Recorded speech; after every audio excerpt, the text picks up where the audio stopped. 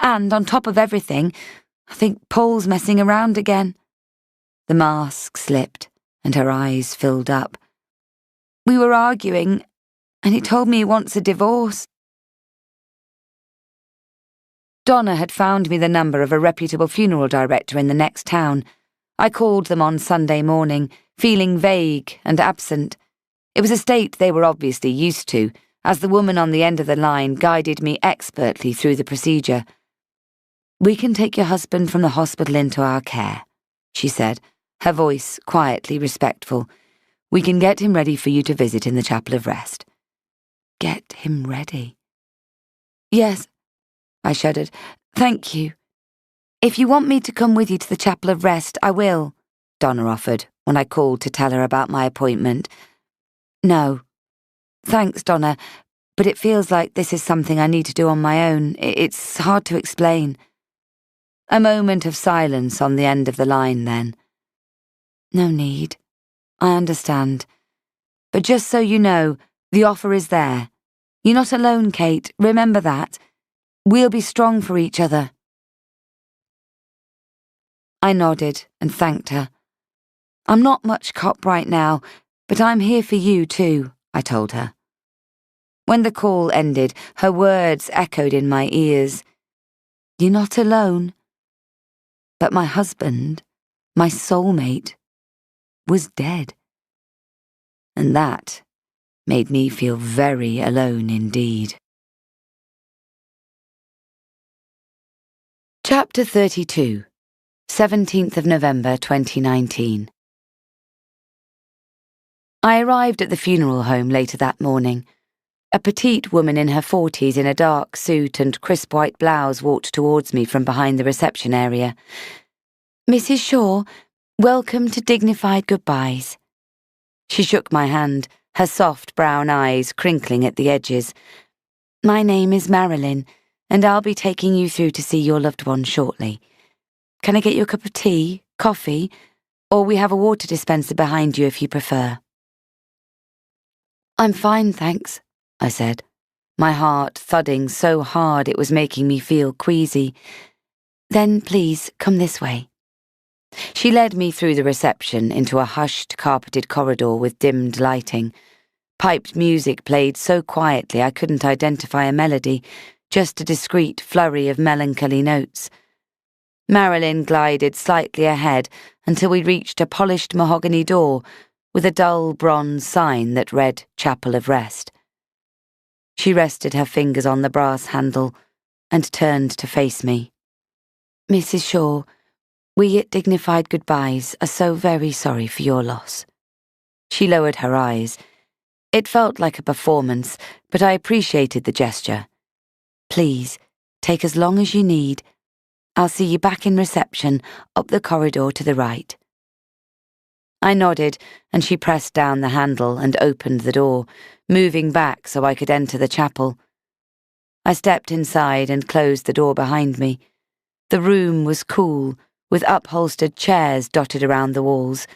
The windows were shallow and long and set horizontally around the top of the room in order to let in light, but also afford complete privacy. To the far left was an alcove with the curtains pulled back to reveal Michael's body. I stood by the door, taking in the cream-coloured walls, the artificial plants, the low coffee table with leaflets bearing details of various funeral packages. I felt frozen. I just couldn't move.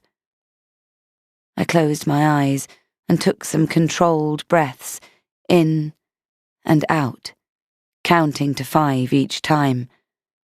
My heart didn't slow its beat, and I didn't feel any less sick. When I opened my eyes, my dead husband was still waiting for me in the alcove. Robotically, I stepped forward. 1, 2 steps, further into the room, but facing the opposite wall, not the alcove. "Come on," I berated myself silently. "You have to do this. The longer you wait, the worse it will be." I slipped my handbag off my shoulder and placed it on one of the upholstered chairs. Then I turned to face the alcove, walking forward until I reached him. It didn't look like Michael, lying there so cold and lifeless. His skin was dry and strangely creased, like parchment. His eyes were closed, his mouth very slightly open. They'd turned his head away from the room, buried it in white satin folds. The sheet covering him had been pulled up to his chin. I didn't want to think about why there was so little of him on show. What happened, Michael? My voice was barely more than a whisper, but it still sounded too loud in the hushed space. How could you not have seen the lorry coming? Was it possible he'd wanted to die because he'd done something awful, so awful he couldn't bring himself to admit it to me? I could never openly accept that because of Tansy. He'd thought the world of our daughter. He'd adored her, worshipped the ground she walked on. She couldn't have a future tainted by such a horrendous fact. But what if he'd seen it as a way to protect her? I shook my head to dispel the awful thoughts. Even if the police interview hadn't gone well, nobody threw themselves in the path of a truck because of that. I looked at the soft sheen of the satin fabric next to his face, a face I hardly recognized. Whatever had made him Michael Shaw was no longer there.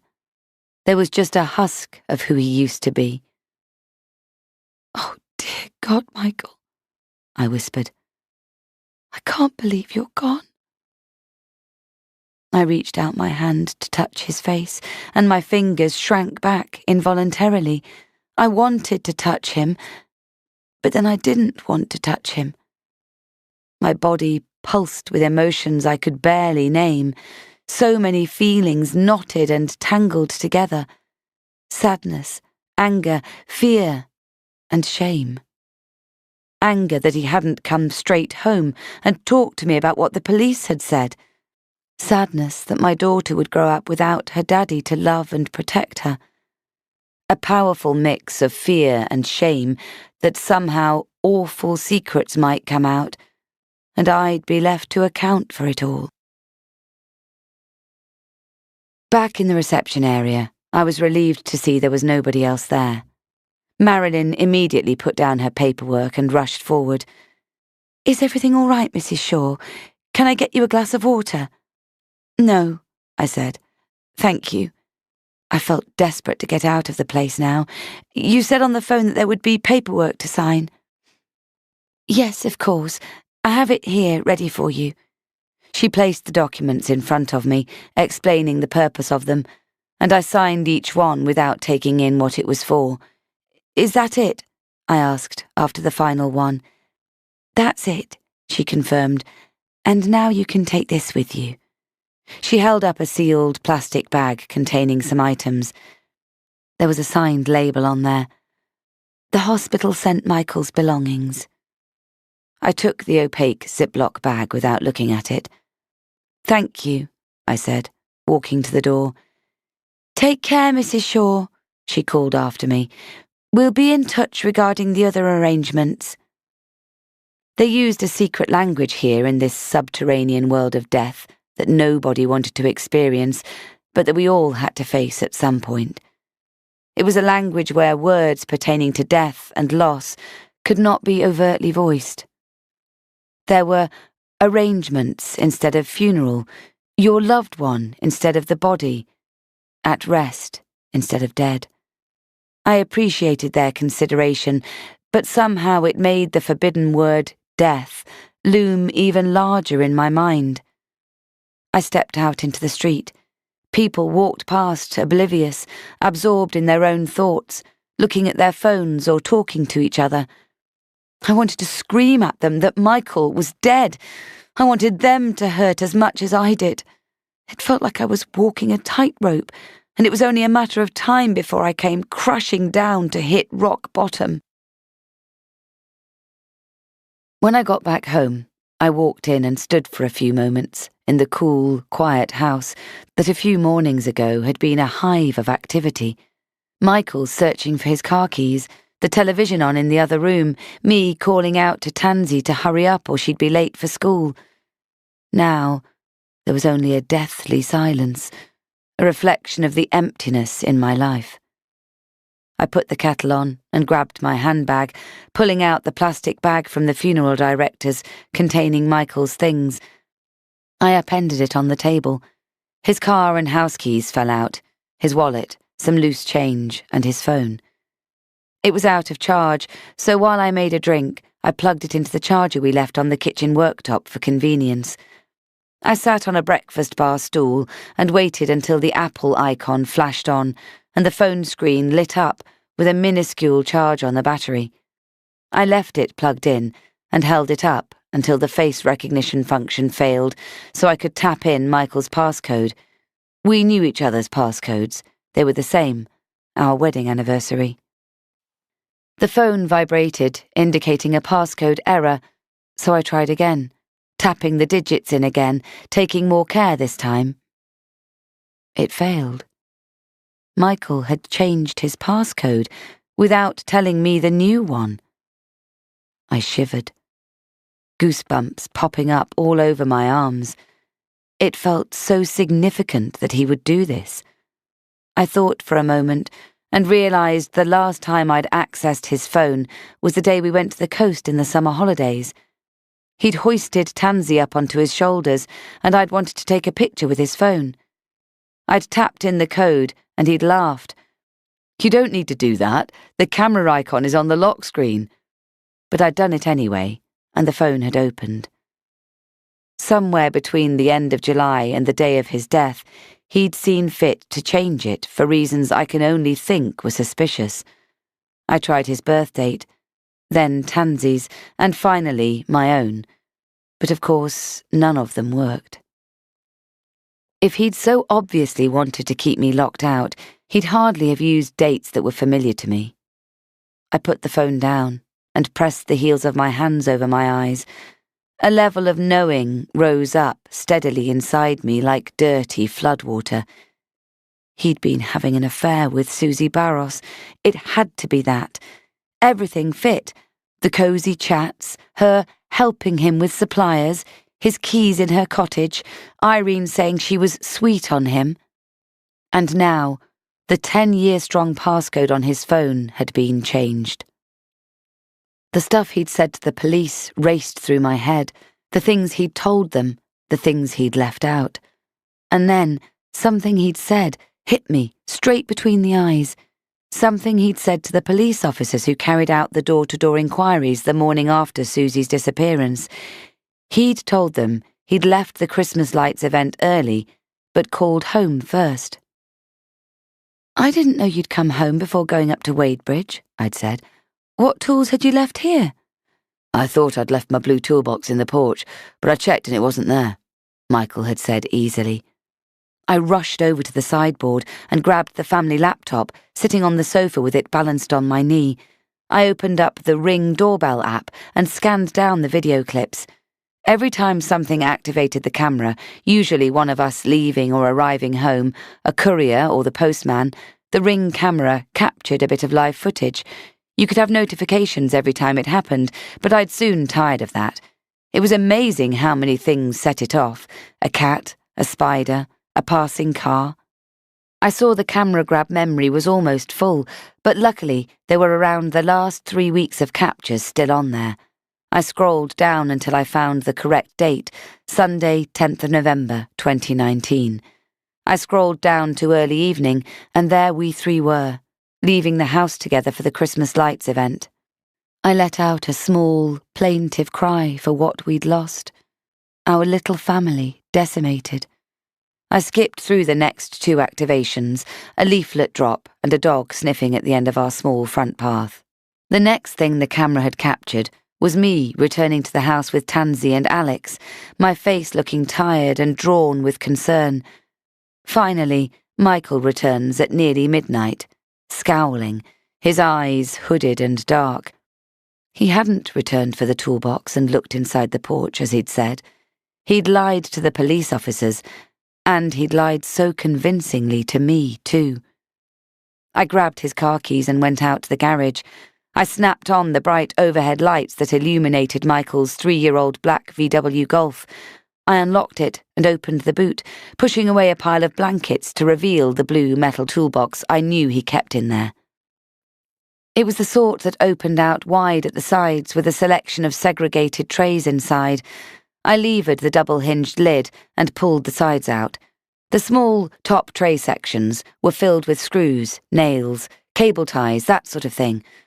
I lifted those trays out and saw that in the larger trays underneath, recognizable tools such as screwdrivers, pliers and small hammers were neatly lined up like soldiers. I kept going until I got to the bottom section of the toolbox where bulkier items were kept.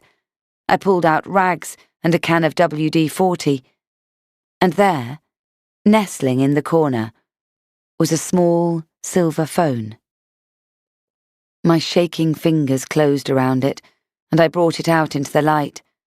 I recognized this phone, small and silver with a peeling sticker on the back featuring a red heart and the words Tezknie za tobkę.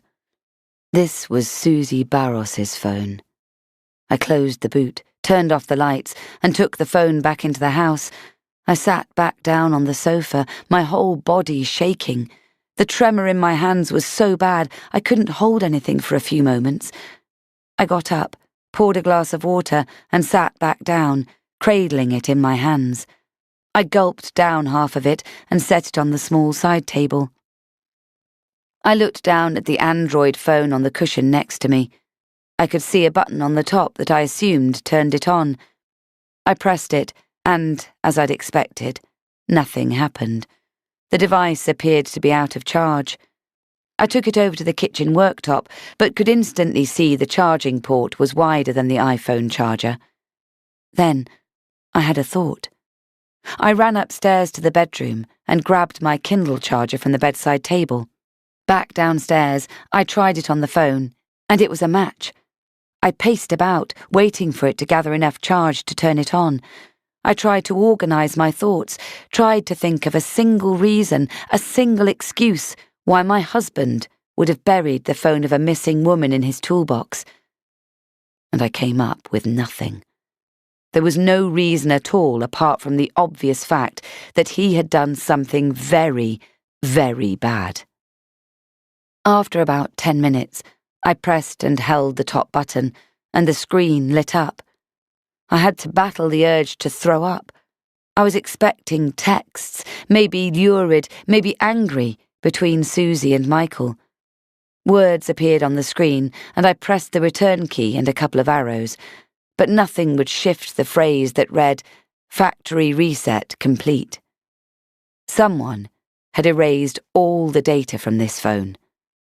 I put the phone down again and stared into space.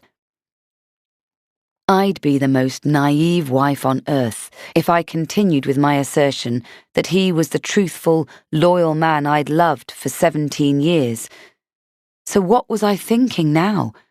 That Michael had had an affair with a woman who'd gone missing? Or that Michael had been having an affair and was responsible for her disappearance? Everything I now knew pointed to the second assumption. The evidence was overwhelming, and yet part of me still railed against it. I feared the moment I believed the worst about Michael, I'd start to completely unravel. My eyes focused on the colourful family portrait on the wall opposite, a big canvas print of the three of us last Christmas, a photo taken by Donna in front of the log fire when our two families enjoyed a meal out at a local pub. Michael's arm around me, his head inclined lovingly towards mine, and Tansy standing in front of us both, her cheeks flushed with happiness. We looked so happy, a perfectly contented family, the way I wanted to remember us. Fear trickled into my veins, lacing my blood with ice. I couldn't let that memory and others become forever tainted for my daughter. Who knew how it would affect her in the future, the way people regarded her if her father was found to be a murderer? Yet the only way I could protect her from that was to conceal the new evidence I'd uncovered and lie through my teeth to the two detectives. It could only be one or the other. Chapter 33, 18th of November, 2019. On Monday morning, Tansy was very quiet as I helped her get ready for school. As Miss Monsell had suggested, we'd had a chat last night when I'd put her to bed. "I do want to see my other friends, Mummy," she said sadly. "I want to see Polly and Jasminda again, but I don't want to leave you on your own because you'll be sad now Daddy's dead." I tried not to flinch at her easy use of the word. "Of course I'll be sad. You'll be sad too," I said. "But Daddy wouldn't want us to be like that, would he? What would he say?" "Chop, chop, off you go," Tansy said miserably, quoting one of Michael's favourite sayings whenever something needed doing. "That's exactly what he'd say." I cuddled her close. "And so that's exactly what we must do. Chop, chop, off to school, and soon I'll go chop, chop, off to work." That had seemed to satisfy her, but her mood was different this morning, as was mine. I was constantly having to push away the terrible thoughts about Michael and what he'd done with Susie Barros in order to keep calm for Tansy. "I feel like nobody will want to be my friend now," she fretted as she squeezed toothpaste onto her brush. "That's just not true, sweetheart," I said gently. "You've got Ellie and Alex and lots of other friends in class." We'd telephoned Miss Monsell last night to tell her that Tansy would be coming into school on Monday morning. "The whole class is looking forward to seeing you, Tansy," she'd said. "We've really missed you." Tansy had listened to her comments doubtfully. "Who will I sit next to?" she asked. "Exactly the same people you did before." Miss Monsell had explained that she'd kept Tansy's chair vacant, so there would be normality upon her return. "Everyone knows you've had some very sad news." Tansy had looked unconvinced, but stayed quiet. "You're a really brave girl going back to school," I said now, as she rinsed toothpaste from her mouth. "Daddy would be so proud of you." I made a point of mentioning Michael all the time at home. I wanted Tansy to feel the presence of her father in the house and know she could talk about him at any time. "I'm a bit scared, Mummy," she said in a small voice. "But I do want to see my friends and Miss Monsell." "That's my girl." I kissed the top of her head, then crouched down and gave her a tight hug. "I'm sure once you get into class, you'll feel happier being with your friends." She nodded and disappeared into her bedroom to get dressed. I felt nervous on her behalf, but I was desperate for her to get some normality back. I had a lot of faith in Miss Monsell's ability to oversee her successful return to school. I needed some normality back in my own life too, but that still seemed an awfully long way off. We left the house, wrapped up warmly in our woolly hats, gloves and scarves. We turned off the high street and set off walking up the slight hill. The school sat at the top, looking down. An old Victorian building with new UPVC windows and electric gates. Soon, I would have to think about coming back to work. I'd had a conversation with my supervisor, the senior teaching assistant, and she'd told me to take my time. But I was already craving some normality to at least try and keep my mind busy and away from melancholic thoughts about Michael. Despite the gates being open, lots of parents and kids had congregated around the entrance instead of walking through to the classrooms. 2 minutes before the bell, they'd start to gravitate there, but for now, there was the weekend to catch up on. As we approached, I noticed a subtle muttering of conversations behind hands and a turning of heads to look our way. I ignored the stares, but they puzzled me. A few people stepped forward as I walked through the throng to say how sorry they were about Michael. I thanked them and moved on before they could say anything else.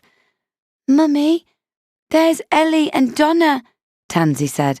Her hand tightened in mine.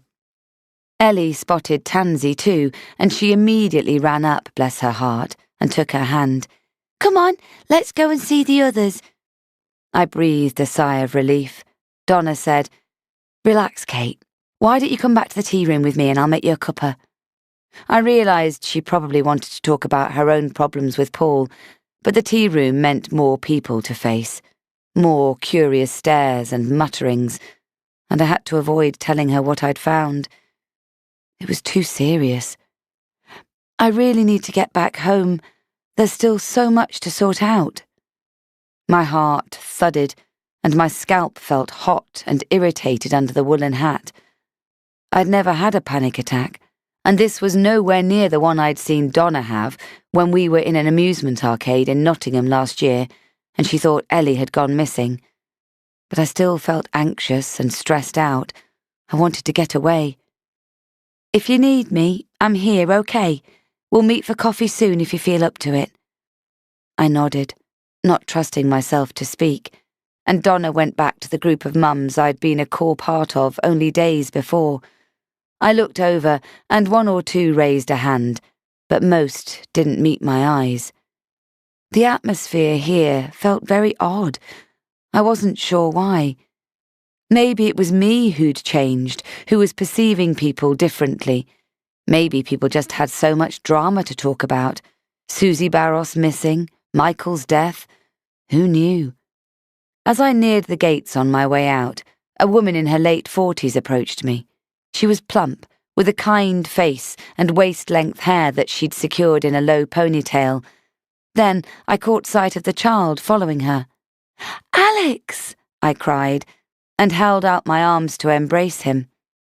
He didn't react. "He's not in a great place, I'm afraid," the woman said, holding out her hand. "I'm Janet Hanson, Alex's foster carer." "Oh, hi. How is he?" Alex was still hanging back. "He looks like he's lost weight. It's always a difficult time while they settle in somewhere new." Alex glanced at me and looked away again.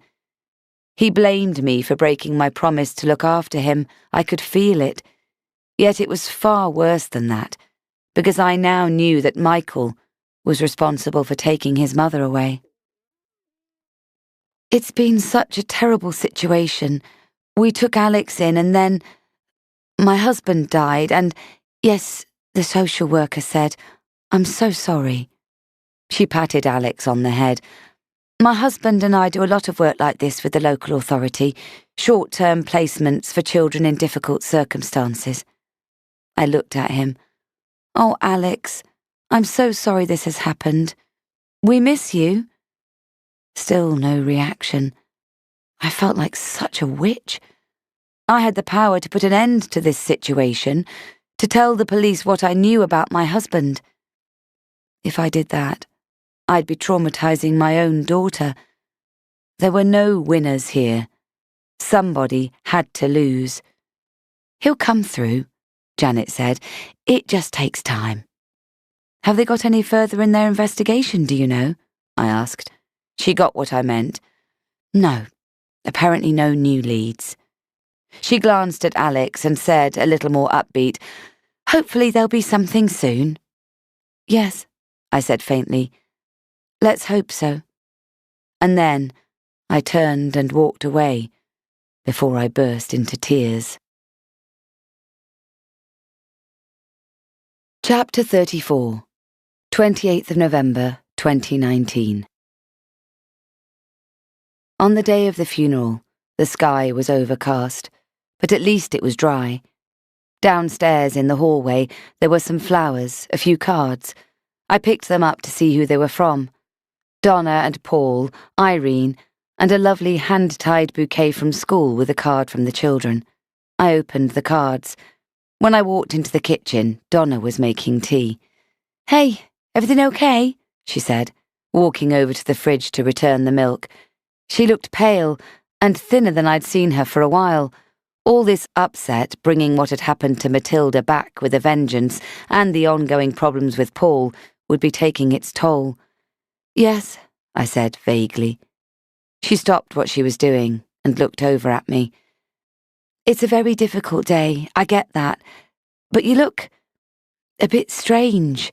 You've been strange for a while. I'm struggling with stuff a bit."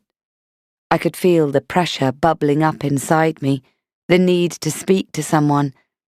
Astute as ever, Donna said, "Is there anything you're not telling me?" I hesitated, and she was on me. "What is it, Kate? I can tell there's something serious." Michael told the police he called at home after leaving the Christmas event early to head to Wadebridge. There was some time not accounted for. "Yes?" she said faintly. I checked the Ring doorbell video, and he didn't. He didn't call home first. Donna frowned. "Why would he lie about that?" "I don't know, and—" I bit my lip. I couldn't tell her about finding Susie's phone in his toolbox. I just couldn't. "And?" "The funeral home gave me his belongings. He'd changed the passcode on his phone." "Well, that doesn't mean anything in itself," Donna said blithely. "I don't know what Paul's is, never have. We kept the same one for 10 years, our wedding anniversary date." "Kate, listen, don't beat yourself up about this stuff. Michael has gone, sadly, so you can't ask him. It could be something and nothing. You need to conserve your energy to get through today." She wouldn't say that if she knew about the phone I'd found.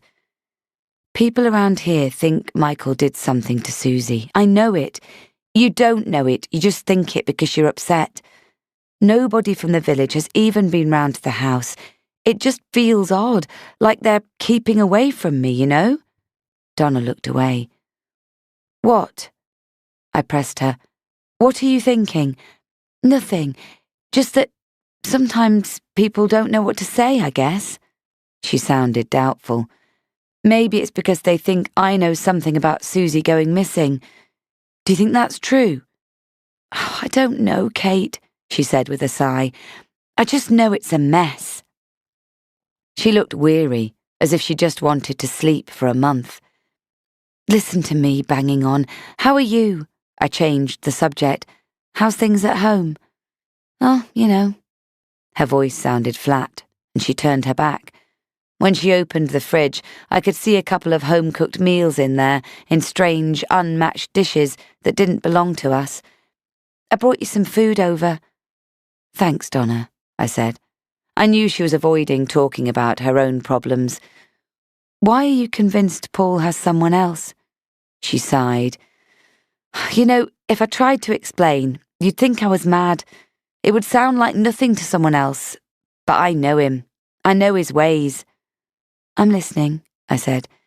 "He keeps finding reasons to go out in the car. Says, 'I'm just popping here, popping there. I'll be back in an hour or so.' He used to wear his baggy old sweatpants and Crocs to go to the shop, but now he's smarter.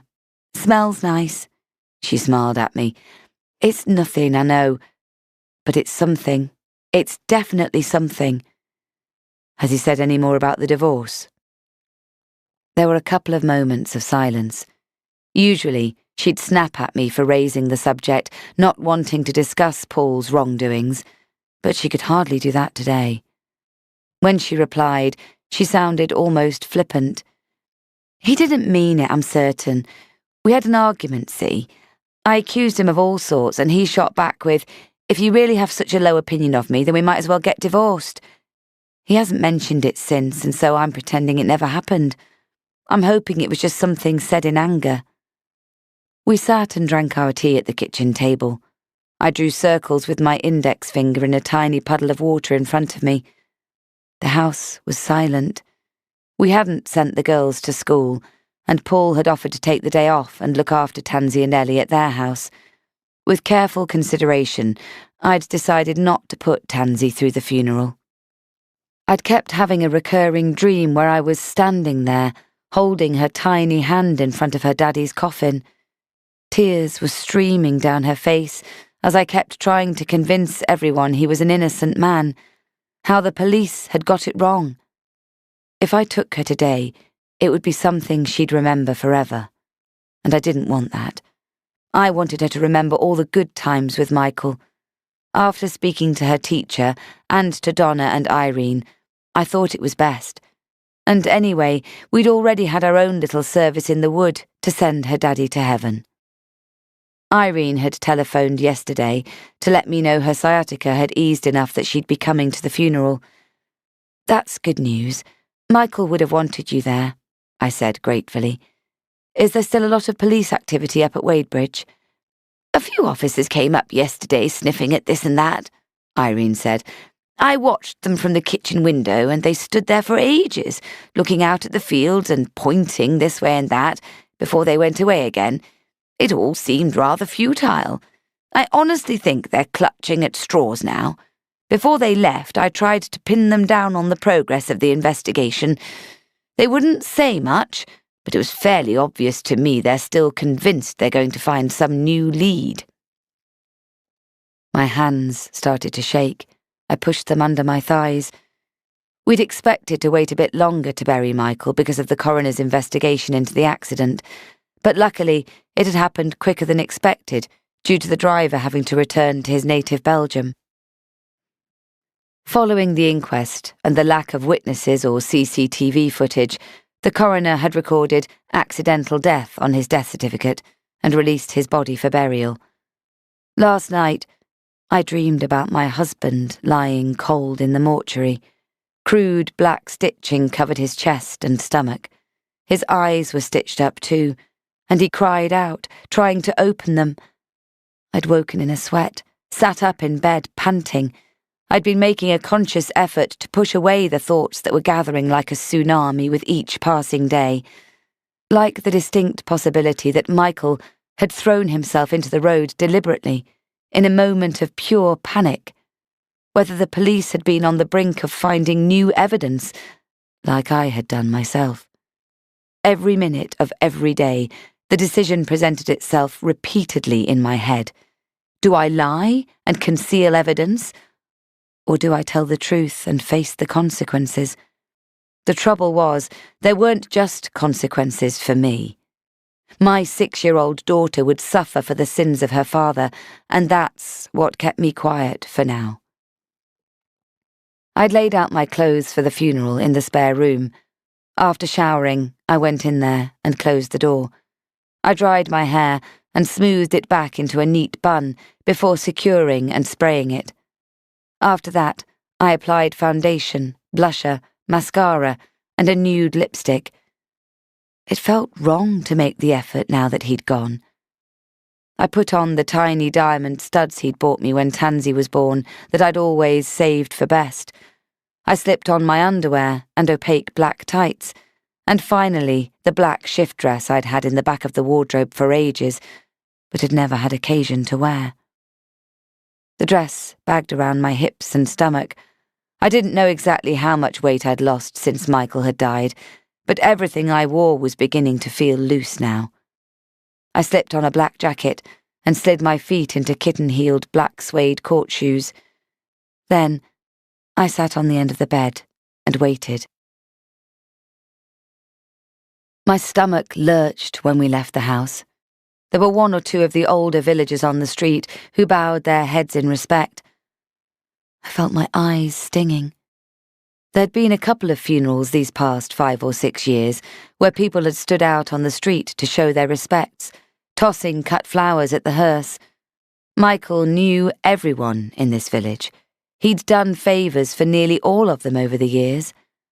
Where were they now?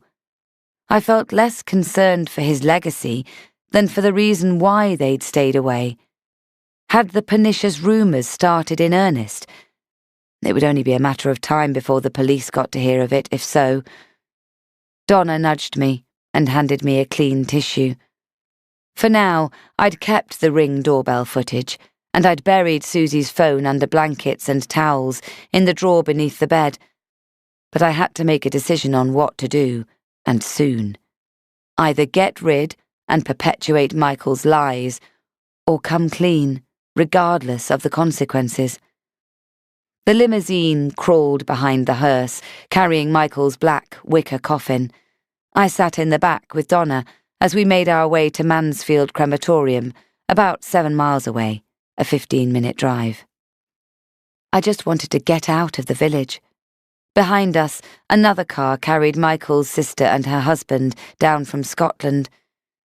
In the 17 years since I'd known my husband, I'd only met his sister twice, once at our wedding and once after Tansy was born. When we said hello, I could barely look her in the eye. When the cars had passed through the entrance of the crematorium, the funeral director got out and walked in front of the vehicle, his top hat bobbing up and down like a macabre parody. I wondered how Tansy was. I felt I'd done the right thing in not putting her through this. It wouldn't have been right. Donna didn't speak, and I was glad. She knew I needed space. I reached over and squeezed her hand and saw she had tears in her eyes. I didn't think they were for Michael. This would be bringing back painful memories of Matilda and underlining the heartbreaking fact Donna has never been able to lay her beloved sister to rest. I felt a sudden urge to blurt out what I'd found, to share the terrible burden, but she looked so sad, I knew I couldn't add to her grief. I took the small mirror out of my handbag and checked my face. Despite the makeup, my face was pale and haggard. My swept-back hair looked darker than ever against my skin, and the black clothing seemed to absorb any remaining light like a sponge. I barely recognized the woman looking back at me. It felt as if something had changed inside me on a cellular level, as if something had hardened at my core. Perhaps it had. After the service, we went outside. I watched as they lowered Michael's coffin into the ground. In that moment, the transformation inside me felt complete. I was no longer the wife of a man I realized I'd never really known. At the age of 34, I was officially a widow. Chapter 35. Summer 2018. Jakob. Jakob sat in the field on a canvas chair, eating his sandwich and looking up at a cloudless blue sky. He was in the English countryside, the birds were singing, and he had found a good place to work here at Wadebridge. Finally, he was living the life. Granted, he hadn't made his fortune yet, far from it, but that wasn't really the point now, because his anger with Anna and Oscar had dissipated somewhat. Still, he called home less and less these days. His mother insisted on updating him on what Anna was up to, describing the impressive new house she and Oscar had moved into. He always came off the calls with a heavy heart, and he couldn't afford that, not when it took all his energy to keep positive and optimistic for his own future. He'd been back to Zalipie Christmas 2012. He'd attended the church service with his family and seen Anna there with Oscar. His heart still ached for what might have been, but nevertheless he still loved Anna, so he'd been pained but relieved to see her happy.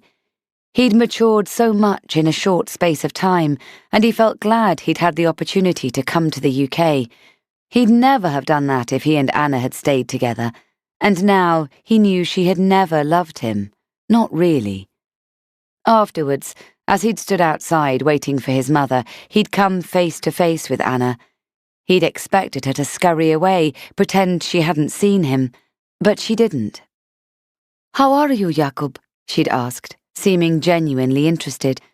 Jakob had opened his mouth to brag about his new life, but he couldn't follow through. He couldn't lie to Anna, not then, not now, not ever. "It is lonely, it is hard work, but I get through," he'd said. "It is a life I did not think I would be living, but who knows what is in store for us, eh?" "Walk with me," she'd said, "just a little way." "But Oscar he has already left to be with his friends and his mistress, Vodkar." Anna had looked right at him, and for a moment a shadow passed over her beautiful face, and something clouded her eyes. Could it be regret? Then it was gone, and Jakob scolded himself for wishful thinking. The tiny white church sat at the edge of sparse woodland, and he followed her as she took the path that wound around the outside of the trees. They talked about the village, the people, carefully avoiding any mention of what used to be their lives together, no mention of their abandoned hopes and dreams. As they skirted the back of the church, Anna suddenly grabbed his hand and pulled him towards an old woodshed that Jakob and his friends had used as a hideout as children. "What? Anna, no!" She giggled at his shock and pushed the rickety, creaking door shut behind them.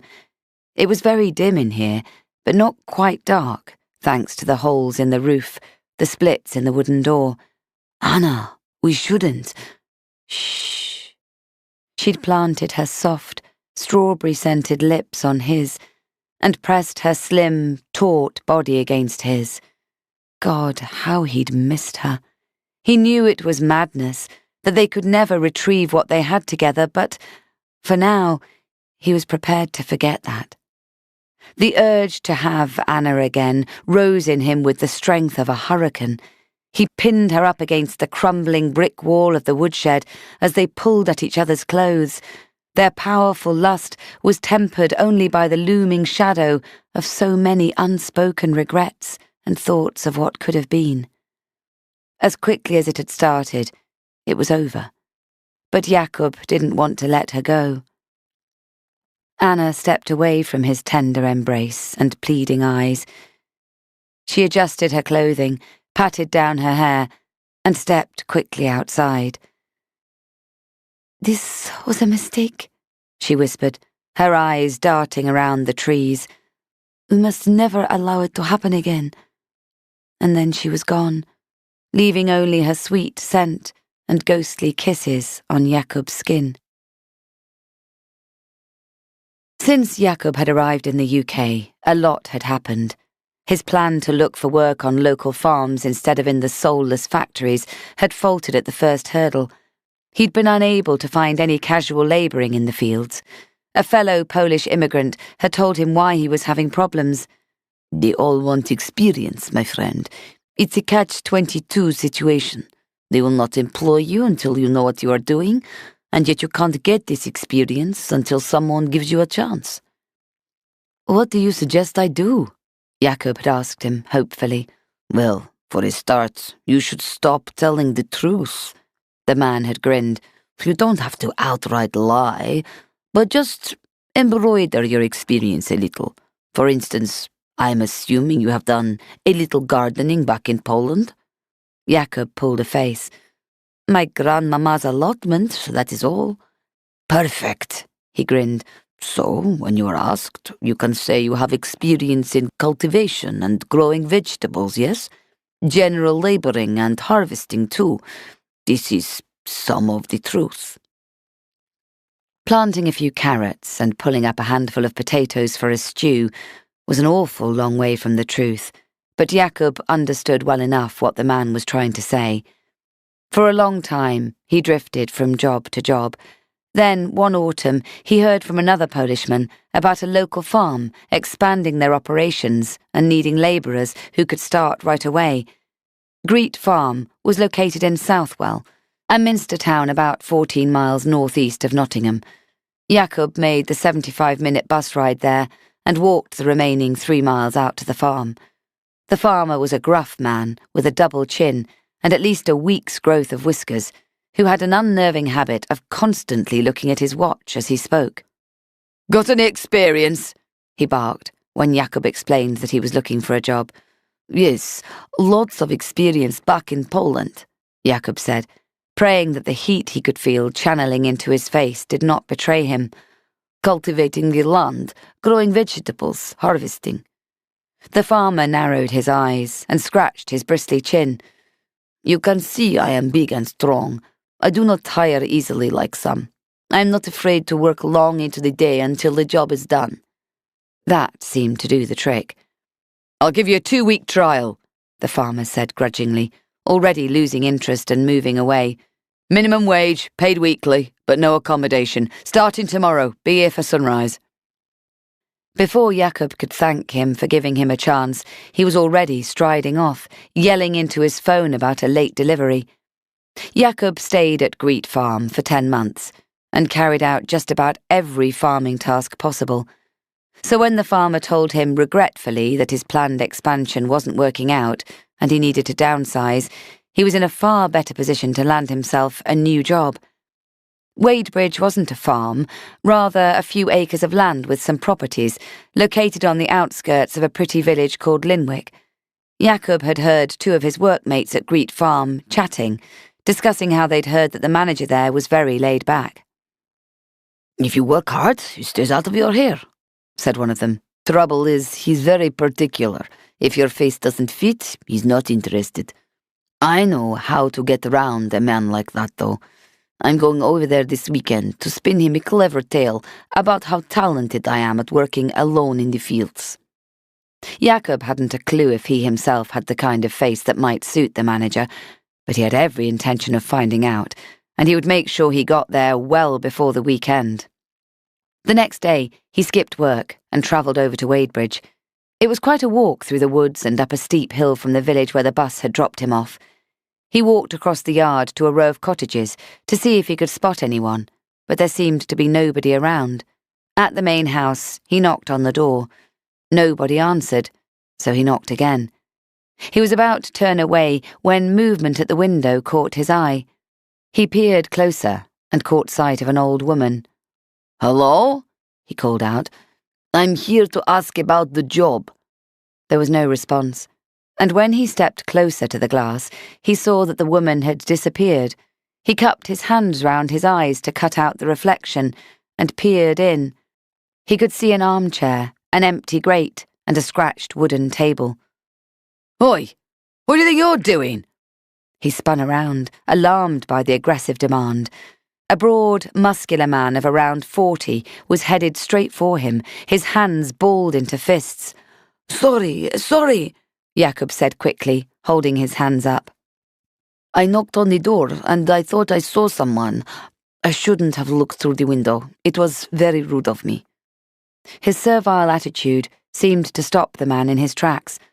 His muscled frame reminded Jacob more of a security guard than a land manager. "What do you want?" he barked. "I am here about the labouring job. I've taken 2 buses and walked for miles, so I was hoping to speak to someone about it. I'm very sorry this is our first introduction, Mr. Michael Shaw, he provided, but did not offer his hand. This man did not match the laid-back descriptions Jacob had heard mentioned, but his stance relaxed a little, and he studied Jacob closely, as if he were trying to get the measure of him. "I have been employed on Greet Farm in Southwell for the past year, but now Mr. Greet is downsizing, and I heard you may be hiring." Shaw relaxed his hands. "Oversaw the Greet Farm expansion, did you?" Jacob had just been a farmhand. He hadn't overseen anything.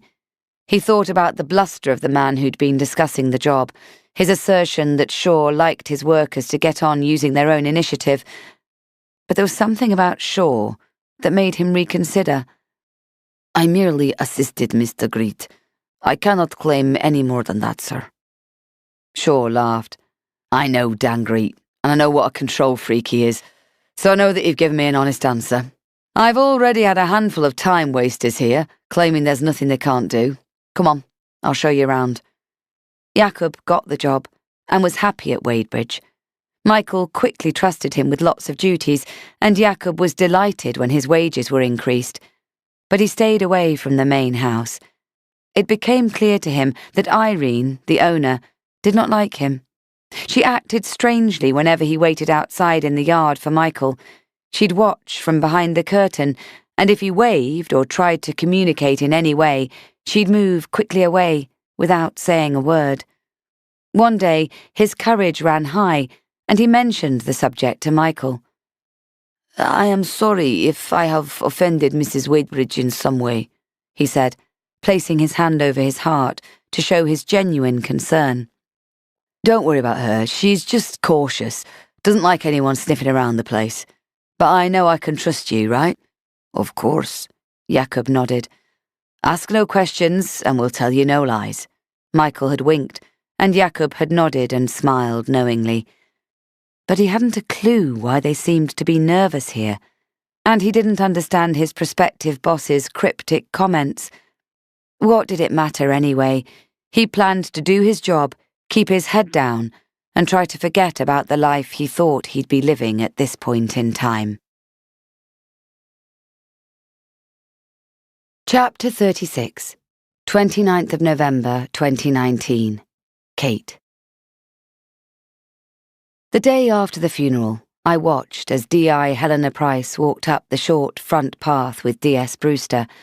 I guessed she was in her mid-30s like me, and I wondered how she managed to be so confident and able to deal with whatever situation she came across.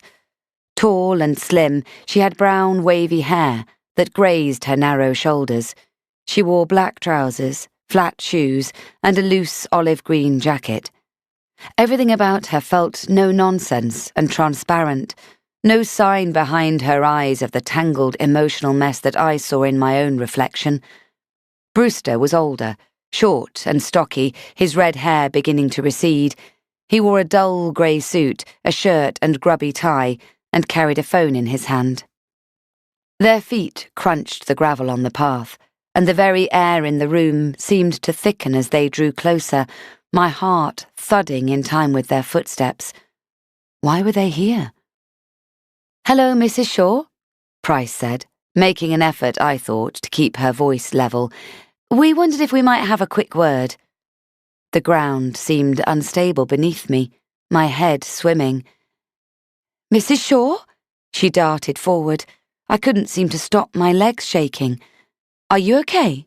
Here, lean on me. Come on, let's get you inside."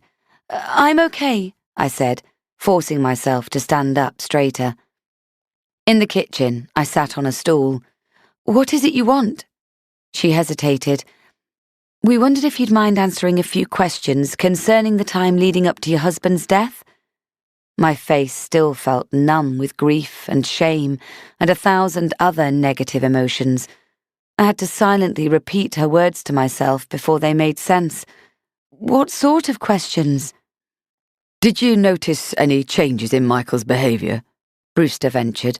"In his mood, his routine, anything that seemed out of the ordinary?" "Yes, to all of those," I said, feeling weary with exhaustion. "Wadebridge has been crawling with police, and Michael had felt under suspicion. He was worried word would get around the village that you lot were implying he might have had something to do with Susie Barros going missing. The discovery of his keys in her cottage had especially unnerved him, because he genuinely didn't know why they'd ended up in there." My heart ached, and my head pounded. I wanted them gone. The lies stuck in my throat like pieces of gristle. "Let me explain, Mrs. Shaw. As you know, D.S. Brewster and I are heading the investigation into Susie Barros's disappearance. We're also looking into the disappearance of another Polish national, a man called Jakub Jasinski, whom your husband claimed not to know. Does that name mean anything to you?" I was on the spot. Should I lie to back up Michael's interview, or should I tell the truth? I knew the whole situation would get worse if they found out I'd lied, but I had Tansy to think of. It was bad enough her losing her daddy, never mind the police trying to implicate him in Jakub's disappearance. "Mrs. Shaw?" D.I. Price prompted me. I decided to land somewhere in between the truth and a lie. "Michael must have been confused by your barrage of questions, because I'm sure I remember a labourer called Jakub who worked up at Wadebridge for a couple of years." My, that's some confusion, to forget someone you've employed for 2 years. I ignored her sarcasm. "Michael had said he was a good worker, but one day he didn't turn up for work and that was it, they never saw him again. I'd hardly call it a disappearance, though. Michael always said the casual labourers tended to be transient. They often moved around the country." I felt breathless with the act. I needed to slow down and breathe. Brewster cleared his throat and checked his notebook. "Your husband claimed not to know the name. He didn't seem to remember Jakub, and yet now you're saying he worked closely with him for 2 years. I'm asking myself why that might be." "I've no idea," I said. I felt suddenly cold. I glanced at the wood burner and saw that the warm embers were gone now. It was completely dead. He probably simply forgot. He sees a lot of people, has a lot on up there." "Right," he said, his voice hollow with disbelief. "The fact remains that 2 people have now gone missing from the place your husband managed, Mrs. Shaw." "Yes," I said. "I know." I couldn't say another word without choking. "It's most unfortunate timing, having to come here like this with your husband's funeral only happening yesterday, but we have to find a resolution here. Do you believe Michael could have taken his own life because evidence was stacking up against him?" "No!" I had to force myself to stay in my seat. "I don't believe he did that." I couldn't allow Tansy to grow up with the knowledge her father had taken his own life because he couldn't face his crimes. And I didn't believe he had. I didn't. Price studied me for a few moments, and then they both stood up. "Please don't hesitate to contact me if you think of anything once we've gone," she said. "Should you think of anything we might find of use, be sure to let us know, Mrs. Shaw. I'm very sorry for your loss, but I must remind you that you have an obligation not to hamper this investigation by keeping information from the inquiry. Doing so could be seen as withholding evidence, which is a very serious crime." "You've made yourself crystal clear," I said tersely. Why did I get the feeling it might not be too long before I heard from them again? I shuffled to the edge of my seat. Price put up a hand. "We can see ourselves out. Take care, Mrs. Shaw." From behind the curtain, I watched them walk down the path. A small draught of cool air kissed my hot face. I could hear the pebbles crunching beneath their feet as they slowed to a stop and got into their car. It was drizzling, but there were people sauntering by the house, staring at my visitors. Then a woman suddenly aimed a camera in my direction and took some photographs. Press. I felt sick, exposed and vulnerable. Only when the detectives had disappeared down the road did I breathe out fully. I waited for the tears to come, but my chest felt clogged and raw. Nothing was real, least of all the fact that Michael was dead.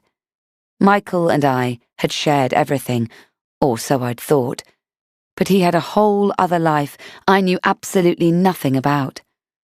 I sat down. The walls felt like they were closing in. I felt overwhelmed. All my life I'd tried to do the right thing by everyone I knew, help out when I could, go the extra mile, and, most importantly, love and support my family. But the rising panic inside told me I couldn't keep this up. Something had to give, and the moment of truth was coming. I could feel it. Chapter 37, 30th of November, 2019. On Saturday, Tansy and I walked up to Wadebridge. Before we got off the main road, we saw several villagers we'd known for years. People who suddenly had to take out their phone or cross the road. People who hadn't the decency to ask after the welfare of a 6-year-old girl, regardless of their feelings about Michael or myself. I held my head high and distracted Tansy with chatter about what movie we'd watch together later. Still, I could feel the tendrils of pressure and awful possibility creeping up into my chest like knotweed. The village was turning against us. We took the path through the wood, but the skipping girl who identified songbirds was gone. She walked morosely by my side, clutching my hand almost fearfully. Her eyes stared down at the dirt track at her feet, not up at the trees and the sky. The mystery man flitted into my mind, Tansy being certain she'd seen someone, and me telling her she was mistaken. But I didn't dwell on that for long, because the bright little star at my side had dimmed. Making her feel safe was my priority now. "It's going to be all right, you know," I said softly. "You and me, we're going to get through this." She said nothing, and we walked on. Then, "Do you think Daddy is up in heaven now, watching us walking?" "I'm certain he is," I said, pushing unhelpful thoughts about Michael aside. "He'll always be watching over you. When you feel lonely or sad or afraid, just close your eyes and you'll see his face like he's here, next to you." She looked up at me. "But I'll just be imagining that, like I imagine being at my Sylvanian family's picnic. It's not real." "It's different," I said, hoping I wasn't saying the wrong thing. "Daddy was real, you see, and you have a special bond with him that nobody can ever take away." "And the bond lets me see him?" I was making things worse, too complicated. I stopped walking and crouched down in front of her, taking her mittened hands in mine. "You can talk to him any time you like in your head.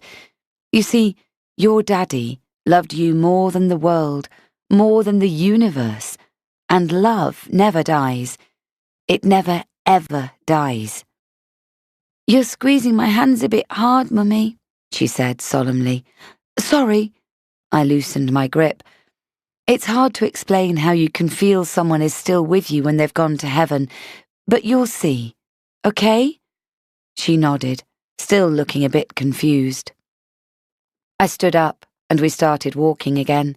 Tansy said, "Ellie said she heard her mummy and daddy talking, and her daddy said my daddy had a girlfriend, and that it was Susie, Alex's mum."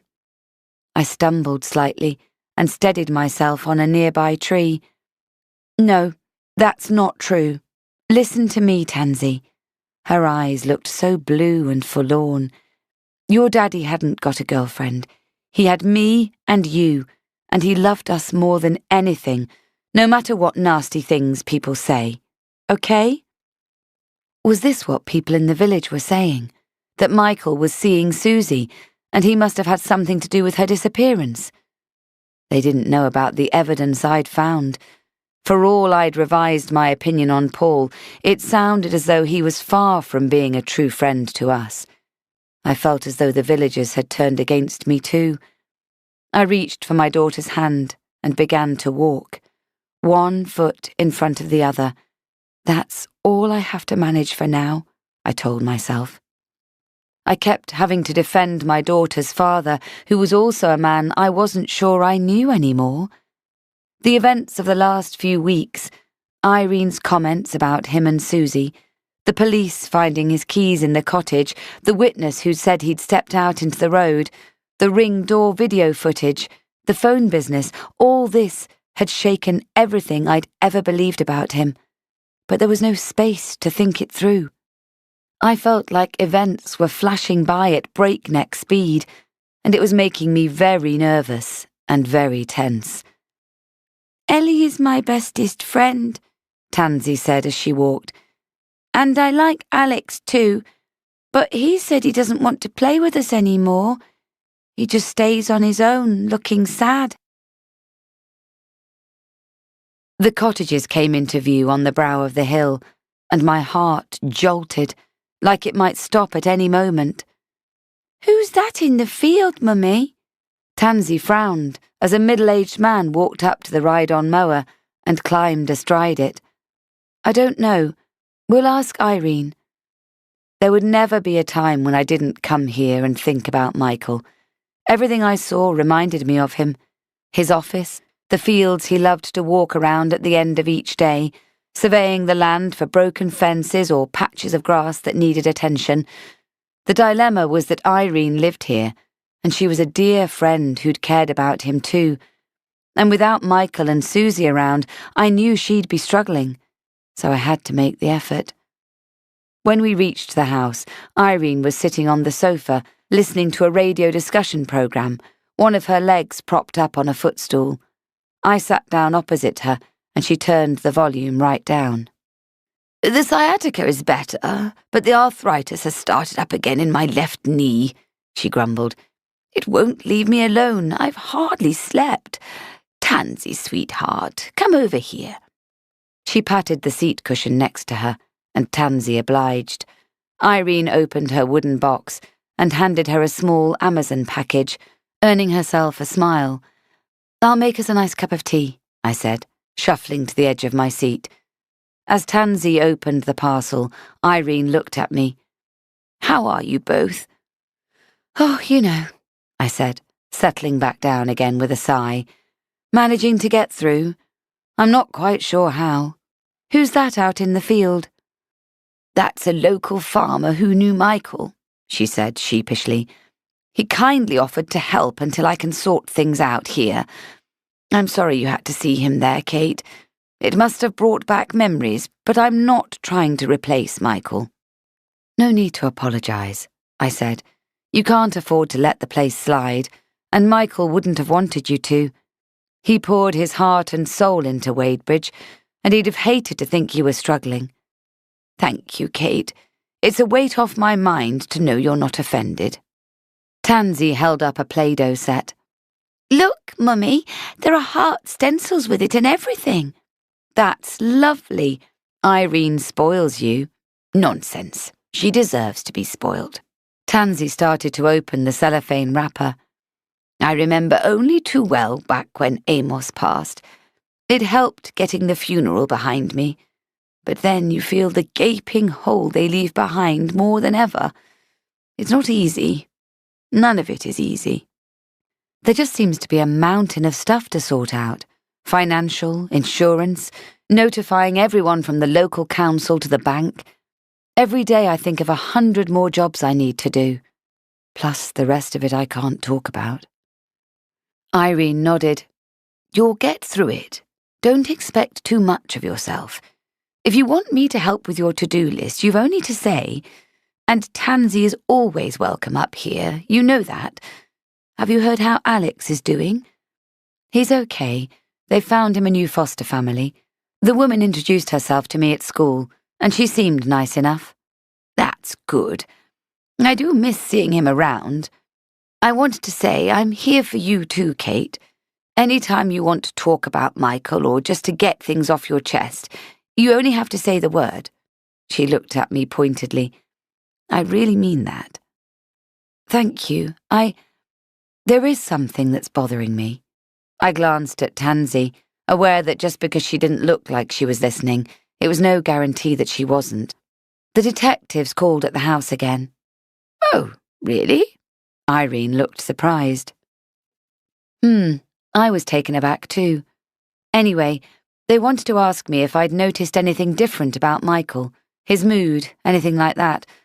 I said he'd been down and seemed worried, and that it was no wonder because he'd felt a bit hounded by the police. Quite right, she agreed, and for no other reason than that he worked here at Wadebridge. Exactly, but then they told me they were investigating another missing person, Jakub Jasinski. Irene hesitated. How odd. Yes, I thought so. I told them he worked here as a labourer for a couple of years, and that he just didn't turn up for work one day. That's what happened, isn't it? Irene was quiet for a moment. Then she said, I can't recall, dear. Michael dealt with the casual labourers, as you know. I knew nothing about that side of things. But Jakub had been around for a long time. He was always out in the fields, but I'd seen him enough to know who he was, so Irene must remember something. Michael told the police he didn't know a Jakub Jasinski, I said. I asked him why he'd lied, and he said it was because they'd never leave him alone. But now I'm wondering if there was more to it than that. Well, if I were you, I'd stop your wondering right away. Irene regarded me steadily. Don't give yourself anything else to worry about, Kate. Trust me, you're better off developing a touch of amnesia like me. That way, nobody can catch you out. I thought it was a strange response. Are you saying you've told the police you can't remember who Jakub is too? Do you know, I've quite forgotten who's asked me what. Now, shall we have that cup of tea? Chapter 38. Nottinghamshire Police. D.I. Helena Price hunched over the desk while Brewster flicked through documentation screens on the computer sent by UK Immigration. So, this is what we've got. A timeline of Jakub Jasinski's arrival into the UK, various sightings, any interaction with public services, GP, stuff like that. He headed up to the East Midlands, and that's where the trail stopped in terms of the earlier investigation. Price frowned. No use of credit cards, mobile phones? He shook his head. Casual workers from Europe mostly don't bother with bank accounts. They deal in cash, at least until they settle somewhere. Their first priority is usually securing some kind of income. Now, Kate Shaw has confirmed that he was at Wadebridge, when Michael Shaw and Irene Wadebridge claimed not to know him. I think it's time to put on our wellies and have a scout around there. Brewster nodded and clicked onto another screen. I was hoping you might say that. We've a nice, solid lead from the drone exercise the specialist team carried out. I've taken the liberty of creating a visual format on this map. By anticipating the coordinates, I can... In English, please, Brewster. I've drawn a circle around the areas that might be of interest to us. Better. And what did you find? He pointed to the map. It showed the area known as Wadebridge, with an overlay of pale grey in the shape of a circle. Price peered at the screen and wrinkled her nose. Looks like quite a big area. She could almost anticipate the super's reaction, asking her to present evidence as to why digging up Wadebridge seemed like a good idea. Brewster reached for the mouse and hovered over a pin towards the centre of the circle. He clicked, and the map increased in size. Price saw a representation of patchwork fields with a building in the centre. Brewster nodded to the screen. The drone footage reveals some interesting possible disturbances to the ground. This field right here. I'm wondering if there might be more than Jakub Jasinski's disappearance to interest us up there. Chapter 39, 1st of December 2019. Kate. The next day, I let Tansy watch a Disney film while she ate breakfast. It was Sunday after all, and told her to come and get me when it came to our favourite scene. I sat on the edge of the bed, staring into space, torn between keeping the ring footage and Susie's phone to myself, or telling the police everything. I lost track of time and was shaken out of my trance state by Tansy calling up the stairs. "Mummy, it's the bit where Jasmine flies on the magic carpet." She sounded half-hearted, as if she hadn't the energy to shout. Startled, I jumped up off the bed and made for the door. I felt guilty I'd just left her downstairs. I rushed downstairs and ground to a halt at the bottom. There was a white envelope, face down on the mat. "Mummy!" Tansy yelled. "Come on!" "Coming!" I called back in a high sing-song voice. I picked up the letter and turned it over in my hands. Printed in neat block capitals was my name, Kate Shaw. I slid my finger under the seal and ripped it open. Inside was an A4 sheet of plain paper that had been precisely folded. The contents of the letter had been typed. F.A.O. Kate Shaw. There are a large group of people in this village who believe you know what your husband, Michael Shaw, did with that poor young woman. The reputation of this village is being ruined. Increasingly, numbers of people, and now the press, are landing here every day to try and find out what happened and help solve the mystery. We have solid reasons to believe you know everything. For the sake of your daughter, and for the preservation of our village life, please speak up. Do the right thing and tell the truth. And then go. Please go away and find a home somewhere else. You are no longer welcome here. Collectively, Linwick Village residents. I crumpled the letter and released it, as if it were poison on my fingers. It fluttered to the floor. They really believed that Michael had harmed Susie Barros and that I had information and was protecting him. I felt outraged until I realised that's exactly what I was doing. What were the solid reasons they thought they had? Nobody knew about Susie's phone but me. And if the villagers suspected my involvement somehow, were the police just one step behind? And who had Paul been gossiping to about Michael having a thing going on with Susie? I was going to have to speak to Donna about it, and I could guarantee it wouldn't go down well. Tansy appeared in the hallway, her little arms folded, her mouth pursed with impatience. This tiny girl who needed me now more than ever. "Mummy, when are you going to— Oh, what's this?" She dashed forward, her hand outstretched to the crumpled ball of paper at my bare feet. "Leave it!" I yelped, and she jumped back, snatched back her hand, startled. "Sorry, darling, it's just rubbish. Don't touch it." Tansy shrank back, and I saw how much more nervous she'd become. She had a new fear of the unknown, a newly developed expectation that bad things could happen. "Sorry, it's okay. No need to be scared. It's just— Let's go and watch Jasmine fly, shall we?" She took my hand, and we walked back into the living room. She set the movie playing again and kept glancing at me to see if I was paying attention. My face told her I was, but my mind told a different story. That note had been well written. It had been considered and thought through. These were not people who threw bricks through windows or posted dog mess through the letterbox. They were far cleverer than that, but their words were just as lethal and damaging as any physical act of aggression. My daughter and I were surrounded by them, once people who we'd lived happily amongst, but that now wanted us gone. I'd been party in the past to the insidious ways they achieved what they wanted. I'd heard about the secret meetings organised when a neighbouring village wanted to share use of the village hall, the way certain actions were planned, but no minutes or attendance recorded. They had consulted private legal advisers a few years ago when the then head teacher of the primary school put forward a proposal to change the timings of the school day.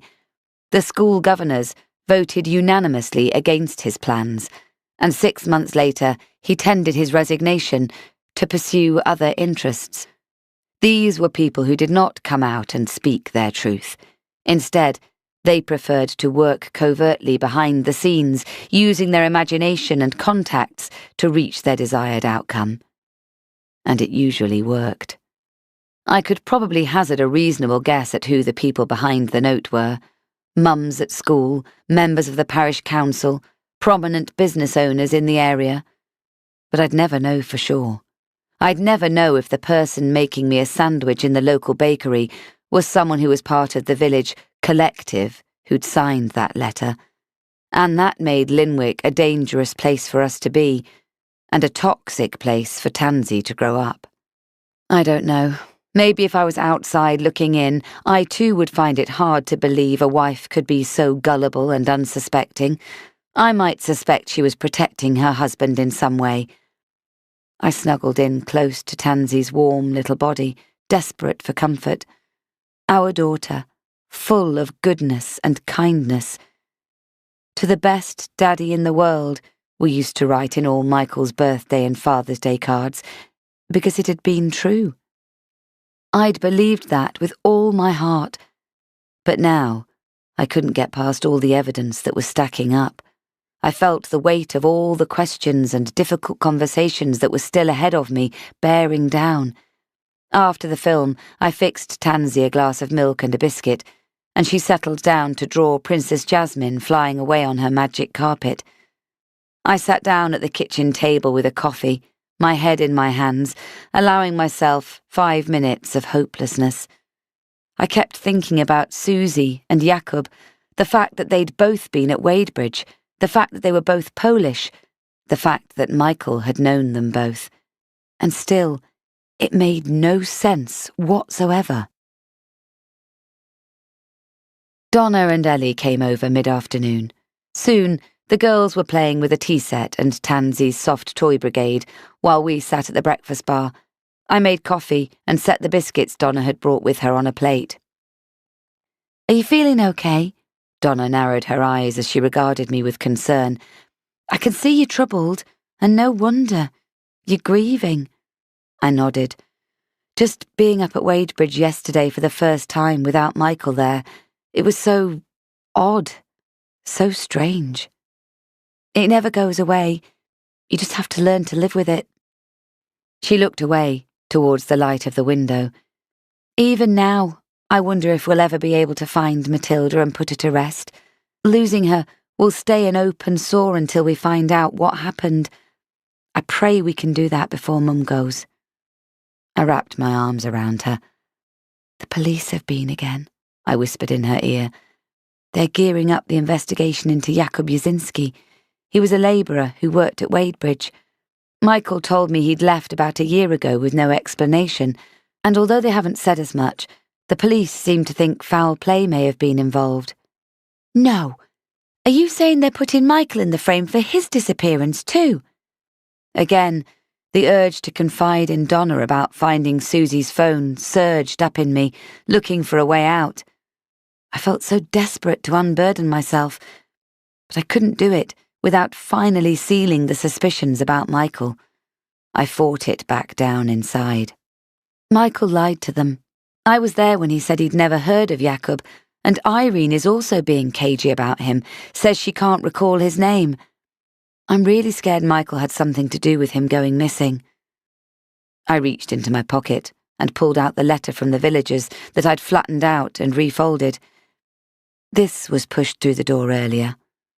Donna scanned the contents, her eyes widening and then darkening with anger. "Do you know who wrote this? They have no right!" I shook my head and signalled for her to keep her voice down in front of the girls. "I'm sure I can guess some of the people behind it, just as you could. What bothers me are the solid reasons they refer to. Imagining what's being said is worse than actually knowing. I can't imagine how you're feeling, with even more trouble landing at your door like this. I can see your pain, and I can see how it's affecting Tansy." I heard myself speak before I could censor it.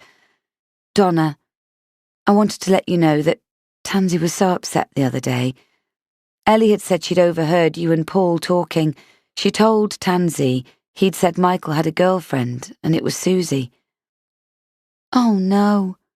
Donna paled. "No, that's not right, Kate. Ellie must have got confused. I'd absolutely remember if he'd said something like that."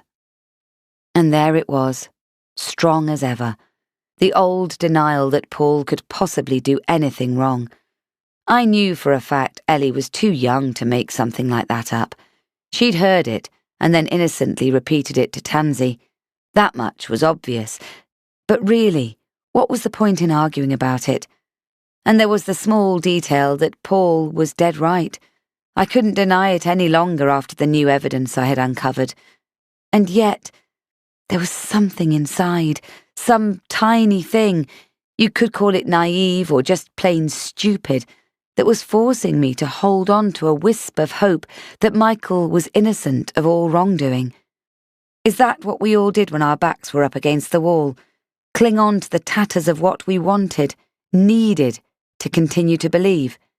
If we'd spent years investing ourselves, our entire lives, and those of our children into the integrity of someone, did we fall apart too if that person was found to be a stranger, a monster in our midst? If Michael had committed atrocious crimes, then I'd been living that lie too. I glanced over and watched my daughter, absorbed in play, yet far from the happy-go-lucky girl she'd been before. There was no doubt about it. Tansy was struggling with the death of her father. That would only be made 100 times worse if the police found something bad had happened to Jakub as well as Susie. And if they became convinced I knew something, well, it didn't bear thinking about what could happen. Chapter 40. Irene. Irene had just woken up from a pleasant 10-minute doze when Doris bustled through and told her there was someone here to see her. "It's those two detectives," she whispered. "I said you were resting and could I help, but they said they really needed to speak with you because you own the land."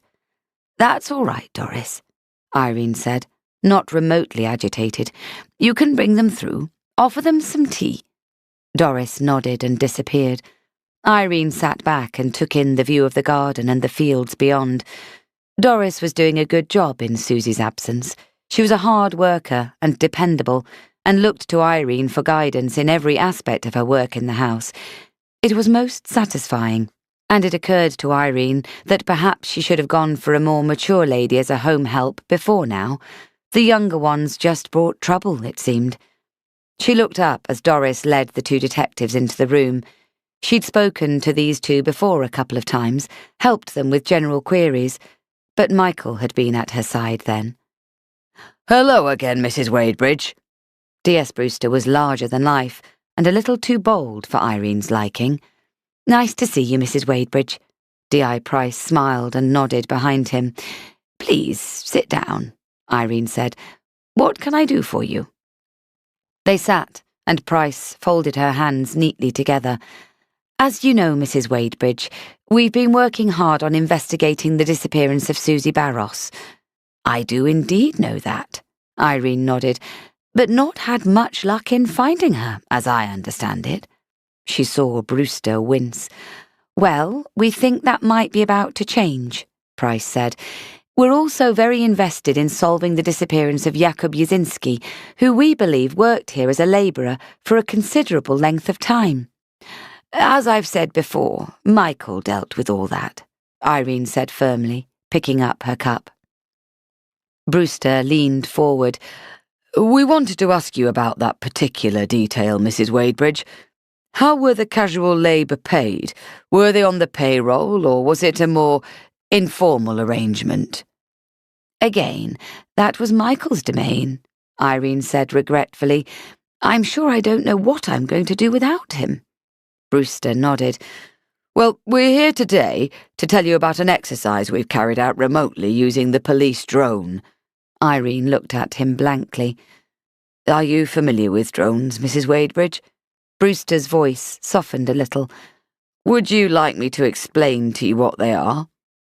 "If you mean one of those unpiloted aircrafts that can carry out a number of procedures, ranging from delivery of packages to assisting in police and military operations, then no. I think I'm up to speed, thank you," Irene said mildly. "You have to have a license to use them, apparently." She noticed D.I. Price attempt to smother a smirk. It had to be said that Irene didn't see much of the world outside the village these days, but she did listen to informative radio programs and read the newspapers to keep up to date with what was going on.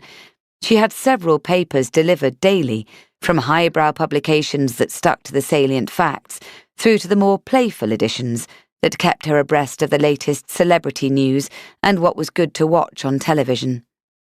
It never failed to amuse her how people, especially men, it had to be said, seemed to assume she needed everything explained in a simple, drawn-out manner, despite her having lived, in some cases, twice as long as them. "That's grand. Impressive, that." Brewster coughed. "So, we used a drone to survey the land surrounding Wadebridge, and we discovered some interesting possible anomalies in the topography of—" "The land looks as if it's been disturbed in one of the fields at some point," Price provided. "Disturbed?" Irene raised an eyebrow. "Well, it's hard to tell. The field is ploughed, not grassed. Was that something Michael would have overseen?" She nodded. "I rent some of the fields out to local farmers for arable land. Have done for years." She stared out of the window towards the very area they were discussing. Brewster unfolded an aerial photograph and pointed out an area outlined in red. "This is the field in question." Irene reached for a small wooden box. Opening the lid only slightly, she pushed in her hand, making a satisfied sound before pulling out her reading glasses. Slipping them on, she peered down at the photograph before taking them off again. "Oh, yes, I kept that field," she said. "It isn't one that's rented out."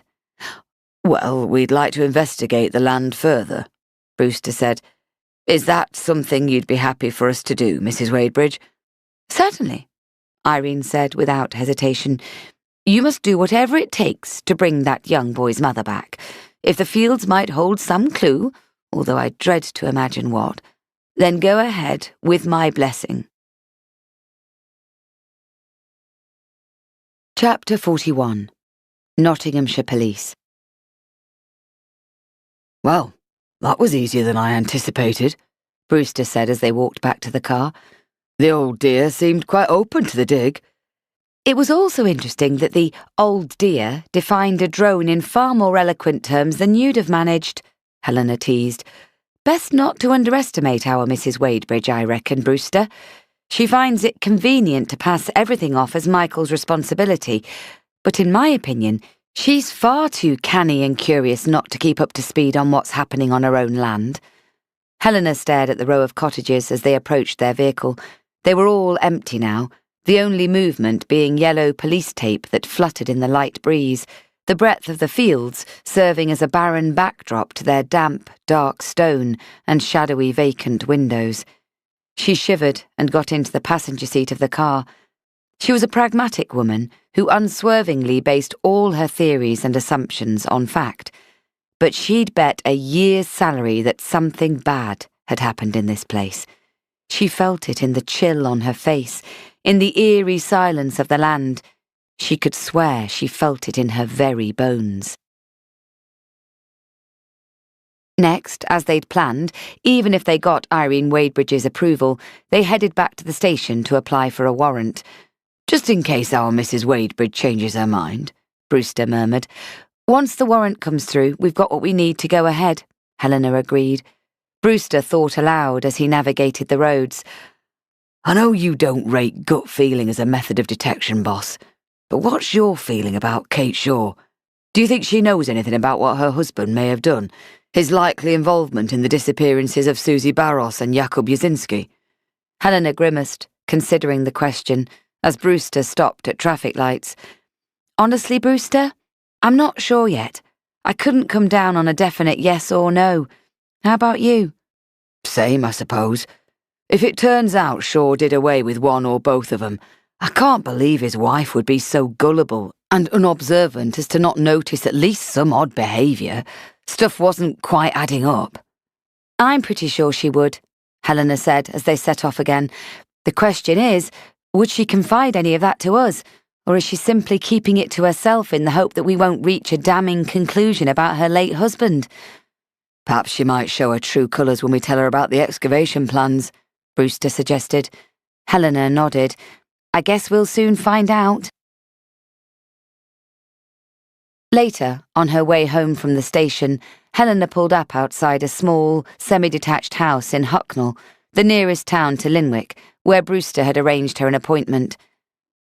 The Hansons are an experienced foster family that social services use for difficult or unusual temporary placements, Brewster had explained to her, following his chat with Alex Barros's social worker.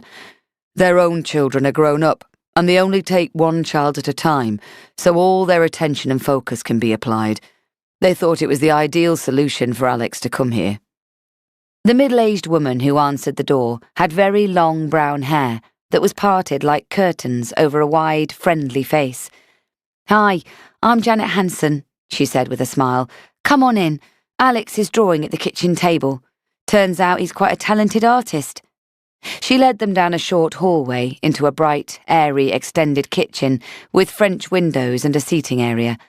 A balding, wiry man with a moustache and wearing Birkenstocks and loose linen trousers stood up and stepped forward.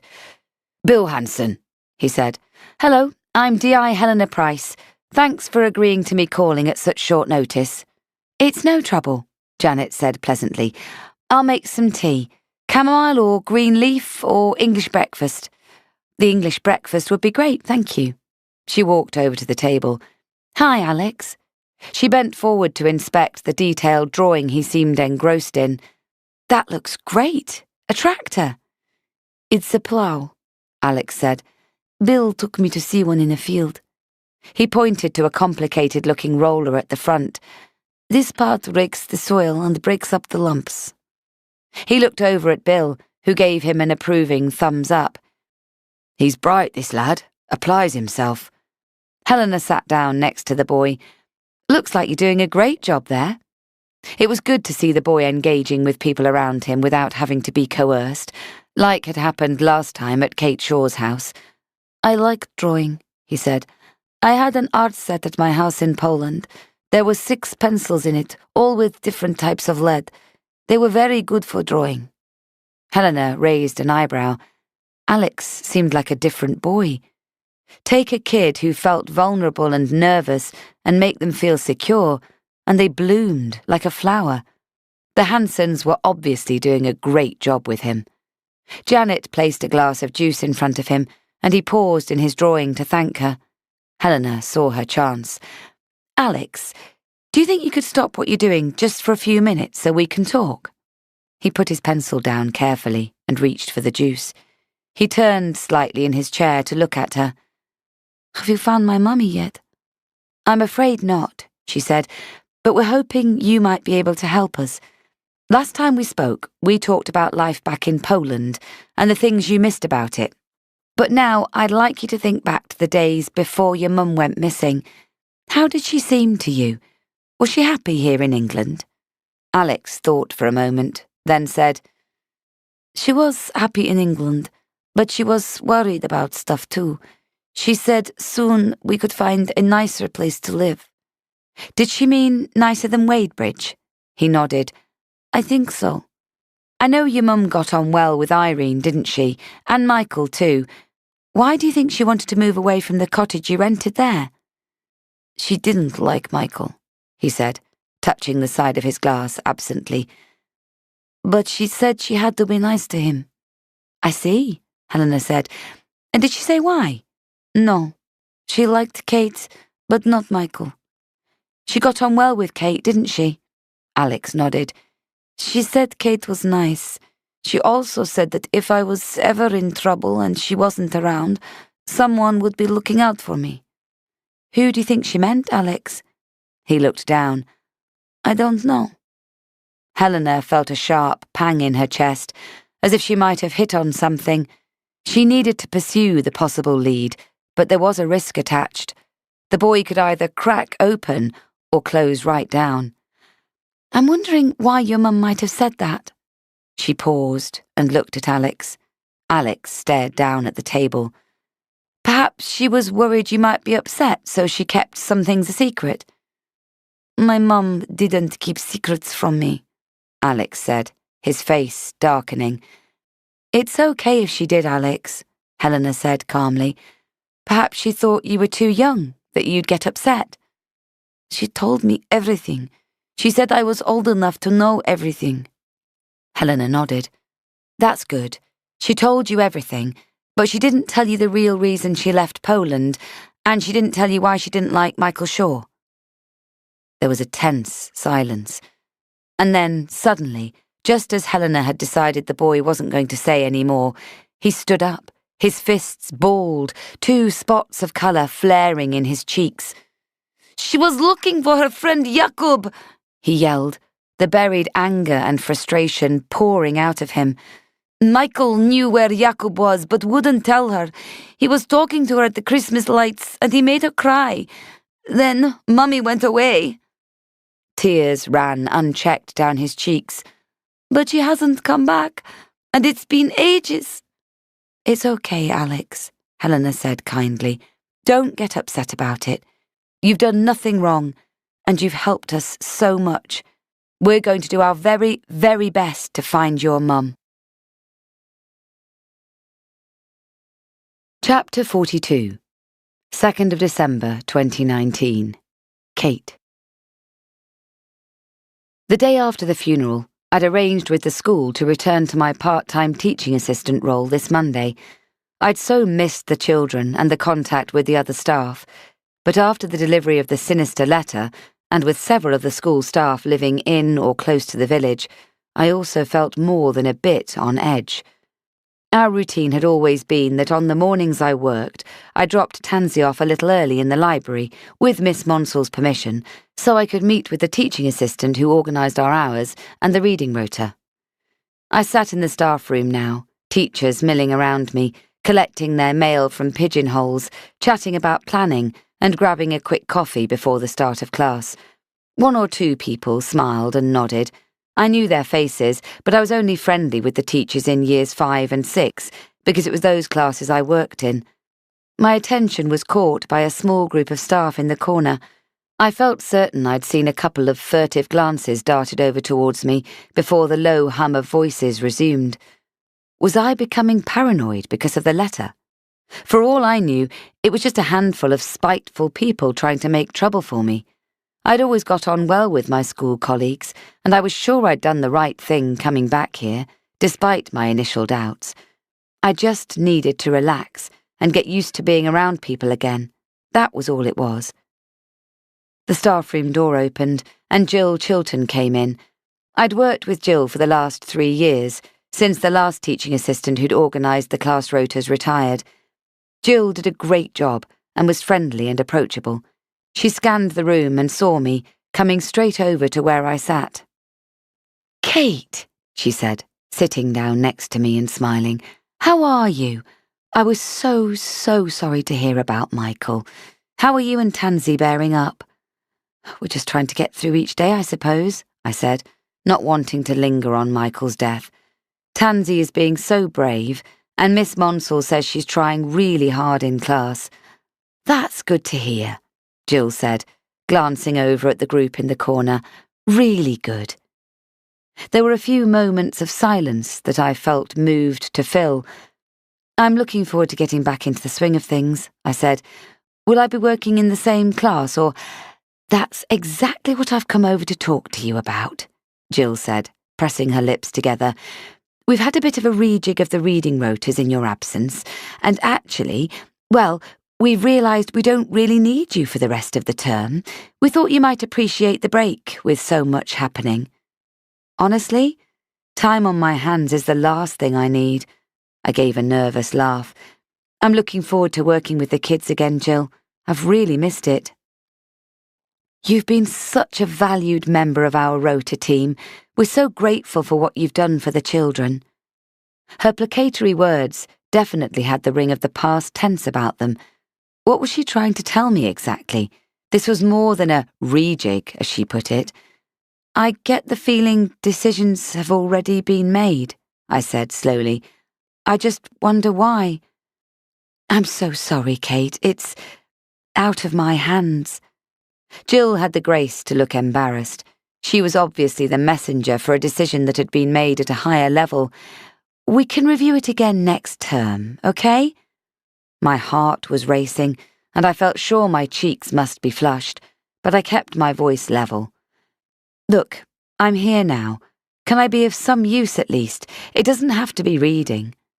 I looked around the room, suddenly aware that the hum of conversation had dropped to virtually nothing. More glances were definitely being sent my way. "I really appreciate your offer, but that won't be necessary," Jill said.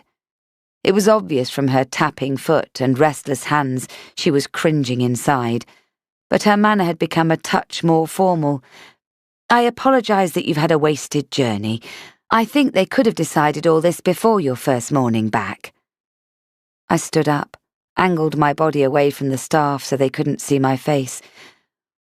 "When you say they, who do you mean exactly?" She hesitated, as if she was considering whether to say something.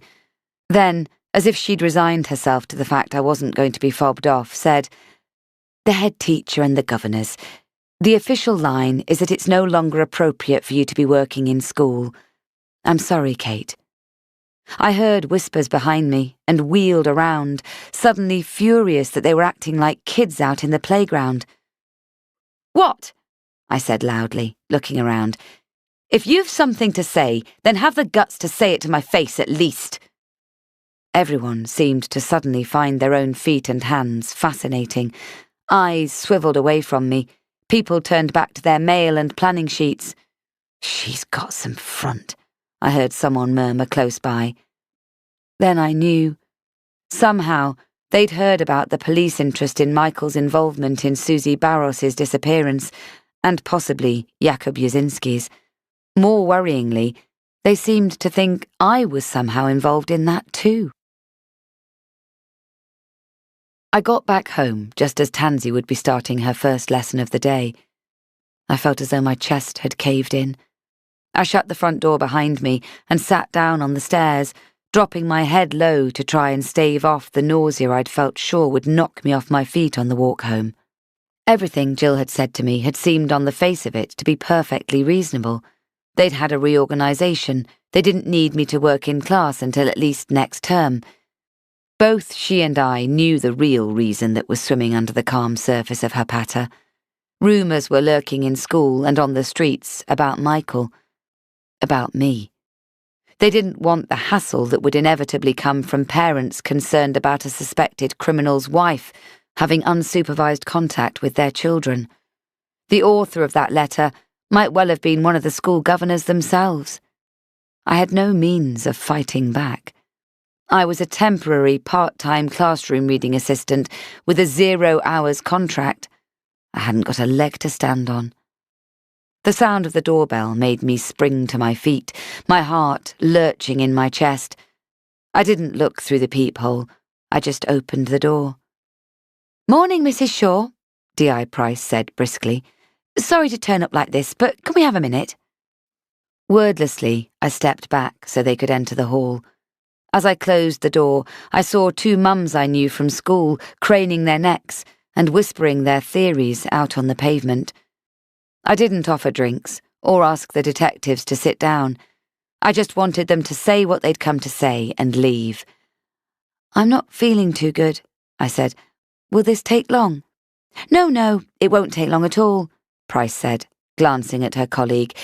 "It's a courtesy call, really," Brewster said, "to let you know that we'll be carrying out an organised forensic procedure up at Wadebridge tomorrow afternoon." I looked blankly at him. "Essentially, it's a screened dig by trained officers," Price added. "You're digging for bodies?" I said faintly, leaning back against the wall.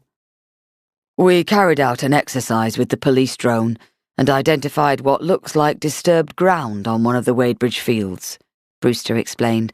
"It might be something and nothing, but we've had clearance to investigate further." "And we have the approval of Irene Wadebridge," Price added. I looked up at that. Irene knew what they were doing and hadn't told me.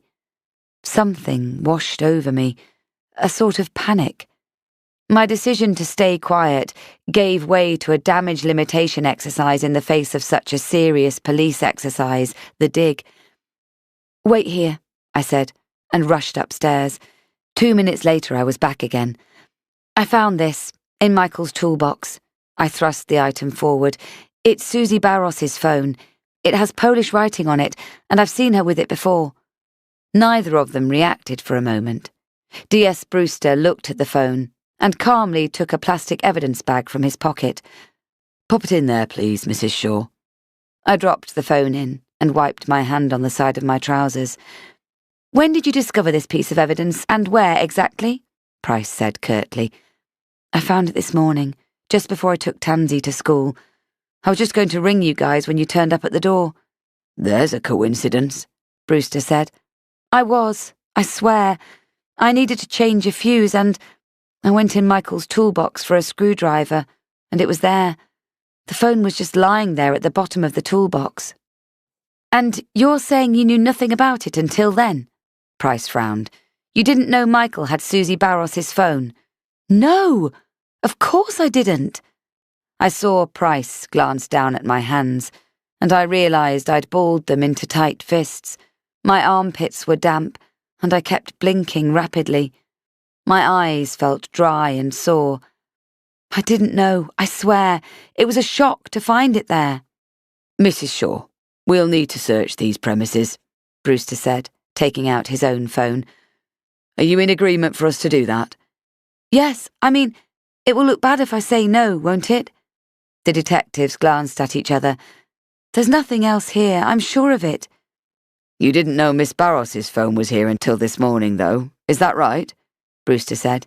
"Yes, I mean, no, I didn't know, but there can't be anything else. There just can't." The detectives stood up. "Can we ask that you don't leave the premises, Mrs. Shaw?" Price said. "We'll contact headquarters now, and the search and forensics teams should be here shortly." "Of course," I said, my heart battering my chest wall. "That's fine. Thank you." I felt sick with relief they hadn't arrested me. When they stepped out into the hallway, I rushed forward. "Can I be there tomorrow?" I blurted out. "Can I come to the dig, or isn't that allowed?" "We'll be screening the forensic excavation from view, And the field itself will be out of bounds. I'd advise you to stay away, Brewster said shortly. There's a public footpath running close to the field, so you won't be able to stop anyone who wants to watch, I said.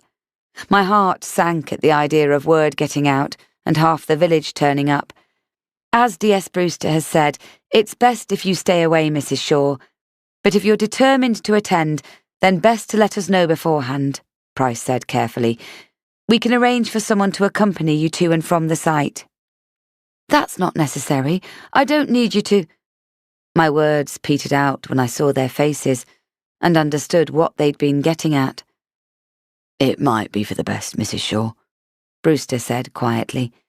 Emotions can run high in situations such as this. They were offering me protection from my own friends and neighbours. Chapter 43, 3rd of December 2019.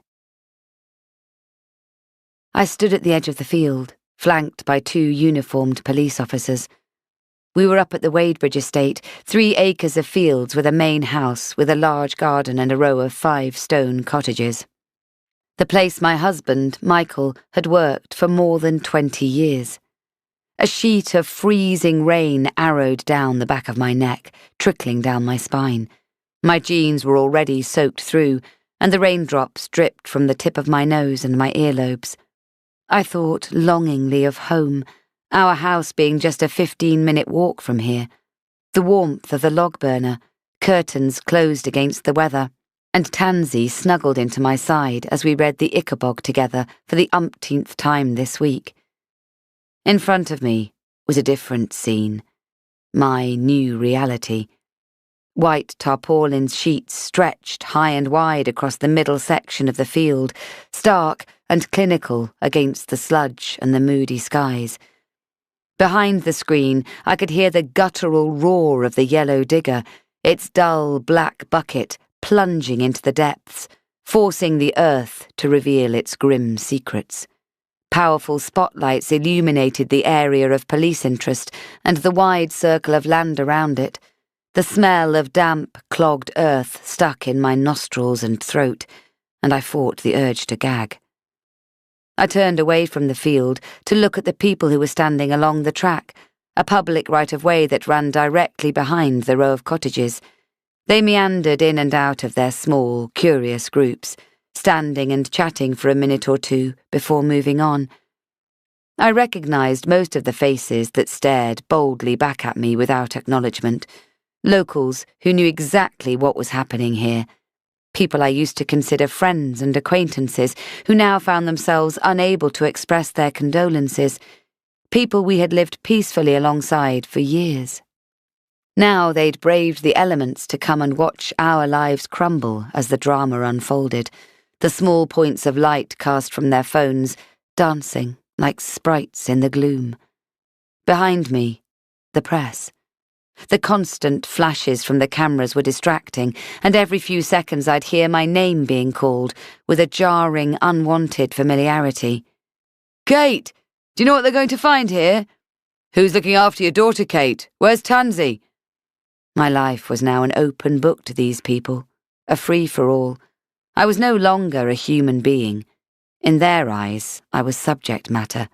I was a headline, the star of a grim and gory story everyone wanted to read. I didn't look their way. I didn't give any sign at all that I heard them calling out. I pulled up the collar of my old waxed jacket and shoved my bare hands into the pockets. The fingers of my right hand closed around a soft ball, and my heart squeezed. Tansy's woolen mittens, left in my pocket from a few weeks ago, when we'd walked over here to bring her daddy his sandwiches and to furrow for some yarrow for her flour press. Stomach acid bubbled up into my throat, and I closed my eyes against what was to come, what my 6-year-old daughter would have to face. Mrs. Shaw, Daily Mail, a man's voice called out, closer than the others. He sounded friendly, sympathetic. Did you have any clue at all about what your husband did? We can help you tell your side of the story, put an end to all the speculation. What do you say? I didn't turn around. Yesterday, the police had searched the house. I called Donna and asked her to pick up Tansy from school and to keep her last night so I could get things straight after the disruption. It had taken hours. They'd gone through every inch of the house, even lifted carpets and floorboards. They'd emptied the garden shed and virtually dismantled the garage. A huge group of press gathered outside the house, blocking the road and inflaming passing drivers. I didn't leave the house. I sat in a corner of the kitchen and stared out at the garden. I went into the living room twice to peek around the curtains. There were villagers out there, standing around in groups, some with a takeaway coffee from the larder. They talked and looked towards the house with twisted expressions and sneering faces. The police found nothing. They took away items of Michael's clothing and shoes and the family laptop, but there were no startling revelations, no more of Susie Barros's items. I'd felt relieved, but wounded. I'd felt exposed and under fire from the obvious hostility outside the house. The rain pelted down harder now, the biting wind scalding my cheeks, but I welcomed the discomfort. The sound of the digger filled my head with its relentless drone, every second bringing me closer to facing the horror that I dreaded and they all craved. Then, a splutter, the powering down of an engine, and the noise suddenly stopped. For a moment or two, there was perfect silence. Then someone shouted from behind the tarpaulin sheet, a sound of alarm. The gaggle of headline-hungry reporters behind me erupted, surged forward. Cameras flashed so rapidly it almost felt like daylight. Voices rose in unison, all shouting my name and vying for attention, demanding answers. Several officers formed a loose chain behind us to restrain the press. "What's happened?" I whispered hoarsely to my escorts. "Does this mean they found something?" Neither of the officers responded. A few feet away, D.I. Price talked animatedly on her phone in a low, confidential voice. Before I could get her attention, she ended the call and dashed behind the screen. My sinuses were blocked solid, and I had to drag air in through my mouth. A hum of chatter rose up. "Have they found something?" a man shouted from the track. "Is it human remains?" The radio of the officer to my right crackled, and he stepped away to speak into it. Another spurt of crackling, but I couldn't decipher what was being said. I found myself praying silently, "Please, God, don't let them have found her." But the air seemed drenched with a dark foreboding, and I knew it would be bad. Very bad. The officer with the radio returned and whispered something to his colleague. The second man gave a low whistle. "Jeez," he said, shaking his head, clearly appalled. "What is it? What have they found?" A wave of panic shunted up and gathered in my chest, choking me like smoke. "I have a right to know." The officers looked at each other, and then one of them turned to me, his face impassive. "You'll find out soon enough, Mrs. Shaw. Don't you worry about that," he said coldly, glancing at the reporters behind him. "I can guarantee that by tomorrow morning, the entire country will be talking about it." Chapter 44, 4th of December 2019. The morning after the forensic excavation, I woke to everything hurting. My head, my stomach, even my fingers and toes ached. I lay there, feeling like I needed to move, but knowing I couldn't. Not yet. Despite resenting what Paul had said about Michael having a girlfriend in Ellie's earshot, I had to thank my lucky stars yet again for Donna and Paul, who'd also kept Tansy yesterday afternoon and overnight. The telephone rang, and I picked the call up within seconds on autopilot. "Hello?" "Mrs. Shaw, this is the Mansfield Sentinel. Have you any comment about the police findings yesterday up at—" I slammed down the phone. Within seconds, it rang again. I unplugged it at the wall. When I checked my mobile, I had dozens of missed calls, and it was only just after 8 in the morning. Reporters. The police officers had predicted that the results of the police excavation work would be all over the newspapers today. I could hardly remember coming to bed last night.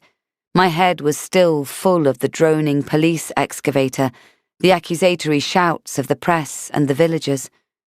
I'd called around at Donna's house afterwards and dissolved into tears on the doorstep. Donna had ushered me inside. I hadn't realised Tansy was watching from the kitchen, her little face wearing the kind of worried and pained expression that did not belong on the face of an innocent 6-year-old child. In the space of 3 weeks, her ordered, dependable family life had disintegrated into utter chaos. And now this, what effect would it have on her in the future? She'd rushed over and we'd hugged. "I love you so much," I whispered into her clean, soft hair. "Mummy, what's wrong?" she'd whimpered, her little hands clutching at my own. "Mummy's fine," I'd said, kissing her cheek. "I'm just not feeling well. I'll be okay after a rest." "Go and play with Ellie, sweetie, and I'll make Mummy a cup of tea," Donna had said. After studying my fake smile critically for a moment, Tansy did as she was told. I could not fault Donna's support in this, our time of need. She was the only person I could really rely on, and I felt infinitely grateful to her.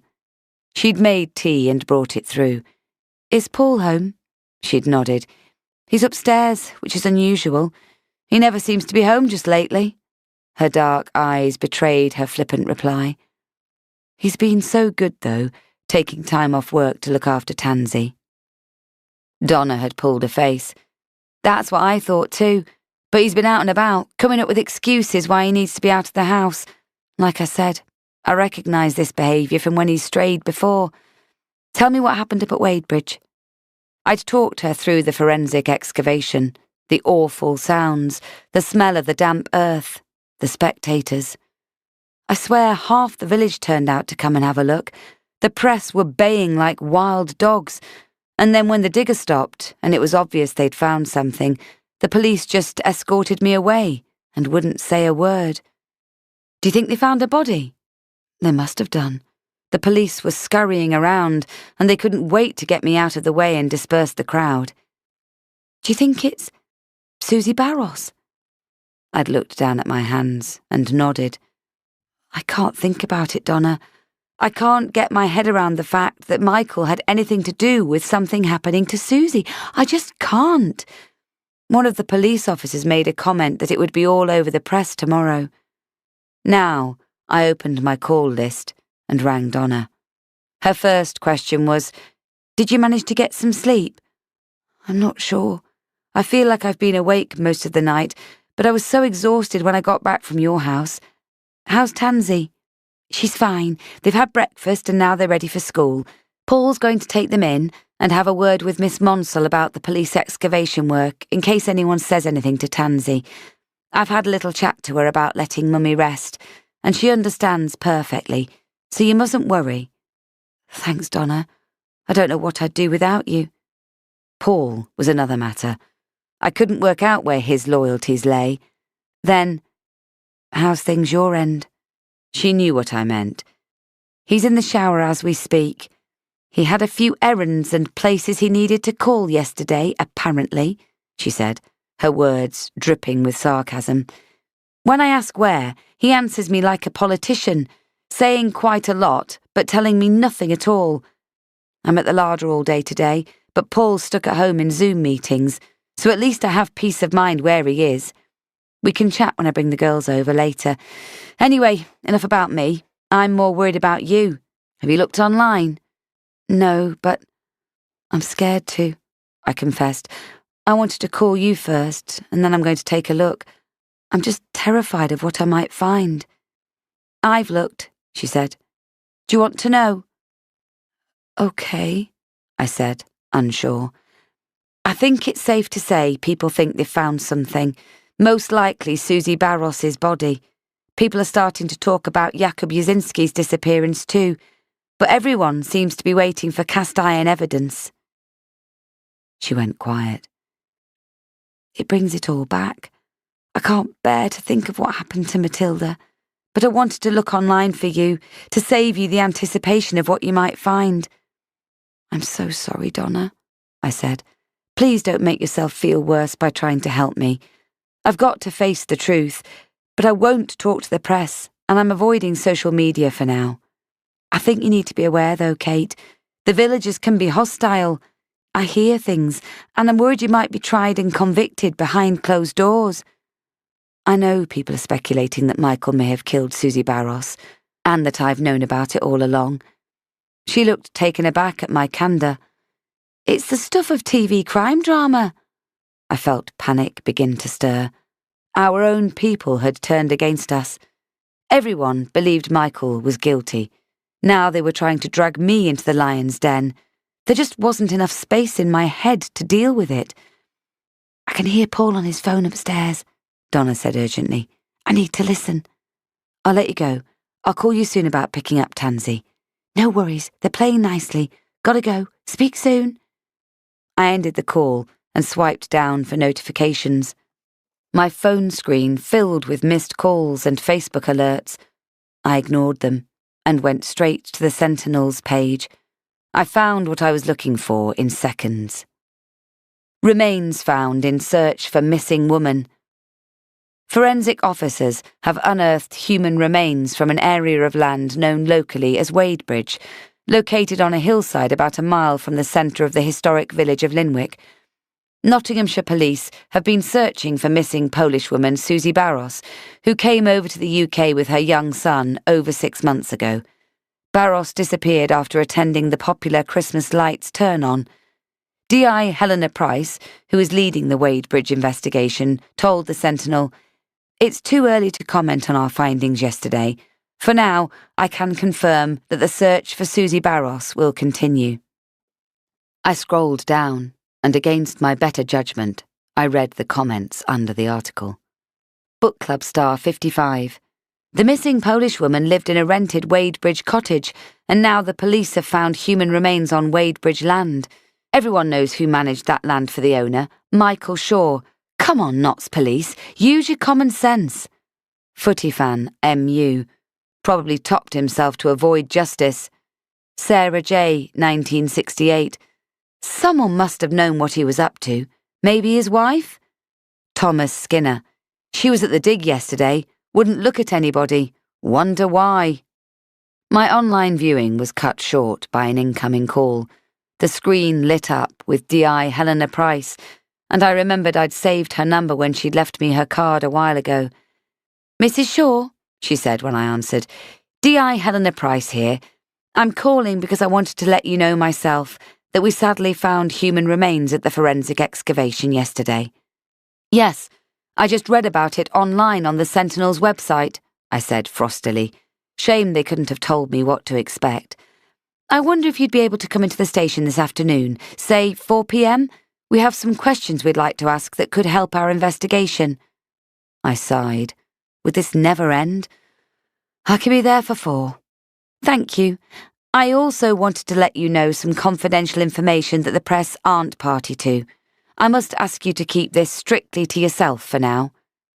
"I understand," I said, holding my breath. "As I said, we found human remains yesterday. Of 2 bodies." "What?"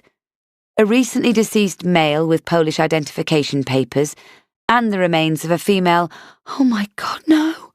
I gasped, clamping my hand over my mouth. So they had found Susie Barros's body. My heart filled with pain for young Alex. The forensic anthropologist has confirmed the remains of a female child who died some time ago. The line fell silent as her words rang in my head. The remains of a female child. There was only one child gone missing in Linwick 23 years ago, and that was Matilda. Matilda Spencer, Donna's lost sister. Chapter 45. I put down the phone, trying and failing to digest what D.I. Price had told me. I was questioning myself, what I thought I knew about Michael, about Irene Wadebridge, the stories he'd told me about life growing up in the village. I knew memories of what happened to Matilda remained vivid to him. Michael would have been young when Matilda went missing. He'd have been 15, old enough to do her harm if he'd wanted. I'd noticed Donna seemed to be fading every day.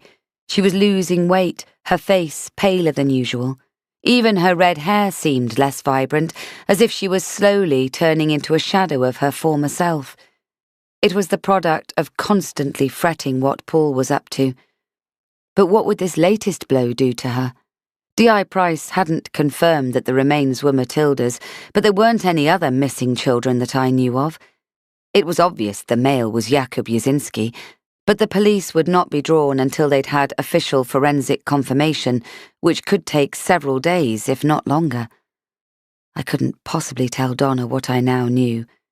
In the unlikely event that it wasn't Matilda after all, it would finish her off. For the sake of a few more days until the police findings were certain, I couldn't risk blowing her life out of the water.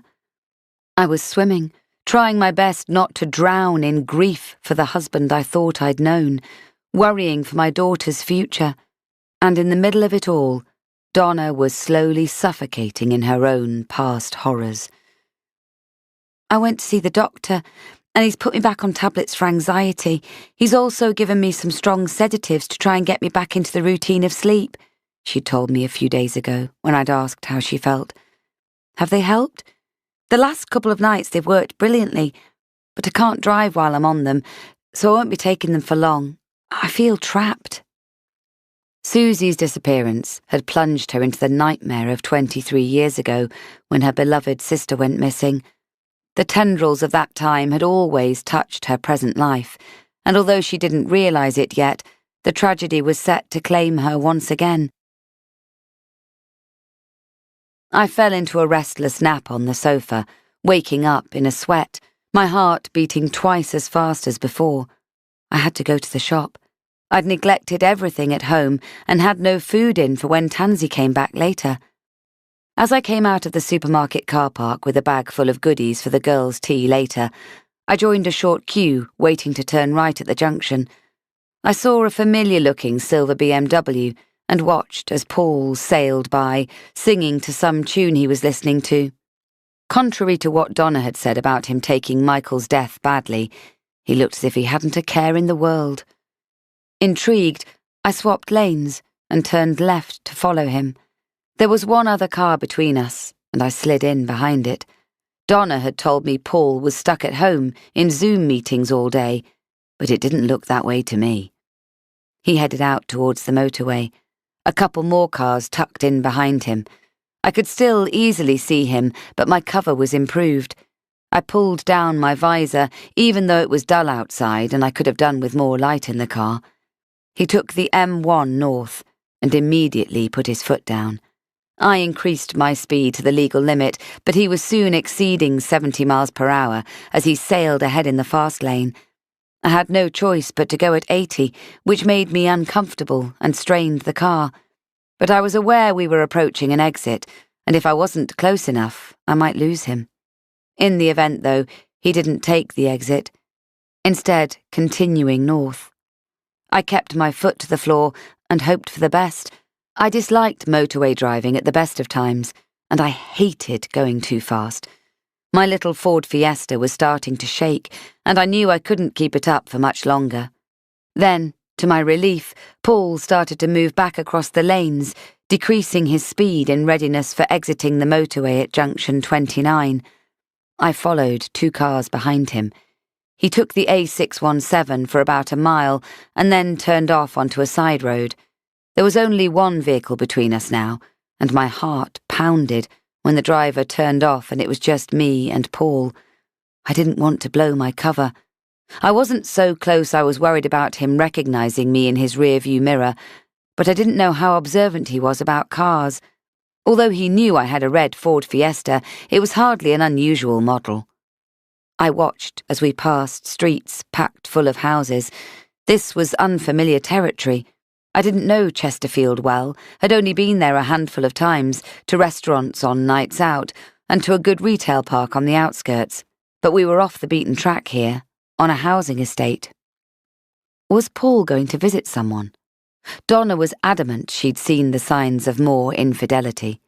My heart started galloping. What would I do if this was it? The other woman's house? If she came to the door, would I get out of the car and start shouting? Of course not. So why had I come here? Paul had suggested they divorce in the heat of an argument, but still, if I found out he did have a mistress after all, it might be useful to Donna legally. I'd followed him here of my own volition, and now I felt nervous about what I might discover. I didn't like the thought of my friend being betrayed, but in her fragile state, this new knowledge could send her over the edge. But I was too far in to turn back now. I'd see it through, and if there was something untoward happening, then I'd sleep on it and decide what to do. I expected Paul to slow down at any moment and pull onto the driveway of one of the smart, new-build detached properties we were passing, but he kept on going. He turned left, turned right, drove straight on, and presently I sensed the area beginning to change. The houses were older semis, ex-council houses, and then, when he turned into yet another street, run-down terraces peppered with "To Let" signs. Some properties had several signs, which meant they had probably been converted to bedsits. We approached another junction, and then, unexpectedly, Paul slowed quickly and pulled over to the right, stopping the car outside a grubby-looking Chinese takeaway with a red closed sign hanging in the window. I hit the brakes, spotting a narrow side street to the left and turning in. He hadn't got out of the car yet, and I did a quick three-point turn, so I was facing the right way to observe him. I turned off the engine and waited, glancing at the dashboard clock. It was 12:12. After a moment, he climbed out, smoothed a hand through his hair, and walked around to the back of the car. He opened the boot and took out a couple of bags of shopping and a supermarket bunch of flowers, then closed the boot and locked the car. It looked as if he was headed to the takeaway, but then he pushed open a peeling green gate at the side of the shop and disappeared down an alleyway. I looked up and down the street and saw lots of similar gates. It seemed we were in Bedsit Central. I reached for my phone, opened the camera, and zoomed in as closely as I could, snapping a photo of the gate. When I pinched the picture to zoom in, I saw there were two numbers painted on the gate, 13A and 13B. I waited, 12:22, and waited, 12:29. What if he was planning on spending the whole afternoon here? I wasn't going to wait around forever, and at least I had something for Donna if she needed to contact the other woman. Yet I couldn't quite bring myself to leave just yet. 12:38. The minutes ticked by slowly when you were waiting on someone with nothing else to do. I had my Kindle in my handbag and debated getting it out. Then, at 12:52, Paul emerged from the green gate. I snapped a pic or two for posterity as he stepped out onto the street. When he turned around, I saw there was someone else standing in the shadow of the alleyway. Paul said something, holding out his hands in a sort of "what can I do" gesture, and briefly, the woman stepped forward into the light. A small noise escaped my throat, and my hand flew to my mouth. With shaking fingers, I managed to snap a couple of photos. Then I dropped the phone. I pressed my head back into the neck rest as I made sense of what I was witnessing. The woman in the alleyway was Susie Barros. Chapter 46. I felt dazed. When Paul had driven away and Susie had disappeared back inside, closing the gate behind her, I sat in the car and just stared into space. I started to itch all over. All this time, all this upheaval of everyone looking for her. I'd started to fully believe Michael had done something terrible, and now here she was. She'd been hiding away, laughing at us. And all this time, Paul knew. I glanced at the clock. Tansy and Ellie had a dance and drama after school club until 4:30, so I still had some time before I had to be at home. Donna was picking up the girls, and then after I'd been to the police station at 4, Ellie was coming back to our house for tea. But the girls' pizza was far from my mind right now. I wanted to call Donna and tell her everything. I wanted to ring the police and witness them hauling Susie out under a charge of wasting police time. I thought bitterly of the way they'd hounded Michael because they'd suspected he had something to do with her disappearance. I wanted to go in there and wring her skinny neck for putting Alex through torture while she enjoyed a torrid affair with Paul Thatcher. I didn't do any of that in the end. I just sat there, thinking everything through, until I felt I'd made the right decision. I got out of the car and locked it. Hooking my handbag over my arm, I crossed the road and approached the green gate. 13A and 13B. Which one? I pushed open the gate and walked down the dark, dank passageway. My footsteps echoed in the narrow space, and I shivered, more in anticipation of confronting Susie than because I was cold. At the end of the passage, there were 2 weather-worn brown doors leading off a tiny yard. Weeds sprouted up through the cracked concrete, and pizza boxes and beer cans lay in a sodden heap in the corner. I looked at 13A on my left and 13B on my right. Both looked equally drab and neglected. There were no doorbells, so I rapped on 13A. No answer. I tried again, but nobody came. I did the same with 13B, and a young man appeared, holding headphones in one hand and a phone in the other. Yeah? He looked to be in his early 20s. He had dark shadows under his eyes and was dressed in a grubby white t-shirt covered in stains and baggy cotton shorts. He peered at me blearily. "Sorry, wrong door," I said. Before I'd even finished speaking, he stepped back and closed it. I took a breath, pushed my shoulders back, and knocked again on 13A. I knocked and knocked and knocked. If I hadn't just seen her, I'd have left.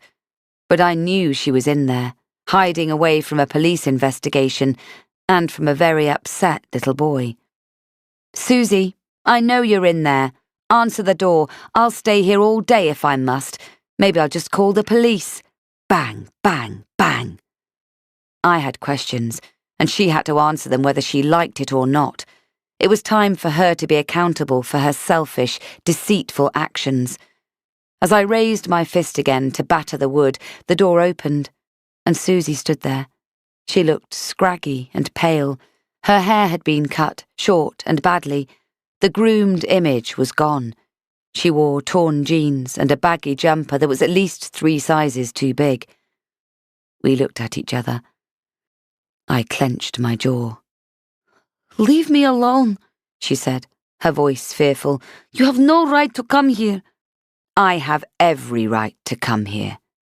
I stepped forward, and she tried to slam the door shut, but I got my foot over the step and jammed it open.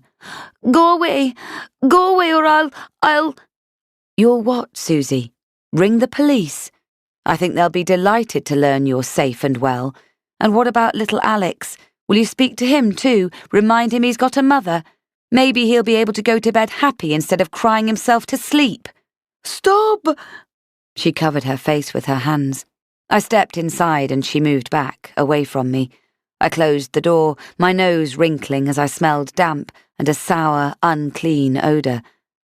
I was in a large, dirty room, a sink, oven and tabletop fridge on one side, with a sagging 2-seater sofa and an upright dining chair arranged in front of a 3-bar fire. The place was freezing, the carpet covered in dark stains that had hardened the pile. "Why are you here?" I demanded. "What happened?" She balled her fists and opened her mouth, ready to have another go at me. "I'm not leaving until you tell me why you'd choose this hole above living in the cottage with Alex, who is suffering and missing you more every day." She just sort of deflated in front of me, as if all the stuffing inside her had dissolved. Then she sat down heavily on the sofa and pressed her face into her hands again. "I don't know where to start," she wailed. Paul wouldn't let me leave. He said I couldn't yet or I'd go to prison. Start from the beginning. I sat on the chair. I had to somehow let go of my obvious anger or we'd get nowhere. Start with why you came over to England. And this time, let's have the truth. I met the love of my life at school, she said. I was known as Anna back in Poland, short for Zuzanna. We were together from the age of 13. We lived in the same village. Our families knew each other. And, well, it was always just assumed that one day we'd marry and have children. But when I was 18, my head was turned by another local man, Oscar. He had an air of excitement about him. He'd been living in another part of the country, and he was a bit flashy. I liked it. He made the other men look boring. Anyway, I ended up marrying him instead, and then we had Alex. It all sounded fairly standard to me, but her face looked troubled. Years passed, and I realized Oscar wasn't who I thought he was. His smart image covered up a troubled man who liked to use his fists rather than talk. And he had some very dodgy contacts. His flash car and house had not been earned by working in a car factory as I'd thought. It was through other dealings of which I did not ask details.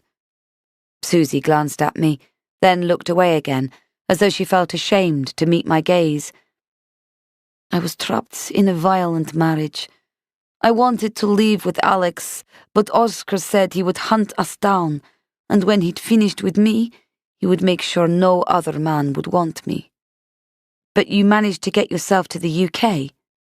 I tried to keep my tone reasonable so I could get information out of her, but I wasn't sure I believed a thing she said. After all, this was a woman who had lied to everyone, including myself and her young son, when she staged her disappearance at the Christmas lights event. I never forgot my sweetheart, and as each year passed, I regretted more and more my decision to leave him and marry Oscar. I went to see his family to ask for his contact details, and they told me they had not heard from him for 6 months. His mother said she was going to file a missing persons report with the UK police. I had this crazy urge to travel here, to try and track Jakub down. Without having any idea where this guy was, I said doubtfully. Yes, it was, I don't know, just a feeling I had that it was now or never. I knew I might be too late, that something had happened to him, but I felt convinced I must try. She looked down at her hands. I would never forgive myself if I did not try. I might have felt sorry for her if it wasn't for the image of Alex, sitting forlorn in his borrowed pyjamas, with tears rolling silently down his face. She looked at me and said faintly, "Did you know Jakub?" "Not exactly," I said. I said hello to him a couple of times. Michael had hired him as a labourer up at Wadebridge. My words faded away as I made the connection. She'd come to Wadebridge to try and track down Jakub. He didn't turn up for work one day, and that was that. Michael said the foreign labourers often did that. They moved around. Sometimes they went back home. She nodded. Alex and I did a moonlight flit. I think you'd call it that here. Oscar was with his friends, drinking at some out-of-town bar. They had rooms booked, and he was due home in the morning. I'd known about the event for a few weeks, so I got everything ready for our escape. My parents had both died, and I couldn't tell anyone else we were leaving because I didn't want them to have to try and hide information from Oscar. She looked down at her hands. He can be a very persuasive man, in the worst possible way. Jakub's parents did not know you were coming out. No. I was careful to tell them I wanted his details for a mutual friend who wanted to get in touch from school. The last thing I wanted was for Oscar to pressure them for information. Susie nodded slowly. I made contact with several online Polish forums before I left for the UK. That was how I tracked Jakub down to the East Midlands. Everyone I spoke to I asked them not to discuss our conversations with anyone. I explained I was fleeing a violent home situation with my young son. I was not the only one. Lots of women have done the same. I headed here and started my search, trying to find Jakob. Sorry, I need a breath. She stopped talking for a moment and closed her eyes. I wanted to hurry her along, ask her if there'd been anything going on between her and Michael. She'd obviously moved on to Paul now, but I needed some questions answered about my own husband. I glanced at my watch. I was still okay for time. I had not been in the UK long before I heard from friends back home, everyone asking where I was and saying that Oscar suspected we had gone to the UK. He was determined to hunt us down, Susie continued. I was terrified. I kept moving around, which was not good for Alex, and I was worried about his education. He became withdrawn and nervous. I could not make progress no matter who I asked. Jakob seemed to have vanished into thin air. Nobody had heard of him. Nobody knew where he might be. I thought about the first time she'd visited our house, her nervous demeanour, the feeling I had she was hiding from something or someone in her past. Then I got a breakthrough, she said. Someone I'd been talking to on a forum emailed me with the name of a bed and breakfast establishment where he'd heard Jakob had stayed. I went there the same day. All the residents were Polish, but I hit yet another brick wall. Nobody could help me. I sat in the lounge there and just began to cry with frustration and sadness, and also fear that something very bad had happened to him. I thought maybe Oscar, in his jealousy, had paid someone to kill him. He is crazy enough, believe me. She offered me a glass of water, but I declined.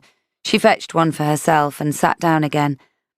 Then a lovely man called Pavel came downstairs on his way out. I'll never forget his kind words.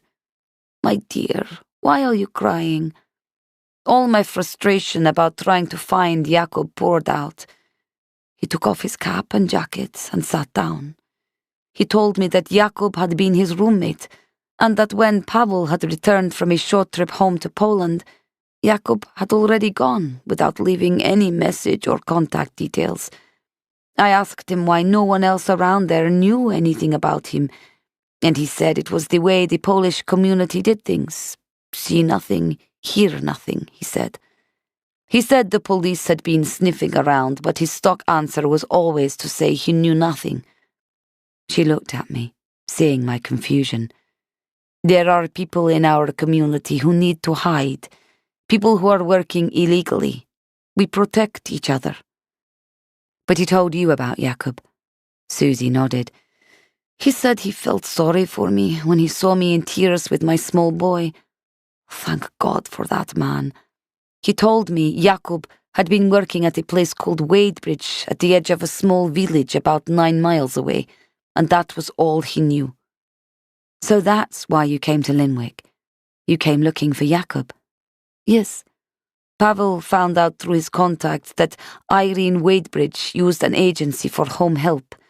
The agency employed many Polish workers. I registered with the same agency and stayed in a local B&B very close to the village. The manager swapped out one of the other workers who she had to pay travel expenses to and put me on Irene's rota. When I started work there, I found that Irene and I got on well together. She's a nice lady, and I genuinely liked her, liked working for her. She was brilliant with Alex, too. She offered me a cottage at low rent if I agreed to work for her directly. She was sick of having lots of different people coming from the agency. But when I asked about Jakob, she said she left all that to her land and property manager, that she had nothing to do with the hiring and firing of labourers. And that's when you decided to get to know Michael. I couldn't say much more without wanting to choke her, but I had to keep her talking, had to find out everything I could. Yes, I got chatting to Michael. I tried to find out about Jakob, but... Hang on, you can't just scoot over Michael. I believe he died because of what he was about to be accused of. He was confused, panicked. He swore he was innocent, but the evidence was stacking up against him that he had something to do with your staged disappearance. I am sorry, Kate. I just wanted to find out why he would not talk about Jakob. It was more than that, though, wasn't it? I felt my breath shorten as I remembered all the evidence stacked up against Michael for a woman who was not missing at all. When you supposedly went missing, the police found his keys in your cottage. I found your phone in his toolbox.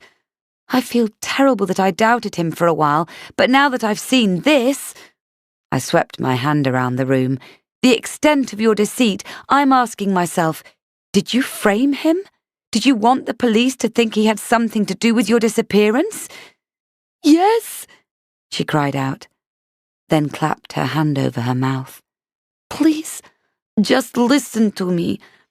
I tried asking Michael about Jakob, and he would not discuss it with me, ever.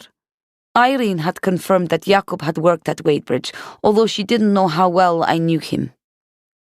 Irene also told me you had cosy afternoon tea breaks with Michael, and that you helped him by ringing suppliers. Irene told me you had a soft spot for my husband. No, it is true I set up as many opportunities as I could to talk to Michael. That's the only reason I did these things. I had to find ways to speak to him, to try and get information about Jakob. Irene was mistaken. She thought my willingness to spend time with him was something else. My heart belongs to Jakob. Now I realize it always has. He's the only man I care about. I laughed out loud, a harsh, bitter sound. Looks like it when you're now having an affair with Paul Thatcher. Always somebody else's guy with you. Donna used to say you were sly and one to watch, and my goodness, was she right. It's not what you think, she stammered, knotting her fingers together. I tried to get information out of Michael because I knew something was wrong. He was holding stuff back about Jakob, I could tell. One day I tried to talk to him again, and he got annoyed. He said if I didn't stop bothering him about it, he'd speak to Irene and convince her to fire me and to throw me out of the cottage. So there was nothing going on between you, I said faintly. Truthfully, Michael could not stand the sight of me, but that made me angry and sad, and I ended up confiding in Paul. He fancied the pants off me, that much was obvious. I'd been friendly, but had not encouraged him. But this particular day I bumped into him down in the village, and he asked what was wrong, and I ended up explaining that I was looking for my Polish friend, and I was absolutely certain Michael knew something but wouldn't tell me. And Paul came up with the plan. Which was? Kate, I'm sorry. If I'd known what was going to happen to... What was the plan? I clenched my teeth. Paul suggested I went missing for a short time, just for a few days. I'd leave some clues, enough for the police to interrogate Michael. Paul, in the meantime, would send an anonymous tip-off to the police, saying that Michael knew where Jakob was. He wouldn't be able to just ignore the police like he did me, you see. It would force him to talk. She eyed me cautiously. I'm sorry, Kate, And the night you went missing, how did you do it? I'd packed a bag with a change of clothes and a dark wig. Paul left them just inside the trees where I was standing. At the right moment, I dashed back into the trees, got changed, and waited at the other side until Paul picked me up to take me to the bedsit he'd rented. To all intents and purposes, it seemed I had vanished into thin air. But I still had second thoughts. I caught Michael as he was leaving the event. After Irene had rung him about the potential flood. Yes. I told him I would give him one last chance to tell me what he knew about Jakob.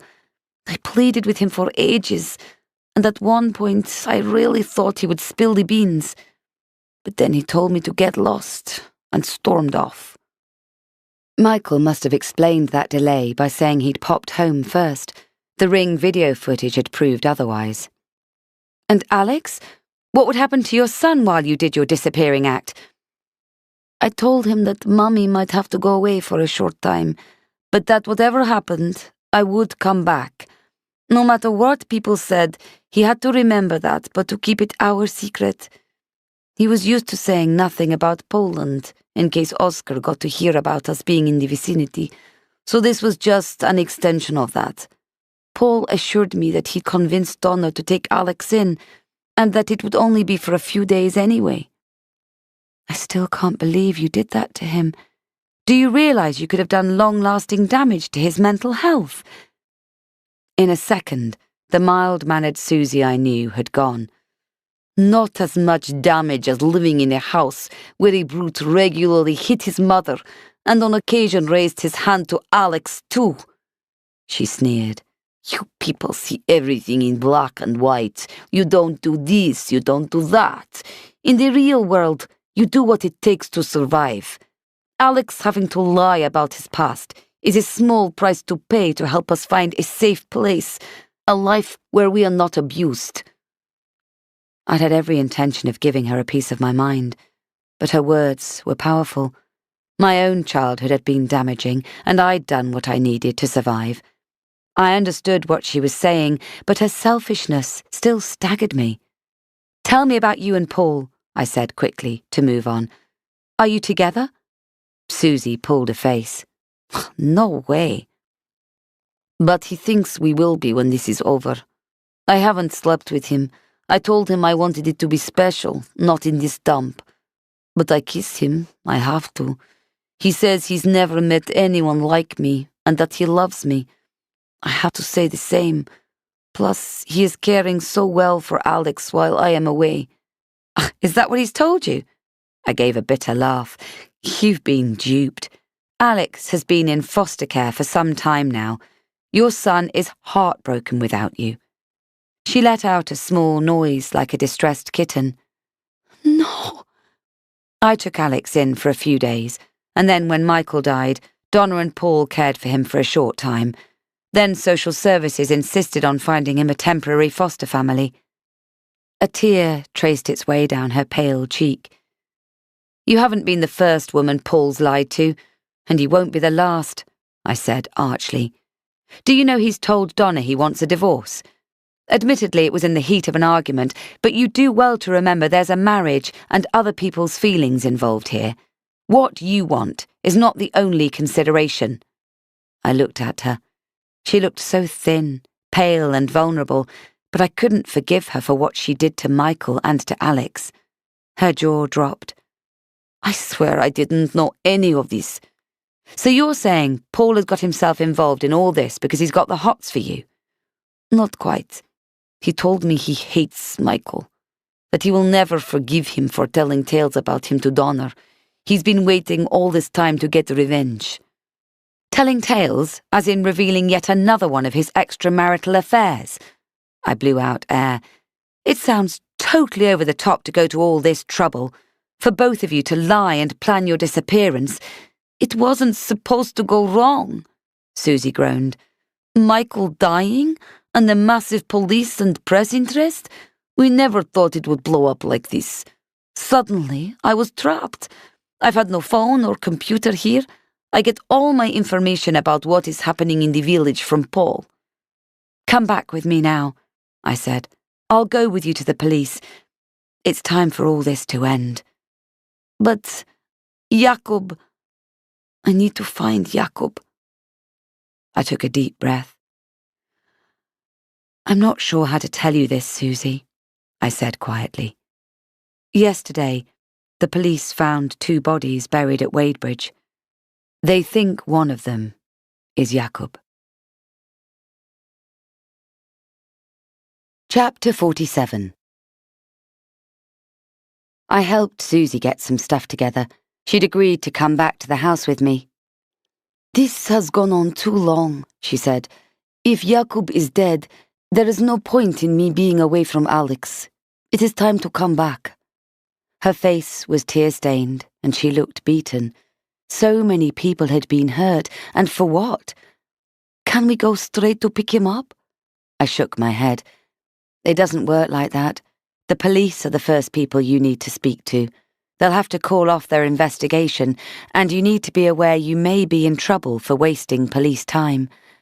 I have done wrong, and I know I must pay for that, but I need to see Alex. The police will alert social services. They hold the key to you getting Alex back. One step at a time. She'd managed this long without seeing him, and my sympathy was in scarce supply. On the way back in the car, Susie carried on talking. Pavel at the B&B has been good to me. He has been working to put out requests in the Polish communities throughout the UK to locate Jakub. Now I must tell him the sad news together with Jakub's mother. She will be heartbroken. And what about Paul? I asked. I'm not interested in him. My heart must heal from Jakub. He was the love of my life. She looked so forlorn and sad, I almost wanted to stop the car and console her. But then I remembered the hell Michael had had to go through because the police had thought he had something to do with her disappearance, and the anonymous letter I'd got from villagers who believed the same. Poor Alex, whose suffering could stay with him for life. I kept on driving. We needed to sort this mess out, and fast. I pushed thoughts of Donna from my mind. On top of learning about Paul's treachery, there was the possible discovery of Matilda's body after all these years. I was seriously worried about her mental state. Now that I knew about Paul's involvement, I wanted to get Tansy back home as soon as I could. Ellie would probably need to stay with us too, while her parents sorted out their mess. We parked up outside the house. I immediately noticed a battered old Ford Escort parked further up the road. We got out, and I squinted to try and get a better look. There were 2 men sitting in the car, and I suspected they might be press. Let's get in the house, I said to Susie. I've had reporters hanging around outside before. Inside, I made us drinks, and then, with a very nervous Susie by my side, I called D.I. Helena Price. There was no answer, and the call went to voicemail. Hi, it's Kate Shaw here. I can't now come to the station at 4 p.m. There's been a big development, and I've just got back home. Please come to the house as soon as you can. It's important.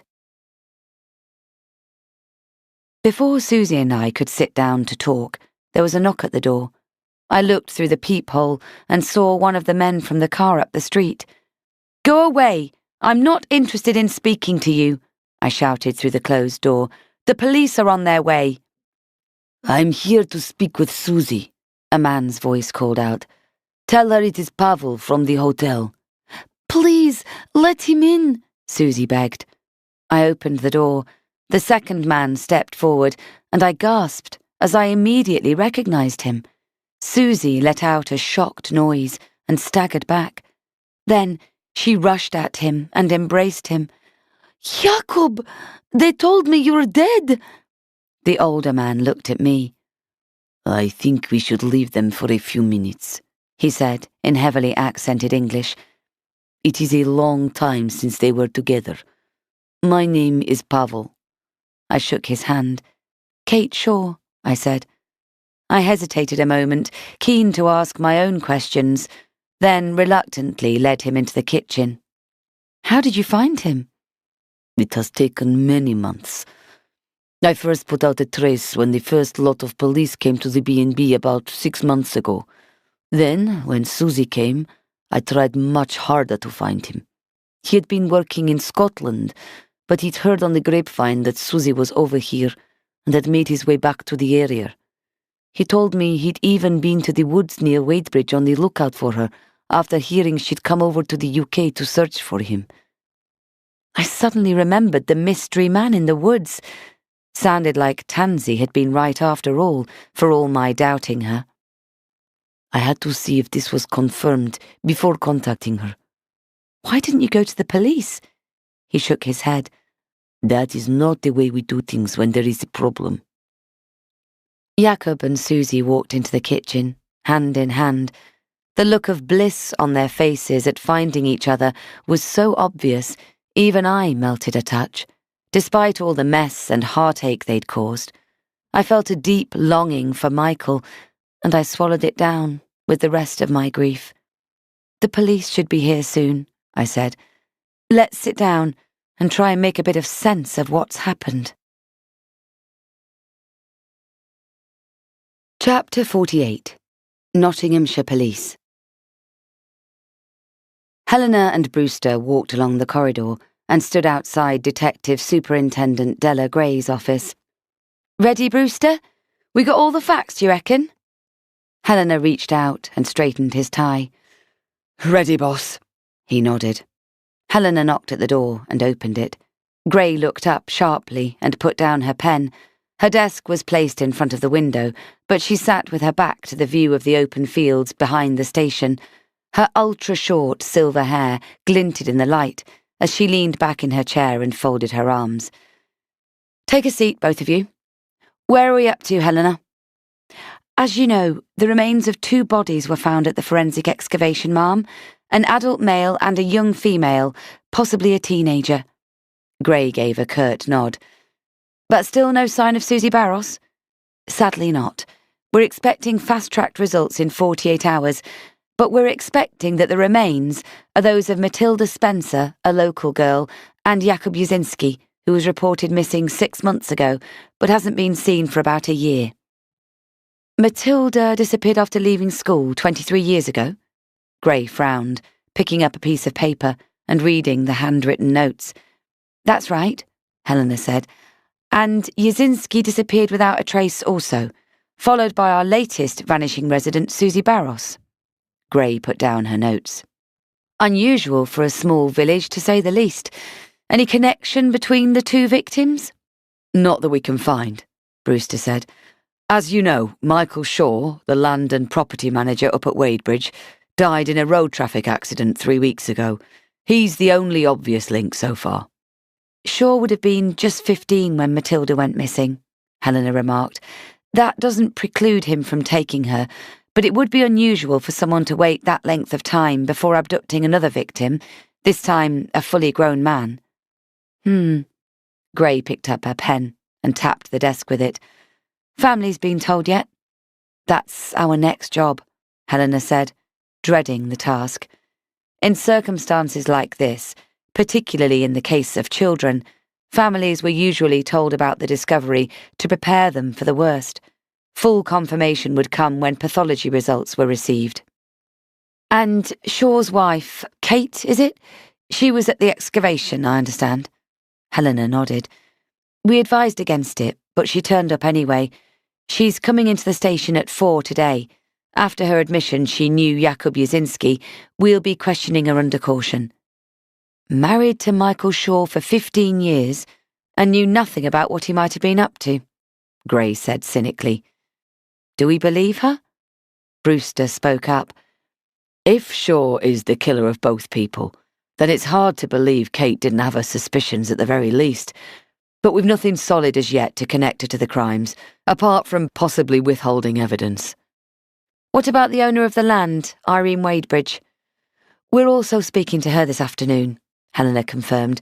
"She also claims to not know much about what went on in the running of Wadebridge. A bit more believable given her age and health concerns." "Let's meet again tomorrow morning, 8 o'clock, Gray said, picking up a document from her desk. "Good luck this afternoon. Won't be easy for the Spencer family." "There's only Matilda's sister left, ma'am," Helena said, as she and Brewster stood up. "Their father died 5 years after Matilda's disappearance, and the mother is in a nursing home, suffering from advanced dementia." Sad, Gray murmured, then pointedly went back to her paperwork. Walking back down the corridor, Brewster checked over his shoulder before saying, "I reckon the super has a rock where her heart used to be." Helena grinned. "She's all right. It's an act, I reckon. She's soft as grease underneath. Someone in uniform told me he saw her out with her 2 little pugs. They had pink ribbons in their fur and everything." "What? No way!" Brewster gave a hearty laugh, and Helena joined in at the unlikely picture forming in her head. "By the way, Helena?" They both visibly jumped as Gray called after them. "Make it 8:30 tomorrow. I have to walk my dogs." "No problem, Mum," Helena said, swallowing hard. Gray's flinty eyes locked with Brewster's, and she gave a curt nod before ducking back into her office. "Do you think she heard?" Helena hissed, her eyes wide as she quickened her pace. "Nah, it's just coincidence, boss. Don't worry about it," Brewster said unconvincingly. "Like you said, she's probably soft as grease at heart." Brewster collected the pool car, and Helena met him out front. "The Thatchers live on Main Street, in one of the larger houses leading into the village," she said, climbing into the passenger seat. "Donna Thatcher runs the village tea room, so if she isn't home, she'll probably be there, though I hope not." The news they had to impart was best done in private, at Donna Thatcher's home. "I would think she expects the news to come at some point," Brewster said sadly. "She must have known for years that her sister isn't coming back."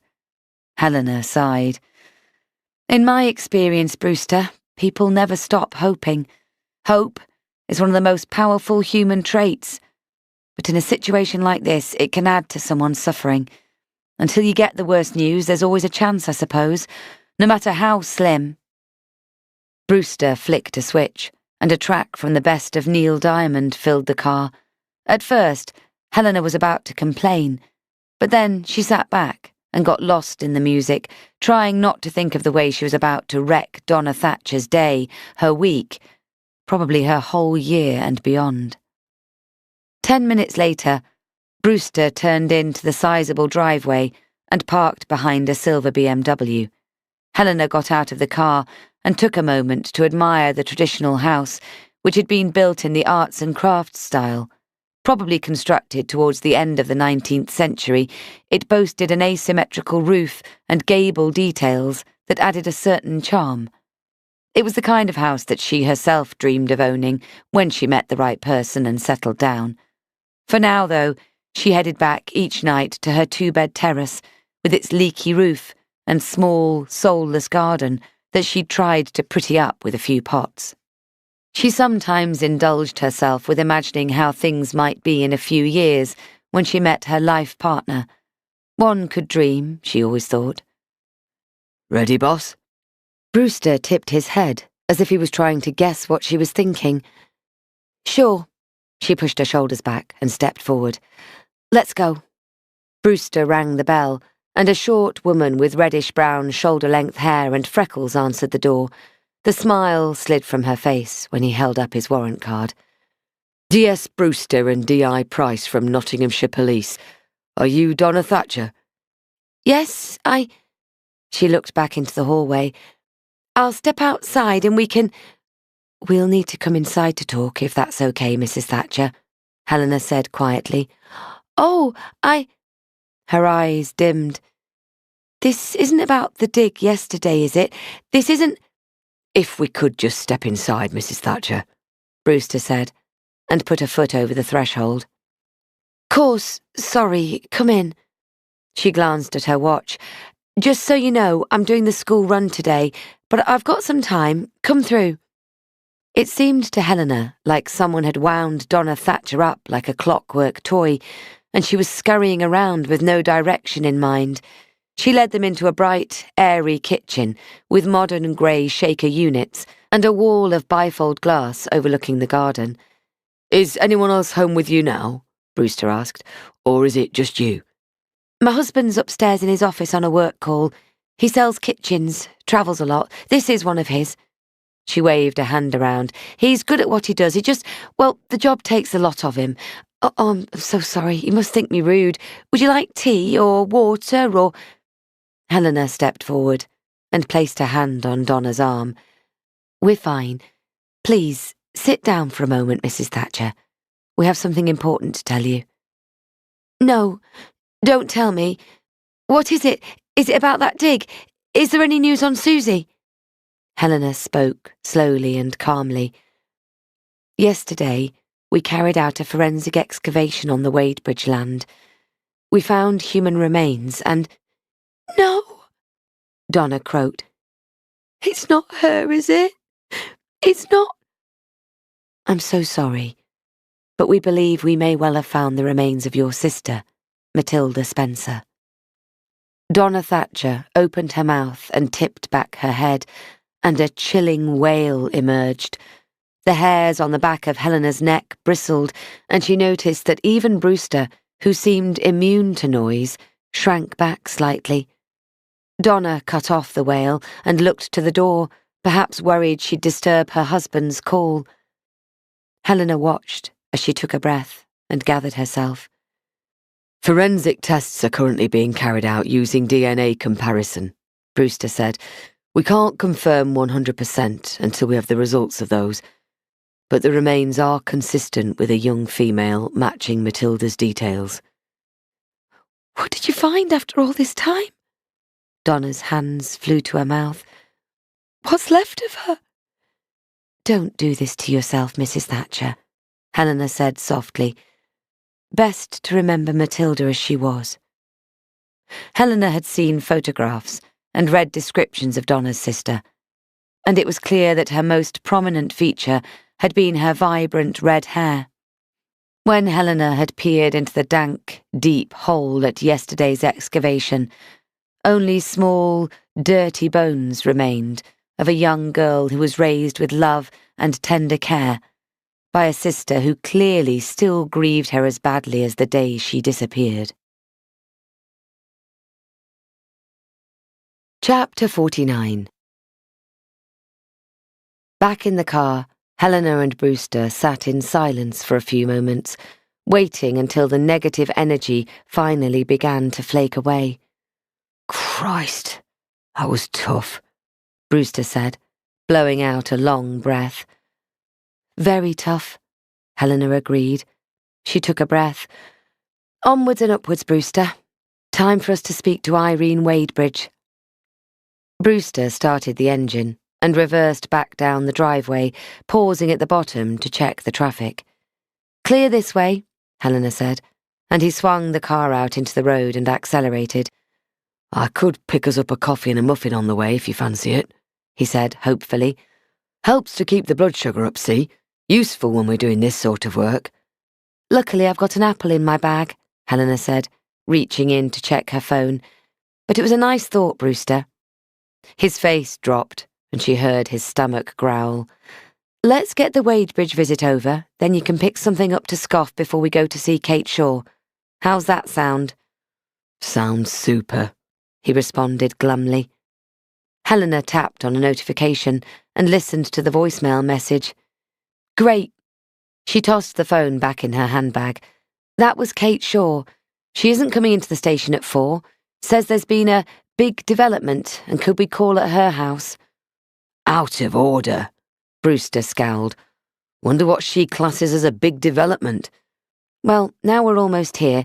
We'll speak to Irene Wadebridge, and we'll swing by the Shaw's house on our way back to the station." Up at Wadebridge, they knocked at the door and waited. When there was no answer, Brewster knocked again. "Doesn't look like there's anyone." "Hang on."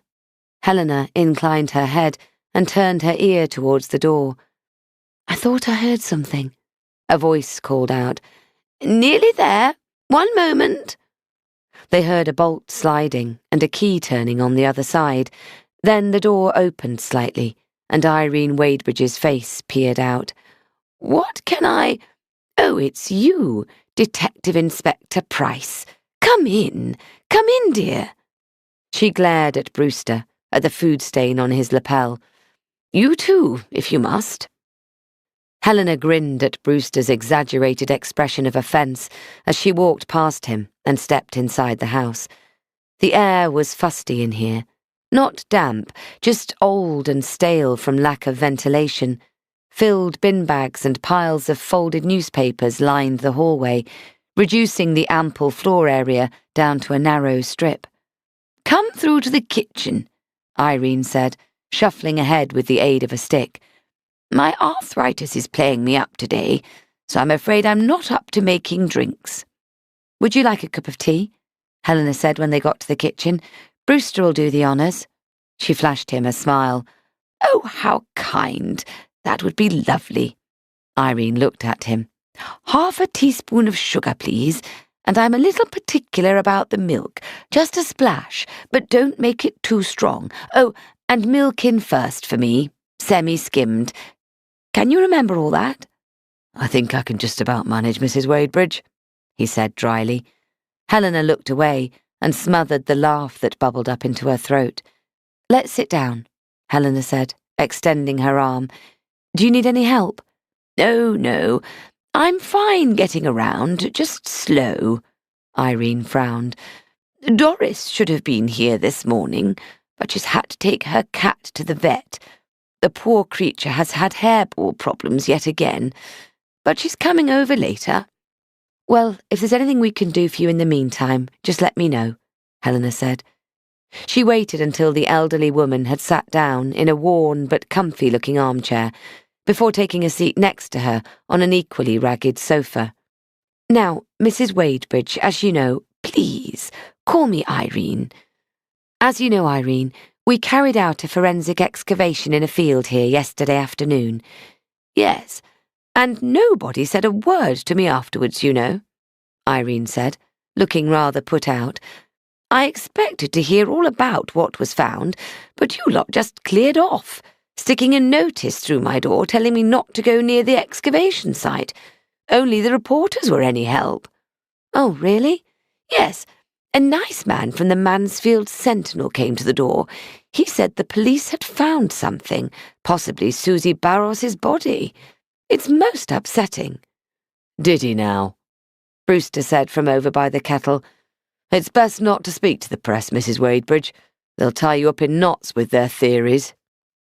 "I only spoke to him because he reminded me a bit of Michael, that sort of kind, sensible air he had about him." She stared at her hands and fell silent. Brewster brought the tea over and placed it in front of Irene on a low table. "You must miss Michael," Helena said softly. "I miss him terribly," she said, without looking up. "I've known him since he was a young man, you know. Amos, my late husband, he always thought highly of him too. With us not being able to have any children of our own, Michael became sort of an adopted son. Then I lost my Amos, and now Michael's gone too." Helena nodded. "I understand." Irene looked up, and Helena saw that her eyes were full. "Michael took care of everything, you see. He sorted out the cottages and the land, and in his own way he took care of me too. Sometimes he'd just sit and have a chat over a cup of tea, but it made such a difference to my day." Helena took a breath. Often the antidote for loneliness in older people was simply a matter of a few minutes of chat, a smile, maybe passing the time of day on the street. If only people with busy lives understood that kindness, however brief, could linger and get a soul through a long, quiet evening. Helena forced her attention back to the job in hand.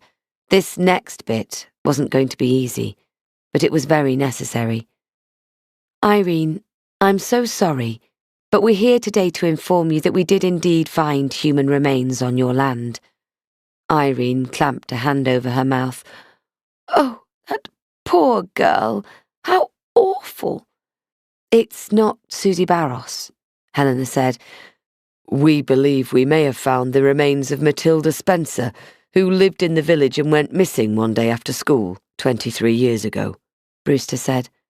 Irene cried out, "I thought you were going to say it was Susie. That's terrible, truly terrible." She took a tissue from her sleeve and dabbed at her eyes. "The poor girl's family.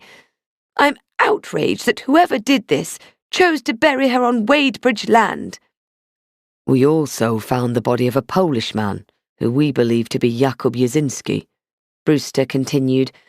"The man who worked here for 2 years, who you claim not to remember." "Goodness, yes." Irene raised an index finger into the air. "The shock of it must have jogged my memory. Michael was annoyed because he'd given Jakub a chance and then he'd just gone off like that." Helena watched her carefully.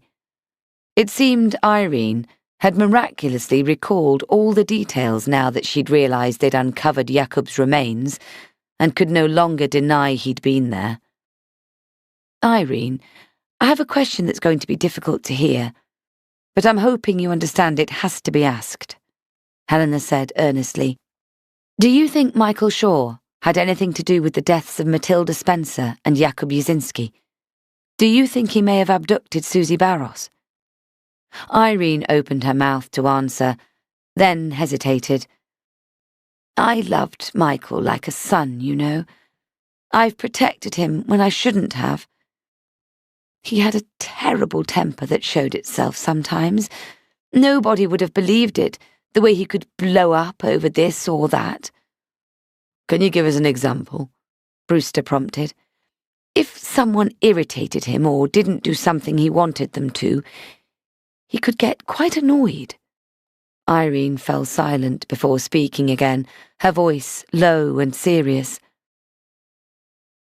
"So, in answer to your question, I'd say yes. I would imagine Michael could be responsible for those deaths. Only he had access to the land. Nobody else could bury 2 bodies out there without his knowledge." "Matilda has been there a long, long time," Brewster reminded her. "Michael would have been just 15 years old." Irene frowned. He was a strapping lad at that age. His father knew Amos. Michael used to come up here regularly with his dad. "And Susie Barros?" Helena added. "Between you and me, I have my suspicions Michael had something to do with her disappearance too," Irene said faintly. "Why were you suspicious?" "Well, he was always talking to her, acting shifty when I asked what they'd been chatting about. I've known him long enough to see when he's trying to hide something." "And yet you've never mentioned any of this to us or any of the police officers who've been working up at Wadebridge." Brewster frowned. "Hindsight is the perfect science," she said softly. "I have what you might call an old-fashioned trust in people." Irene pulled a tissue out that had been tucked under the cuff of her cardigan. She dabbed her eyes. "It seems I was harbouring a monster here in Michael, and I didn't even realise." "There was something very off about her reaction, if you ask me," Brewster said when they were back in the car. "There wasn't a single tear there when she dabbed at her eyes, and she seemed to be thinking a lot before she answered your questions." "She might just be nervous," Helena said, clicking on her seatbelt. "But I tend to agree. She wasn't remotely as upset as I thought she might be. Next stop, Kate Shaw. Let's see what this earth-shattering development is that can't wait." Chapter 50. Kate. We were all sitting talking in the living room when the doorbell rang. "1 second," I sighed as I left the room. I opened the door, and Donna fell into my arms in floods of tears. "They've found her, Kate," she sobbed. "They've found Matilda after all these years." We stood in the hallway as she blew her nose noisily into a handkerchief. "I knew. When they came to the door, I just knew." "They're certain it's her. As certain as they can be. They're doing tests, but everything matches, apparently. It's a young girl and... Oh, God, I can't believe it. It's what I wanted, and yet I can't bear to think about it. Can't bear to think she's been in that cold, dark place, just a stone's throw from where I live. So close to Mum and Dad, too, when they were still in the village." That did feel like an unbearably cruel twist. "I'm so, so sorry, Donna." She buried her wet face into my shoulder. "Has Paul got the girls?" She nodded, her words muffling into my sleeve. "He picked them up from school and kept them while I came to..." Donna stopped crying and listened. "You've got people here?" I nodded. "Susie is in there, Donna." "What?" "Yes, she's safe and well. She's been in hiding. Jakub Jasinski is here too. They're just about to explain everything." "I want to stay and listen," she said, straightening up, wiping her eyes with the back of her hand. I want to know what happened after all this trouble she's caused. Donna, you're too upset after getting the awful news about Matilda. Please, go home and— I don't want to go home. The girls are fine, and I need to get out of the house for a while to try and clear my head. I'm warning you now. It won't be what you expect. What Susie will say, it will hurt you. She made a disparaging noise. I can assure you nothing she could say would even touch the news I've just had. I thought for a moment. Listen, I need to tell you something. Let's go into the kitchen first. Donna shook her head. I'm going in there now. She marched towards the living room. As I turned around to close the front door, the two detectives, Price and Brewster, pulled up in their car. It had taken them long enough. They'd probably discounted my big development. Well, they wouldn't be expecting this. The look on the detectives' faces when I greeted them at the door with, "I'm glad you've come over. Susie Barros is here," was a picture. "You'd better come through," I said. Everyone looked up as we walked in, and Susie gripped Jakub's arm when I announced the detectives' arrival. I introduced the two Polish men and Susie, who they'd been working flat out to find, but never actually met. Brewster let out a low whistle, a cool glare fixed on her. "Well, this is quite the little gathering." Donna looked daggers at Susie, and I hovered by the door, feeling that somehow this was all my fault. I was the one who'd followed Paul and brought Susie back here, when I could have just called the police and let them deal with it. D.I. Price cleared her throat. Miss Barros, have any of the men sitting here done you harm, prevented you from returning home, or coerced you in any way? Susie gave a weak smile and laid her hand on Jakub's thigh. No, of course not. Price, who usually had an easy, pleasant manner about her, suddenly showed her mettle. Then can you tell me where you have been for the past 3 weeks, while your son has been placed in foster care, and Nottinghamshire police have been conducting a major investigation as to your whereabouts? Her tone sounded dangerously reasonable. Susie's eyes widened. It wasn't my fault. It was someone else's idea. I see. And who was this person? Susie glanced at me, and then at Donna. She hung her head. I'd rather not say. I'm sure. Brewster folded his arms. Unfortunately, you have no choice but to tell us the truth. Otherwise, we will be entirely within our powers to arrest you for wasting police time.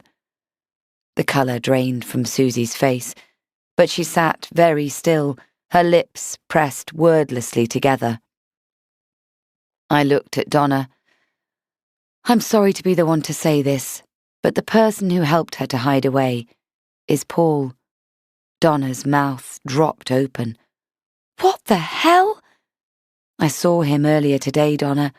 You'd said he was on calls all day at home, and because of all the other stuff you'd told me, your suspicions, I decided on a whim to follow him.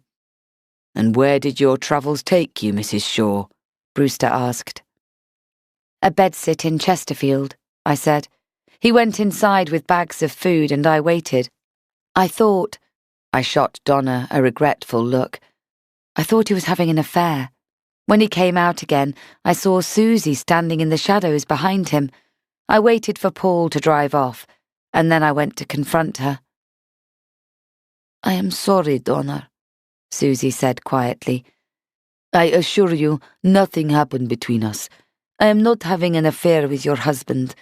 He said he wanted to help me, and then he stopped me from leaving because he said Michael was dead and everything had blown up here. He said if I didn't stay hidden, I would go to prison. I think you'd better explain yourself, Donna said. I knew my friend well enough to spot the seething fury beneath her relatively calm exterior. It was as though when she looked at Susie, she saw all Paul's infidelities, all the women he'd cheated with. On the contrary, I think it's best if we calm down a bit, Price said firmly. We can do this 2 ways.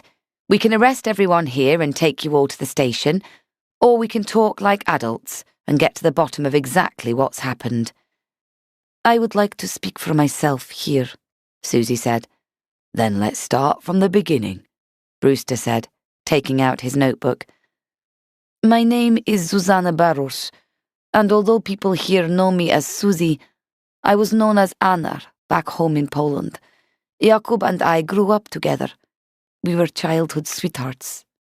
Jakub squeezed her hand. I was a fool. I let Anna fall in love with someone else, and she married him. His name was Oskar Kroll. Oskar swept me off my feet, and we got married quickly. But he was a cruel, uncaring man, and a few years into the marriage, I fled Poland because of a domestic abuse situation. Susie stopped talking and seemed out of breath. Jakub nodded, encouraging her to carry on. He told me many times that if I left him, he would hunt me down and kill me and my son. I came to the UK to try and find Jakub, and word somehow leaked out into the Polish community. I got word he was coming to England to try and find me. That's why you seemed so nervous whenever you were out in the village, I murmured. That at least made sense now. Yes, I had to explain to Alex that he must forget about Poland, at least for a while, until we found Jakub. He is young, but he said he understood. He kept his word, Price said sadly. We had trouble getting any information out of him when you disappeared. I hoped Oskar would tire of his quest to find us, but he would not be beaten. Last year, using one of his dodgy contacts, he traced Jakub to the Devonshire bed and breakfast where he stayed, and Pavel here protected Jakub. I lied and said he'd already moved on, Pavel said. Oskar roughed me up a little bit, but I swear I did not tell him about Wadebridge. When I finally found Pavel, he told me that Jakub had been working at Wadebridge, Susie said. I rented a cottage from Irene, and I'm not proud of this. I put pressure on Michael to tell me what had happened to him. I got a bad feeling that he was lying to me, holding something back. He got sick of me and said he would tell Irene to ask us to leave. I was afraid he would do it, and so I said that if he did not tell me the truth about Jakub, I'd tell his wife he had made advances towards me. Sorry, Kate, she said, but she didn't meet my eyes. I started to believe Michael had hurt Jakub in some way. Donna's husband, Paul, was always hanging around, trying to talk to me. If I went down into the village, he'd suggest we go out for a drink somewhere. It was one of these times I ended up confiding everything to him. You could have spoken to me, to Kate, Donna snapped. Instead, you flirted around my husband. No, it was not like that, Susie pleaded, but I could see Donna was closed off to her. Paul insisted, so I came up with this idea that if I went missing, the police would look closely at him and Wadebridge, and I'd find out at last what had happened. He said he'd put me in a safe place and that Alex could join me in a short time. She looked at each of the detectives in turn. Paul said he and Donna were caring for Alex, and that he wanted revenge on Michael because he told Donna some time ago that Paul was having an affair. He said that me going missing and the police finding the clues we'd left, his keys in the cottage and my phone in his toolbox, would force them to investigate Michael. And if he'd had anything to do with Jakub's disappearance, it would surely come out then. But Kate Shaw found out about your little ruse today, and it came to an end, Price remarked. Why wait so long to come back, though? It's been 3 weeks your young son has been without you. It's caused him so much trauma. I had no phone, no television. Paul said Alex was fine and being cared for at his home by him and Donna. Everything had gone wrong, he said. Michael had probably taken his own life because the police were blaming him for my disappearance, and Paul said we would both go to prison. Jakub, your family reported you missing 6 months ago. Initial investigations came to a stop as there were no leads. Now we know why, Brewster said sternly. We had recently resumed a missing person inquiry to search for you again. Would you care to tell us where you cleared off to a year ago without telling anyone, not even your family? Jakob sighed. It is a long story, I'm afraid. Another one. Well, it's your lucky day, Mr. Yazinski, Brewster said caustically. We have plenty of time. Chapter 51. Autumn 2018. Jakob. Things got better for Jakob at Wadebridge. It had taken a long time, but he felt part of the team at last. Irene started bringing him a cup of tea when she made one for Michael. Before, he'd had to make do with water from the outside tap. Things quickly escalated, so he was included in a mid-morning slice of toast, or perhaps a biscuit in the afternoon. He suspected such gestures meant little to Irene, but to him, they made a world of difference. He felt valued and part of the estate, the closest thing he had to his family life back in Poland. He and Michael had an understanding. Jakob stayed out of Michael's way and got on with the job. Michael soon stopped barking out orders and would take the time to discuss matters with him, sometimes even asking his opinion on planting an area of grass or retiling part of a roof. Jakob was not a clock watcher. Besides, he had nothing to get back to the soulless B&B for, apart from to listen to his roommate, Pavel, spouting plans for the future that never seemed to materialize. He knew that Michael valued the fact that he would stay until the job was done. One evening, they'd been working late out on the driveway to replace some cracked water pipes. We'll call it a day, Michael had said. How early can you get here in the morning? We need to take advantage of the dry weather to finish it, and it's going to rain in the afternoon. I would happily come early, but I will have to see what time the earliest bus is. Irene offered him a room for the night. Seems silly you going all the way back to your B&B when you'll be back a few hours later. Thank you, Irene. Jakob had beamed. I'm most grateful. That had been the first time, and they'd sat up talking later than Jakob wanted to. Irene had been fascinated to hear about his life back in Poland. Soon, staying over when he'd worked late became a regular thing. After New Year, when the holiday makers have gone, you can have one of the cottages for a small rent, she'd promised, and Jakob was over the moon. Irene had explained she was on a waiting list for a hip replacement, and finally she was called into hospital. Michael agreed to move into the house for a week to look after everything. His wife, Kate, and their child would stay in the family home, and Irene said that Jakob could stay in one of the spare cottages. About halfway through her hospital stay, Jakob woke up, hearing scuffling noises outside the cottage. He'd had an uncomfortable sensation for a while that he was being watched, but this was something else. He got out of bed and padded to the window. Seeing lights on in the main house, he got dressed quickly and ran outside. As he approached the house, he saw that the back door was open, and he heard Michael shout out.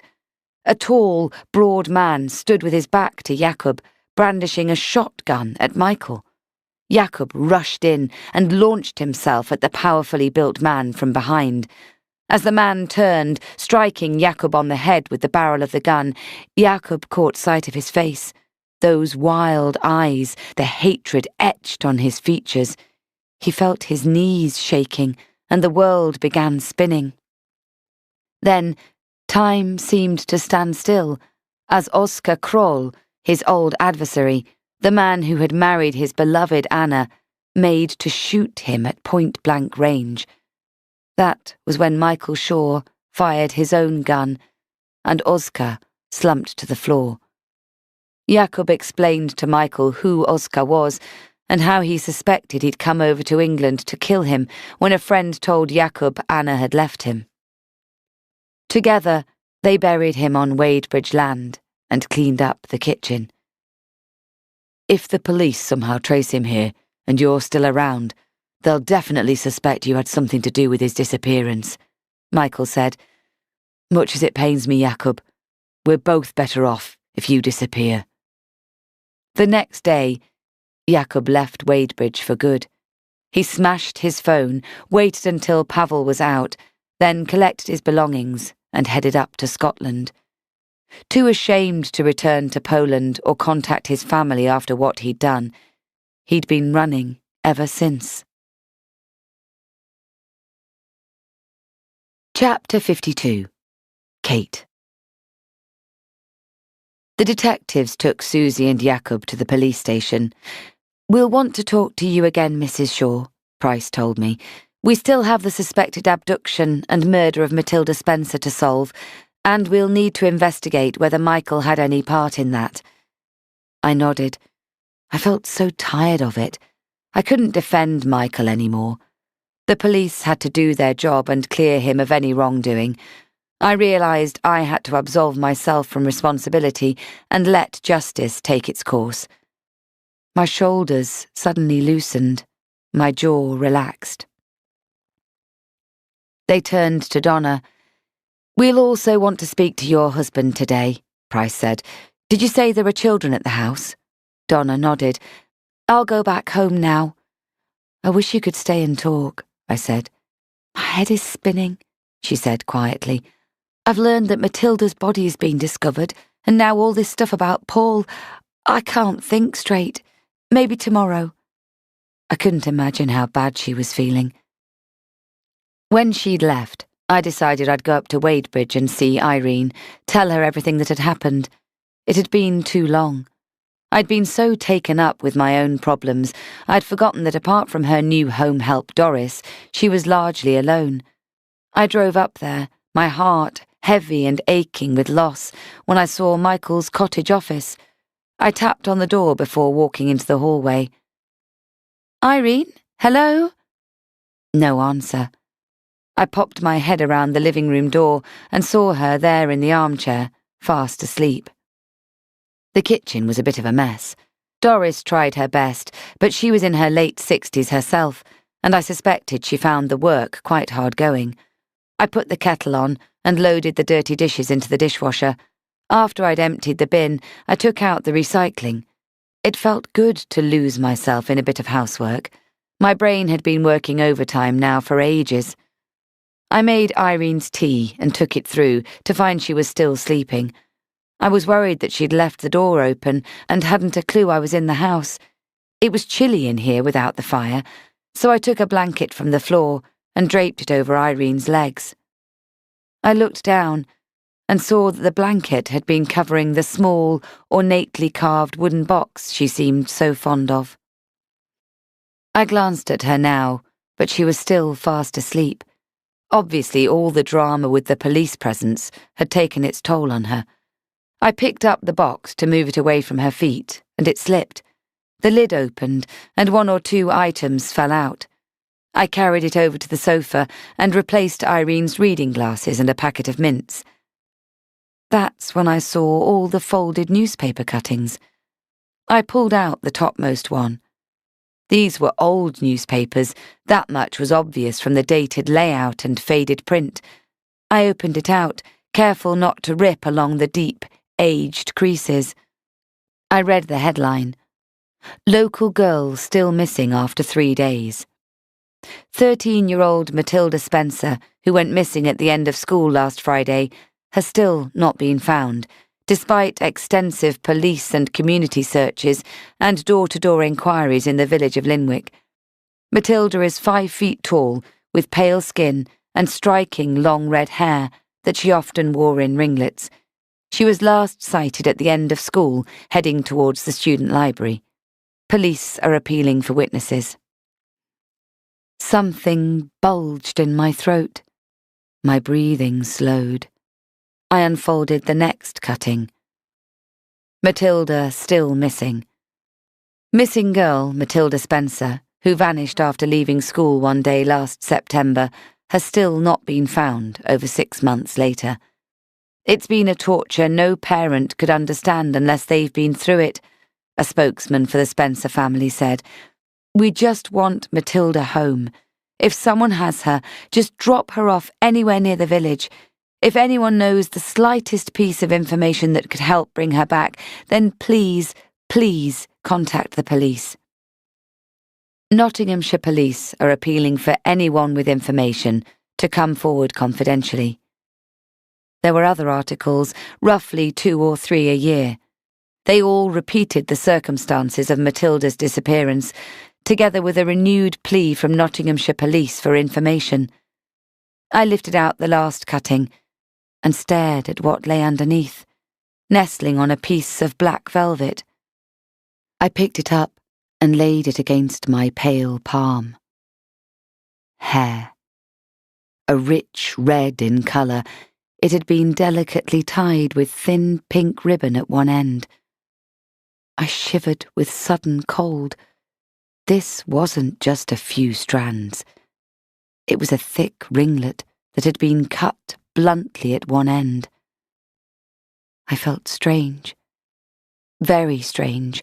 My skin began to crawl, as if an army of insects were marching across it, burrowing into the creases of my body, the hidden places where I might never be able to get them out. I knew, without the slightest shadow of doubt, that this was Matilda Spencer's hair. Chapter 53.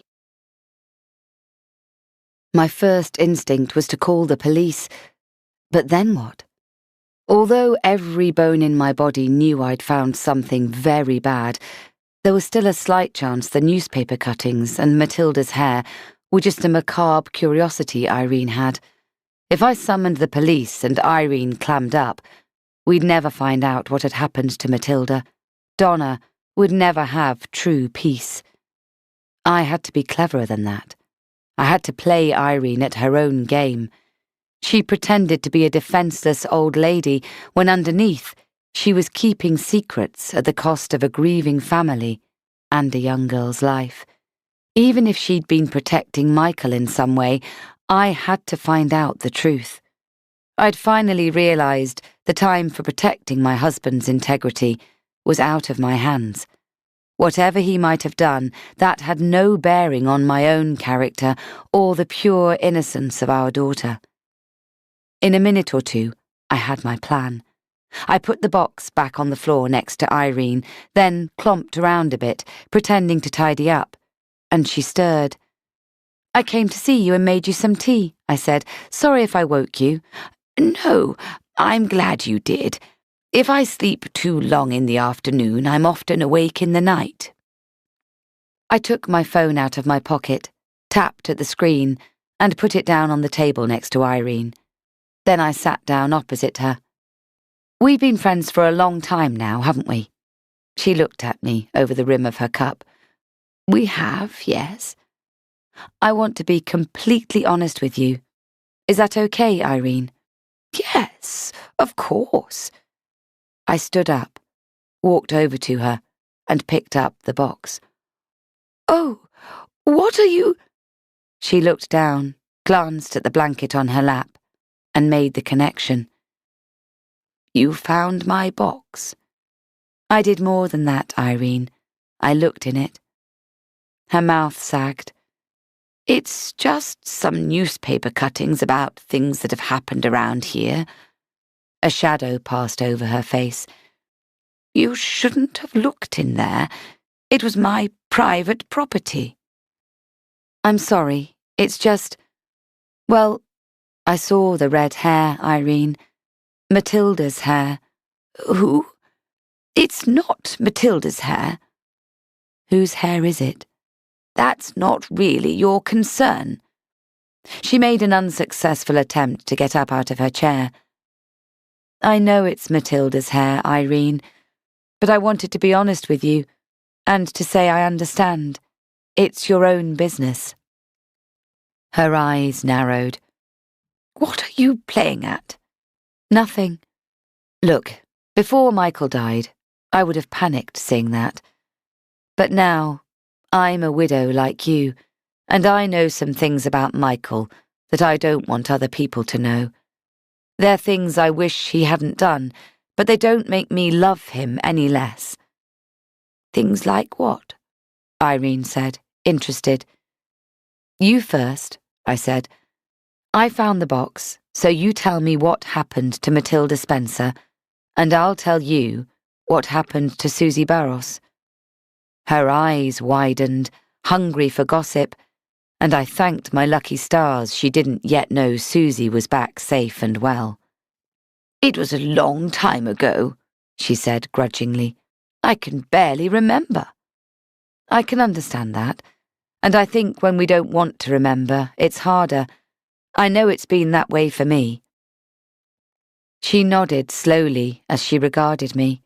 I knew she was weighing up whether she trusted me or not. I mean, for me, it wasn't as if Michael meant to hurt Susie. I know he was a good man. He treated Tansy and me so well. People see a victim and they think that person was perfect, innocent, you know? She nodded. I do know. People aren't interested in whether someone pushed you too far. They don't know how it feels until they find themselves in that situation. The police want to speak to me again. I don't care if they lock me up or interview me another 1,000 times. I will not betray Michael. I won't betray his memory. Do you understand? She sat forward a little. I do, Kate. I do understand. But most people wouldn't. Most people haven't lost the person they love most in the world. I thought of Donna, and the irony of Irene's words struck me. Michael was a good man, and no matter what he did, I'll always love him. We sat in silence for a moment, and I felt she was deciding whether to tell me the truth. Finally, she spoke. You see, what people around here didn't realize was that Matilda Spencer was a madam. She might have only been 13 years old, but in reality, she was a conniving young woman, make no mistake about that. Just like Susie Barros, then. I was getting into my stride now, and she was responding. Her confidence in me was growing, I could feel it. Susie was Miss Sweetness and Light on the face of it, but she badgered Michael. As you said, she was attracted to him, and when he shunned her, she threatened to tell me he'd made a move on her. Did you know that? No, Irene said, shocked. I confess, I was taken in by her charm offensive, but that little weasel Matilda, she threatened to go to the police. She accused my Amos of touching her inappropriately. Never! Oh, yes. He broke down in tears and told me he'd accidentally brushed against her. He'd apologized, for goodness sake. It was an accident. But she wouldn't have it. She was adamant she'd go to the police, and Amos, well, he'd have been ruined. His father would have disinherited him. The villagers would have hanged him on the green. Poor Amos. What an awful thing to happen. I creased my face in mock concern. So what did he do? It was my idea, she said, pleased with herself. I saw her in the village and told her to meet me after school the next day. There was a track by the school, shielded by a few trees. I told her I'd give her some money if only she would consider not going to the police. But if she told anyone at all, then the deal was off. The next day, Matilda was waiting where we agreed. You should have seen her greedy little eyes light up when she saw me. She demanded £500 there and then. She raised her voice, backing out of the trees when I said that amount was out of the question. I'm going straight to the police, she hissed. We'd anticipated trouble from her. So Amos was waiting in the trees just in case, with a chloroform-soaked rag. I've never seen someone go down so fast. We bundled her in the car and brought her up here.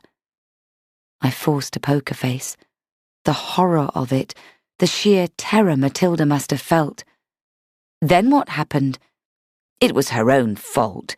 We only wanted to speak to her, to offer her a reasonable amount of cash and have her sign something to say Amos had never touched her. He was a pillar of the community, a governor of the school. It would have ruined him. We planned to talk some sense into her up at Wadebridge, you see. Of course, I agreed. She came too, but before we could make her an offer, she sprang up and ran for it. Amos grabbed her, and the nasty little cat bit his hand. I lashed out, more as a reaction. I didn't even think about it. You hit her, I pressed. Yes, I hit her. She hesitated. I had a poker in my hand at the time, ready to stoke the fire.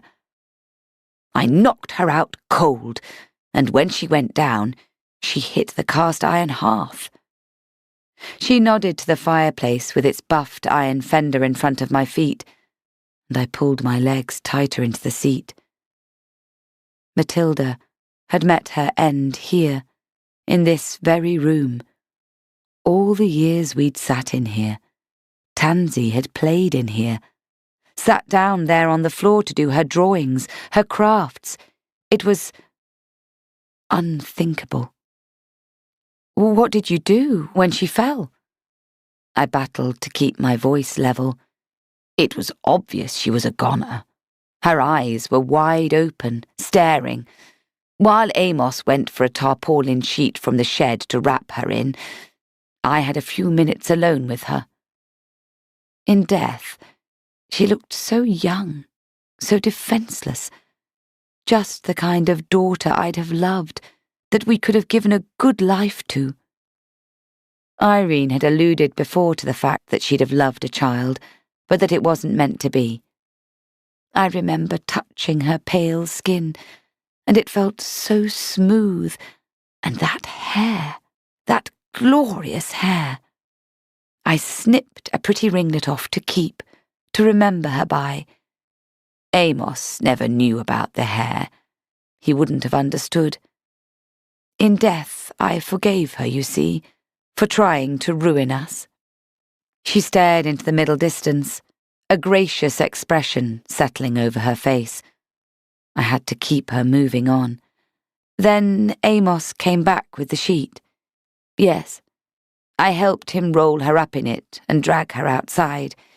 He dug until midnight. It seemed never-ending. He waited until dark and used a spade. Didn't want to draw attention with any noisy machinery or lights. Was Michael working here then? No. It was a good few years before Michael came to Wadebridge. He never knew what had happened to Matilda. But he would have helped us if we'd asked him. I know he would. The disgust and fury whipped dangerously together in my gut. How did you cope, seeing Matilda's family in the village? Everyone must have been so upset, searching for her. We made ourselves part of it, Irene said simply. We sent food and donations to the family like everyone else. One day in the village I spoke to young Donna. She was beside herself for not meeting her sister as planned to walk home from school. I told her it wasn't her fault, that she shouldn't feel guilty. I tried to help her, but she wouldn't listen, of course. We were saddened too in our own way. And that was it. Amos buried Matilda's body. You cleaned up and lived happily ever after. I tempered my tone quickly, fighting to keep the anger out of it until I had all the information I needed. You and Amos are good people. It must have had some negative effect on you. Of course it did. This is what I'm talking about, Kate. We were good people, living a perfectly happy life, until that bare-faced little liar came along with her threats to ruin us. It all got out of hand, but nobody would have been interested in that if she'd gone to the police. No, Amos would have been branded a pervert, and we'd have been drummed out of the village. We'd have been outcasts. But the police must have questioned everyone when she disappeared. Come up here. They did. But in those days, things were far more civilized. We knew our local police. Some of them lived among us. Amos would go for a drink with the chief inspector. So when those jumped-up detectives came from the city, he knew their movements before anyone else, and he knew they had no leads. Nobody ever asked to start digging up here. Nobody remotely thought of us. Did you never doubt Amos? What do you mean? She frowned, and I knew I had to be careful not to overstep the mark. Did you ever, even for a moment, wonder if what Matilda had said was true? Never, she snapped, clenching her fists. Amos loved me. We were devoted to each other. As he said, something about him must have made these young women tell lies and try and ruin him. There were others, I said faintly. Just a couple, as far as I know. Irene folded her arms. Amos offered them money to keep their mouths shut, and they took it. They had more sense than Matilda Spencer. So, you knew that he touched girls? For goodness sake! Her face flushed scarlet. Of course he didn't. They were all liars, every last one of them. That's why Amos came to me for help. Me! I was always the strong one. I always knew what to do. She began rocking slightly, wrapping her arms around herself as if she were unravelling from the inside out. I sensed I hadn't got much time left.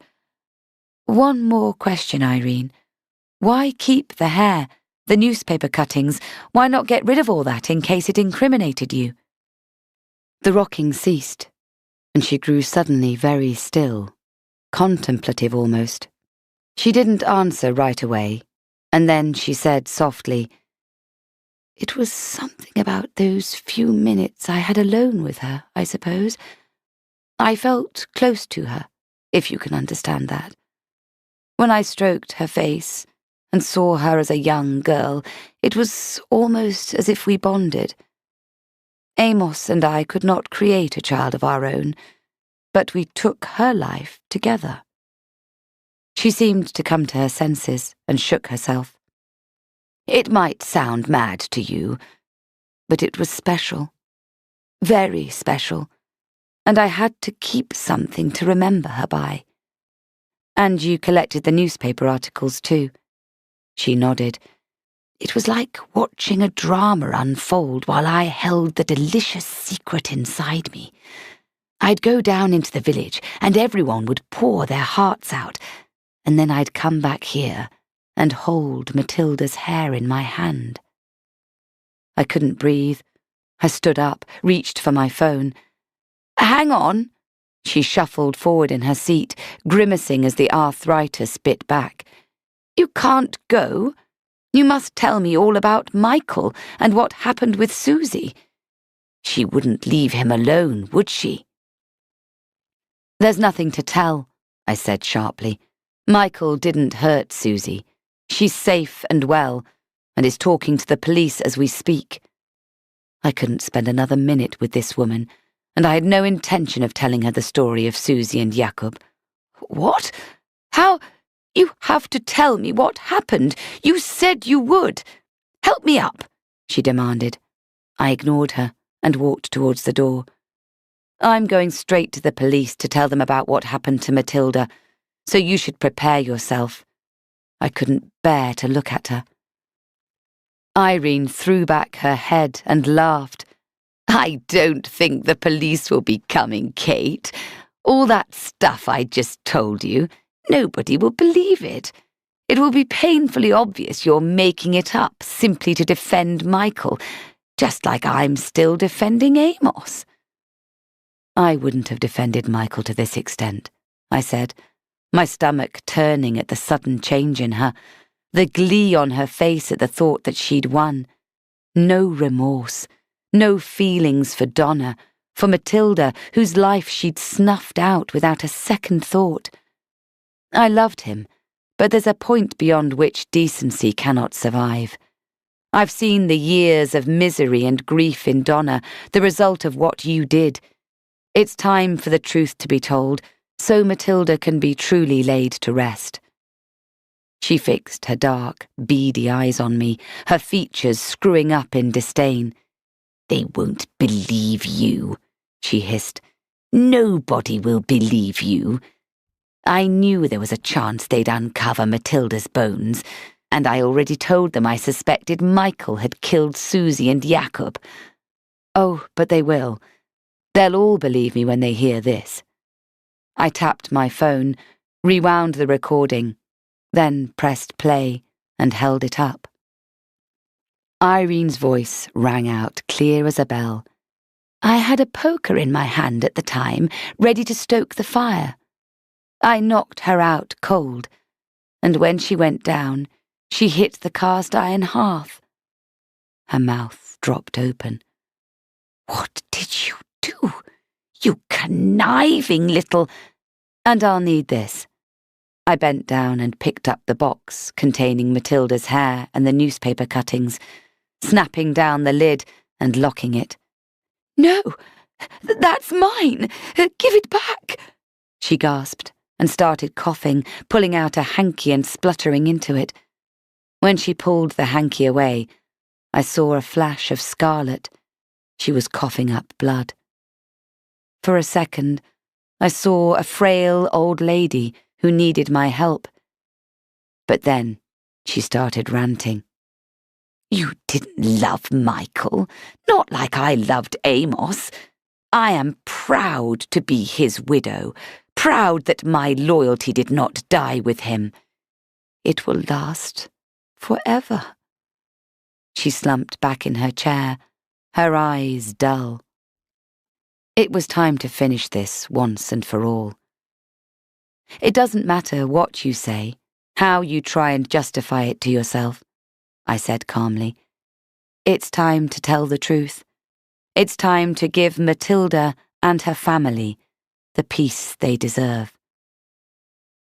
And then I left the house. Chapter 54. 1 week later, 11th of December 2019.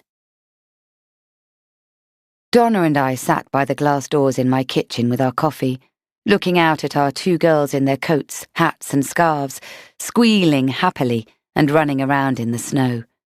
The silver tinsel they'd draped in the trees that bordered our small garden glittered as the weak sunlight forced its way through the clouds. The girls' ruddy cheeks and sparkling eyes were a tonic in what had been a very challenging time. "I need more of this," Donna said, putting down her cup. "More of seeing our girls enjoying their life. I want to watch Ellie grow happy and safe, doing what Matilda couldn't do because it was taken away from her." I nodded and reached to squeeze her hand. "And you will, Donna. I'm certain of that." Donna had surprised me by leaving Paul immediately when she'd learned of his involvement in Susie's story. "Ellie and I will check into a B&B or something, just until the fog clears in my head." "You'll do no such thing. There's plenty of room at our house, and Tansy would never forgive me if I didn't offer. The girls will be in heaven, sleepovers together every night." Donna had looked doubtful. "Kate, I don't want to put even more of a burden on your shoulders. I don't know. I don't see it like that. I see it as sharing our joint burdens. We can get through this together. It's Christmas soon, and there's no way you and Ellie are going to be spending it in a B&B, so you might as well stop arguing." And that was that. We hugged, we shed a few tears, and then we sealed the deal. The girls were delighted, and Donna and I provided mutual therapy for each other, getting it all off our chests each night over a gin and tonic and home-baked cookies we made regularly with the girls. When Matilda was found, it felt like a switch had been flipped inside me. I felt a sense of responsibility to make mine and my daughter's life count, to live for Matilda as well as myself, Donna told me. It was as though someone shone a light on my life and I saw Paul for what he was, a selfish, controlling, disloyal man who gave me constant pain and grief. After leaving Irene's house a week ago, I'd headed directly for the police station. It was only 2 hours since Susie and Jacob had left my house with D.I. Price and D.S. Brewster, so I knew there was a good chance the detectives would both be there. I'd been prepared to wait if necessary, but I insisted to the desk clerk that I had to speak to one of them. Price appeared within minutes and took me into an interview room where I revealed the truth about Matilda. I sent a copy of the recording to her phone, and she took custody of Irene's macabre box. Playing you Irene's confession was the hardest thing I've ever done, I told Donna, but I knew it couldn't come from the police. I didn't know if it would set you free or send you into a terrible downward spiral. It took us 3 goes to get through it. I had to keep stopping to allow Donna to gather herself, to soak up her tears with handfuls of tissues. The expression on my friend's face was unbearable. I would never forget the pain, the fury, and finally the reluctant relief that she knew the final piece of the terrible puzzle. It did both, Donna said quietly. But it had to be done. If you hadn't cornered her, she'd have happily let the blame for Matilda's death lay on Michael's shoulders. I nodded. D.I. Price told me she'd already told them he was capable of it, that he had a vile temper. Michael wasn't perfect, I said, but he was a good man, and the burden of Kroll's death must have lain heavy on him, a secret he hadn't even told me. He knew Kroll's body was buried up at Wadebridge, and so the police searching around there for Susie would have added immeasurable stress. All that time I'd suspected Michael was hiding his guilt because he was involved in Susie's disappearance. At the same time, I'd felt a compulsion so strong to take on the mantle of responsibility for whatever had happened, just like I had as a kid, covering up for Mum's drinking, trying to preempt disaster, and continually failing, trying to be the adult in our screwed-up relationship. The day she took the car out, after swearing to me she was sober, she hit a wall head-on and was killed instantly. And I'd blamed myself for her death my whole life. I tortured myself. Why did I believe her? Why didn't I realize what would happen? So many wasted years believing if I tried hard enough, I could stop bad things happening to me, to the people I loved. So many years of feeling responsible for things out of my control. Now, I'd finally realized I could be a good friend, a reliable and loving mother, and, if bad things happened, then I trusted I was strong enough to support others. I could leave those very heavy burdens of my childhood by the roadside and move on. We sat in companionable silence for a few moments before Donna spoke again. I don't miss Paul, not like I thought I would. I never realised how much I worried about where he was, who he was seeing, until that burden lifted. It's helped not seeing him, even though I do want him to remain close to Ellie. To me, he's poison.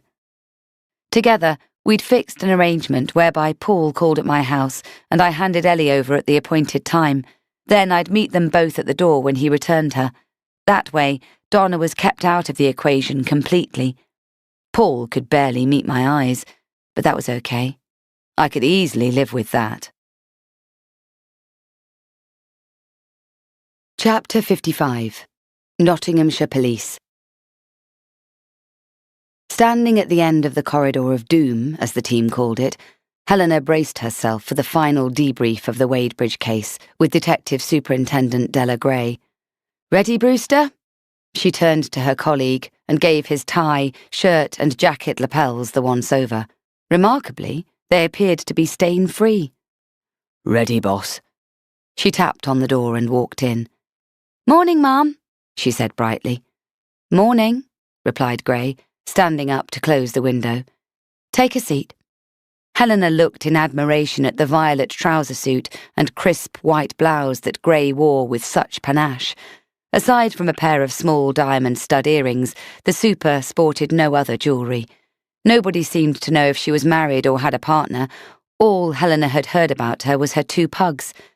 The dread that Gray might have overheard her and Brewster laughing about the dogs made a reappearance, and she pushed it away. Gray sat down and regarded them both. "So, where are we on the case? All wrapped up with a bow?" "Pretty much." Helena said confidently. As you know, the forensic results are back, with no surprises, thanks to Kate Shaw's amateur sleuthing. The remains of Matilda Spencer and Oscar Kroll were confirmed as we expected. And Irene Wadebridge? It's a bit messy, Helena said. We arrested her on suspicion of murder and interviewed her at the station with her solicitor present. After hearing the recording of Kate Shaw's chat with her, Wadebridge made a full confession. In view of her age and the historical nature of the incident, we deemed her not to be a threat and released her pending further investigation. When do we get to the messy bit? Gray prompted her. Helena indicated for Brewster to answer. Unfortunately, after we'd charged Irene Wadebridge with the murder of Matilda Spencer, her health took a nosedive. Everyone knew she suffered with arthritis and sciatica, but it transpires she also has advanced lung cancer and hadn't told a soul. I see. Gray frowned. The team are preparing a file of evidence to submit to the local Crown Prosecution Service for advice on potential charges. We're hoping for manslaughter and preventing the lawful burial of a body, ma'am. But of course, the final decision rests with the CPS. Let's hope that case reaches fruition for Matilda Spencer's family's sake, Gray said, consulting her notes. And what are we doing about Susie Barros and Paul Thatcher? Their little ruse had consequences. It looks like they might get away with a caution due to mitigating circumstances, Brewster provided. Just before we came up, we heard about a new lead in the death of Michael Shaw. Gray raised an eyebrow. Really? Tell me more. A new witness has come forward with dashcam footage captured on his way to the airport. He's been working abroad and only checked the footage when he returned home and heard about the accident. It's being enhanced and analysed as we speak, but it looks very much as though Shaw trips up on the pavement and careers into the road, his arms windmilling as he tries to stop himself falling. He doesn't appear to consciously throw himself into the road at all, although it may well have looked that way to the advancing truck driver. My, quite a twist in the tale, Gray murmured. Anything else? We're consulting with the CPS regarding the death of Oscar Kroll, Helena said. Although Yazinski claims it was self-defence when Michael Shaw shot Kroll, both Shaw and Yazinski failed to report the death and took it upon themselves to prevent the lawful burial of a body. We've therefore interviewed Yazinski under caution. Again, the CPS will review the evidence, Brewster added. They may well decide, due to his previous good character and remorse, that it isn't in the public interest to proceed with any charges, in which case no further action will be taken. Very good. Well, still one or two details left, but generally, well done. Thanks very much, Helena said, beaming. Thank you, ma'am, Brewster added. Warms the cockles of my heart, seeing my officers get the job done. Gray smiled thinly, and Helena's own heart missed a beat. She looked from Helena and back to Brewster. Contrary to popular rumour, I do have a heart, you know. Yes, ma'am, they said in innocent unison. Chapter 56. Christmas Day, 2019. Kate. Donna and I had risen early, even earlier than the girls, who had exhausted themselves with excitement the night before and were still sleeping soundly. By 5:30, we'd already got the log burner going and put on a Spotify Christmas playlist on low volume.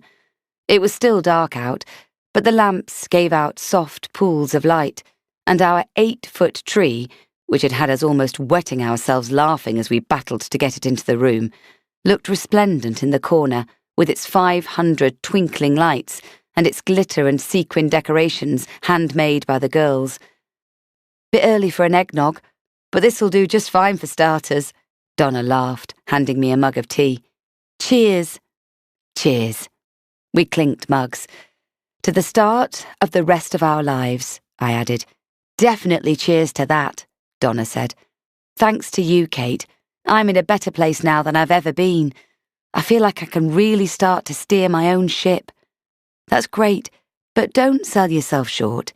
You got yourself out of a toxic situation by leaving. That took real courage.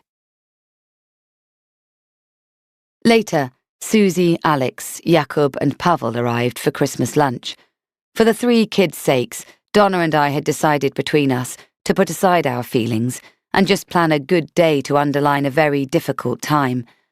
I'd been shocked by Susie's selfishness, and we were both far from ready to forgive her.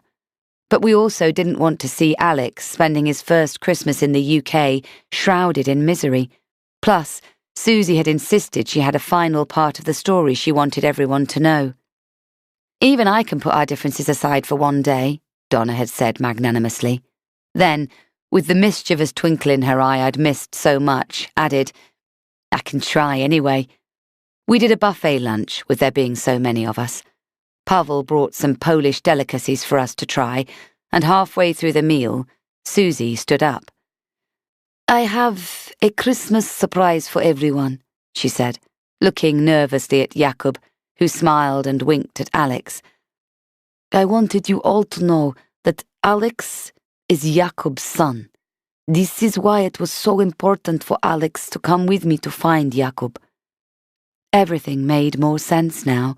The way Susie was willing to go to extreme lengths to find out the truth of what had happened to Jakob. Alex himself had paid a high price to find his father, and Susie had trodden on a lot of people to get where she was today. My heart squeezed. We would all bear the scars of her quest. Susie's upbeat voice continued. "Once we have put all this behind us, and we know Jakob is a free man, we are going back to Zalipie in Poland to resume our life as a family there." Everybody clapped and raised a glass. "You didn't know you were a father, Jakob?" Donna asked. "No. When Anna left me for Oskar, we saw each other once more in secret when I visited home in 2012. I was hoping that after that she would change her mind and come back to me. But it wasn't to be. My mother never told me that Anna had a child. I don't know why." Susie nodded. "When I found out I was pregnant, I was very worried. Alex looked like Jakob, and I think somehow Oskar sensed that he was Jakob's son because he forced me to get a parental DNA test done. For years he kept me like a virtual prisoner and treated my boy badly. But now that is all behind us. The 3 of us are united." We were 20 minutes into a game of Trivial Pursuit when there was a knock at the door. I left the others playing the game and looked through the peephole before opening up. "Hello, Paul," I said stiffly. "You're not supposed to collect Ellie until tomorrow." "It's Donna I want to see. I have something to say to her." "Wait here," I said, before fixing my eyes on his. "Ellie's having fun with Tansy and Alex. Don't ruin her Christmas." "I won't. I'm not here to cause trouble. I just need to speak to my wife." I went back to the living room and managed to signal to Donna to come through without Ellie or Tansy spotting me and jumping up to see what was happening.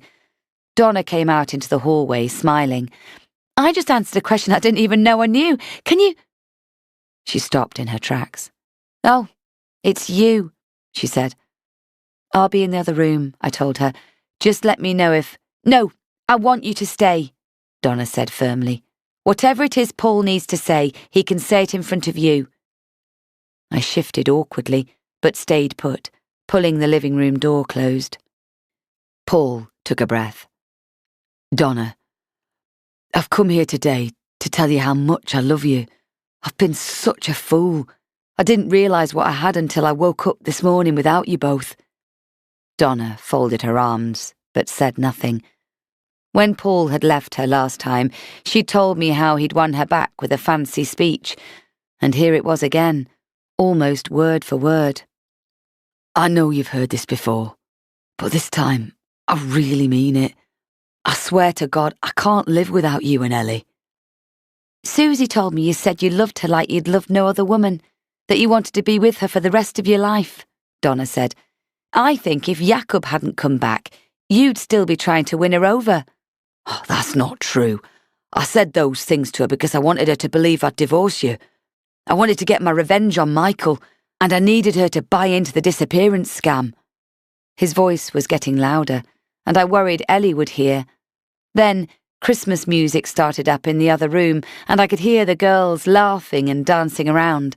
Someone in there had the sense to disguise what was happening in the hallway. "See, that's what I can't stand about you," Donna said. "That's what I don't miss one bit. The way you use people for your own ends, manipulate them, pick them up and put them down as it suits." "I just want a chance, Donna. I deserve that, don't I? We've been together too long to—" "You used up your chances a long time ago, Paul. I told you that when I took you back like a fool last time. It's over. I'm done with your lies, your games." She turned to go back to the living room, and he lurched forward, grabbing her arm. "Donna, I beg you. It's Christmas Day and I'm all alone. I want to be with you and Ellie. Come home. Please, just come home and we'll talk."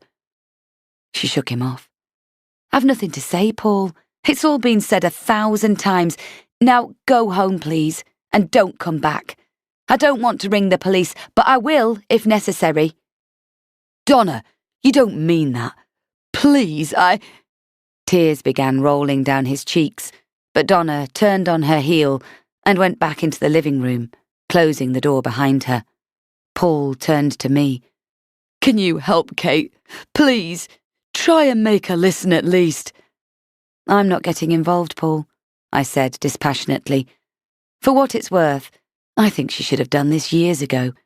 You were slowly killing her, sucking the very lifeblood from her. Get some help. That's my advice. Admit you've got a problem." He wiped away the crocodile tears and sneered. "Do you know what? I'm glad Michael's gone. He was a thorn in my side. You deserved each other." He stormed out of the house and slammed the front door so hard I felt the vibration of it under my feet. "Good riddance to bad rubbish," I murmured under my breath. I stood in the doorway and watched everyone smiling, laughing and chatting together. My Christmases with Michael and Tansy flashed before my eyes, and I felt a longing and a dark space that could never be filled. I said a silent prayer for my husband, who had turned out to be exactly the kind of man I'd believed him to be: loyal, good, and the best father. The police had allowed me to view the unexpected dashcam footage. I watched, again and again, as Michael tripped and stumbled into the road. He hadn't taken his own life. He'd tried to right himself, to stop the accident happening. Michael had wanted more than anything to be with us, his family, and now his daughter would know that. She'd know how much he loved her. And here we were, despite everything, enjoying a great Christmas, after such a sad and traumatic year. Our best life was ahead of us now. I really believed that. I knew we would both do Michael proud. You have been listening to The Widow, written by K.L. Slater, narrated by Lucy Price Lewis, directed at Chatterbox Audio. Casting and production led by Gareth Price Lewis. For Audible, the executive producer was Alex Curran, and the commissioning editor was Harry Scoble. Copyright 2021 by K.L. Slater. Production copyright 2021 by Audible Limited. Audible Studios is a division of Audible Limited. Audible hopes you've enjoyed